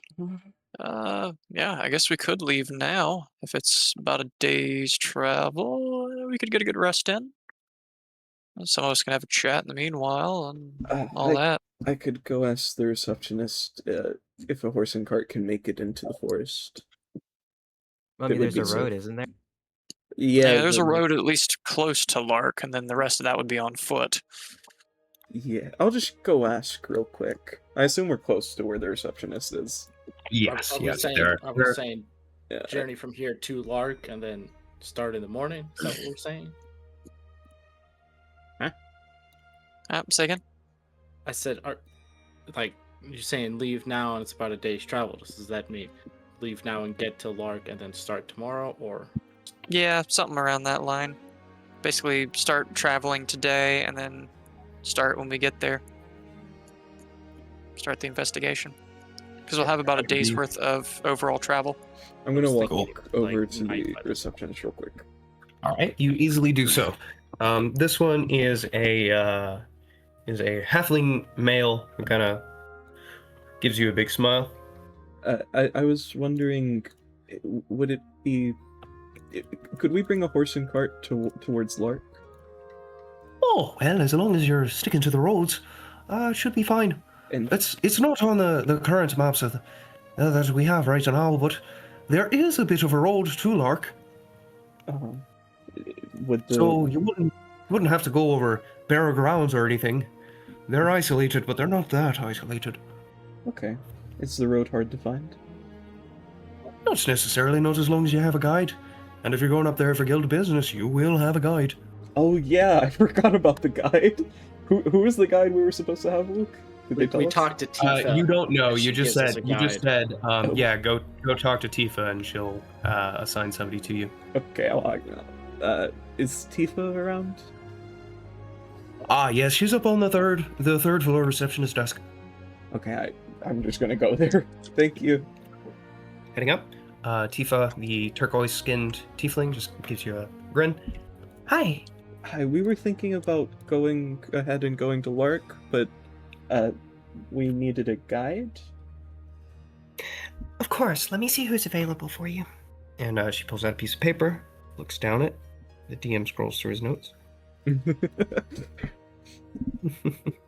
We all hear a mysterious flipping sound from the sky. All right. Looks like Barry is available for you. Don't like that name. That's suspicious, but okay. All right. I will give him a quick notification. And Can you tell him we'll be over there? I just tell him where we were. I don't know where we were. Yeah, no worries. of course. And she writes down a couple of forms and... Is there anything we should know about Lark before we go there? Any information you may have? Ooh, well, when it first popped up, the Empire sent a couple of people to investigate, and those people never returned. But when people were sent not to investigate, they had a great time. Just Okay. seems like let sleeping owl bears lie. Okay. Thank you. I'll head off now. Of course. You have a good one now. You too. I just leave. All right. So as you get back, by the way, you are able to rent a horse and buggy. I'm so sorry. How dare you? I would like to state that we never did anything with that 500 gold bag that was tossed to us. I have He sure didn't. And his ribs are too broken to do anything about it. Yeah. I mean, I did tell him I bet it on myself, so. So, what did you guys get up to? I mean, I well- just assumed that I kept money. Yeah. No, it's yours if you want it. I mean, yeah. Yeah, why are you all so hurt? Do something? Well, I mean, I'm fine. Mr. Ajax and Yorick, well, Yorick ain't here, but, yeah, Mr. Ajax and Yorick had a bit of a tussle in the arena. That's quite fun. Oh? Just, made myself known, that's all. Aren't you already known? Like, you're famous, right? Yeah. Made sure that I was known. Got a reputation to keep up. Exactly. That he does. Who is He that? does. Who is that? What have you done Sorry. with Secret? What have you done with Secret? No, sorry, I was just out of character trying to help him. After Barry gets here, It we just should... whips around. After... a little bit. Oh. Yeah, after a little bit of conversation and recounting how each of your individual little adventures have gone, you hear a knocking sound on the private door to your room. I will open it.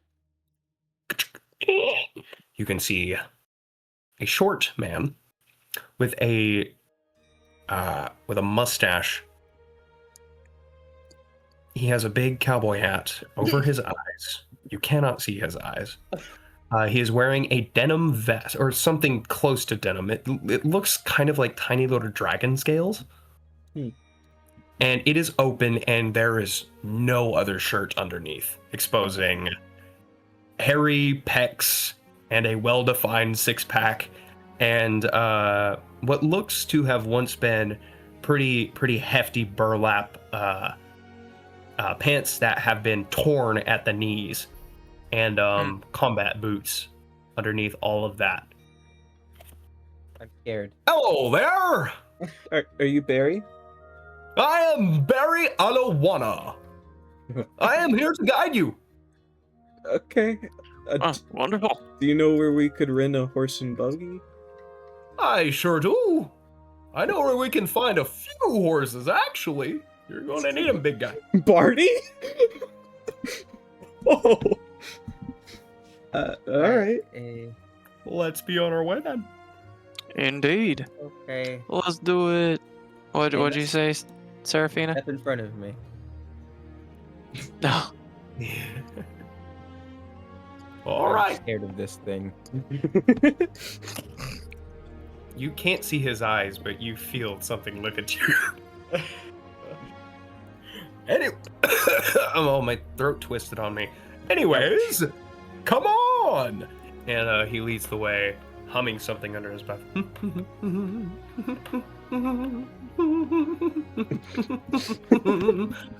Eventually, you guys make it to another castle aesthetic looking building with a stable attached to it. There's a large hunchback man with a dark brown burlap shirt, and he just kind of looks at you. He has his lower jaw is sticking out, and you can see one of his teeth is sticking out of his lip, kind of snaggletooth style. One of his eyes is squinted, the other one is bulging. Are you here for a horse? That we are, good friend. How many horses? We're looking for at least 3 draft horses there, friend. Yeah, 3 draft horses. All right, let's write that down right here. All right. Anything else? Well, we'll need a cart. Yeah, you will, won't you? Yeah. All right, everything's good to go.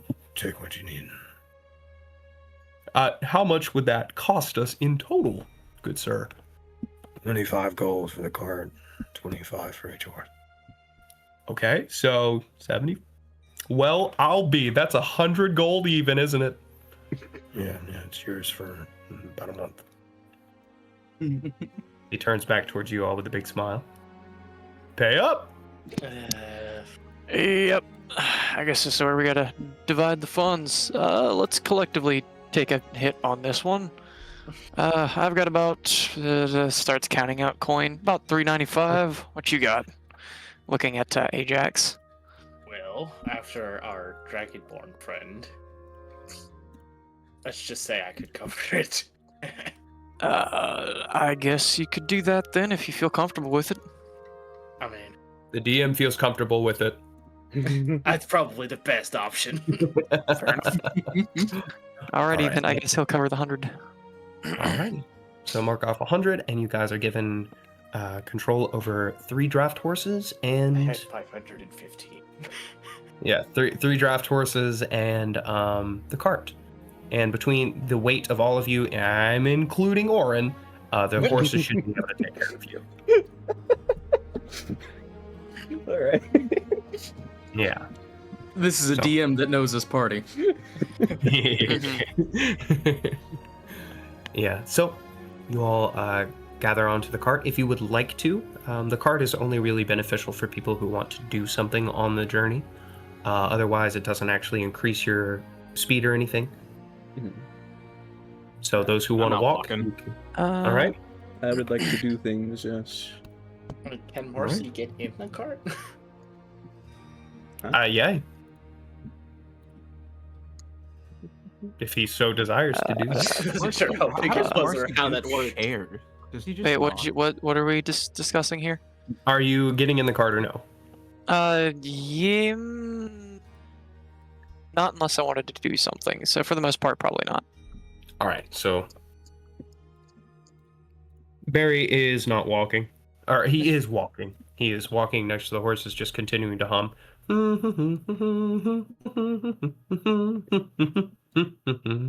So, Barry, where are you from?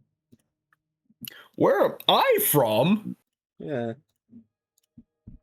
I'm from Gone. Is it a nice place? It's beautiful. Big as Rokedale. Plenty of seaside. Gorgeous place. Lots of wrestling. That makes more sense. That's nice, Barry. I hope we run into a snake. Orin, I'm scared. Orin, I'm scared. A big one. Worst case scenario, we unleash the curse on him. Worst case scenario, he fights Marcy. We run. Oh, Would you say the town of Gone is a rather happy town? Well, mostly it's the place where the archivists are. Oh, I see. Well, one of them. One of the big archives of the Empire. Duly noted. So, you know the way to the lock? The way to where? Where? I don't remember the name. Was it not Lock? Lock? Oh, it was Lock. Lark. Lark, that's it. You know the way to Lark? Sure do. Made the journey many times. Never run into a snake, though. Really? What's it like? Oh, till we get to the off-road, it's great. Pretty clear. Forest is icky. Sometimes you get attacked. It's just how it is. Off-road, though. Wyverns. Okay. Where do I they don't think nest? this guy has all his brain cells. I'm gonna be honest. Do you? No, but you know, you fair point. Okay. Oh yeah, what were you doing, Orin? Amos, what were you doing? We already time skipped over this. Yep. He didn't say much. I don't have my gun. It is in the past. I don't have my gun. This sucks. Screw it. Yes. I guess it's a slight recon, but back when we were in the guild hall, I was gonna go up to the front desk and ask him, excuse me, do you guys have a way to send letters? Oh, we sure do. One of the finest courier services in the entire empire. Awesome. He kind of leans close. And beyond, if that's your fancy. I was wondering if you could deliver to the center of the world. I'm sorry, what? Oh, you mean the... Oh, yeah. I understand. Yes, in the Orspire Mountains. I know exactly what you're talking about. All right. Here. He hands him the letters he's had in his pack. Beautiful. We'll get that sorted right away for you. Thank you very much. Not a problem, little friend. And I think that's it. Alrighty. He turns around and sorts those away. And you all reach the gates of Rokedale. The gates open, and about this time, it's about 12:30 in the evening. You can see that the foot traffic in the city it's not really picking up. It is currently Harrow Day, the first day of the weekend. And everybody's celebrating because of the carnival in town. As you leave the festivities behind, you find yourselves in rolling wheat fields. The wind blows and you can see it ripple in waves, these heads of grain ready for the fall harvest. It's serene. And it's that way for about an hour, give or take. In the next hour, it's less wheat fields, more just open plains. And then all of a sudden it's just like very abruptly the field ends and the forest begins. Almost as if there's a barrier where either the field or the forest isn't allowed to go any further. First thing you notice is how aggressive the tree line is. Even the grass and the shrubbery changes beyond the tree line, becoming jagged and thorny. And you notice the quiet. The birds are still there. They're not absent. You can see them jumping between the branches of the trees, but they sing no songs.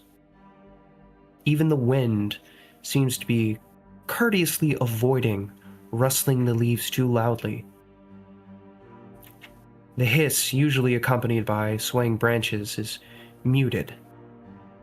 Odd black and green moss grows on the roots of the mighty oaks, which each tree having a wide canopy of broad, dark leaves. And as you pass through the threshold, the air seems to go colder.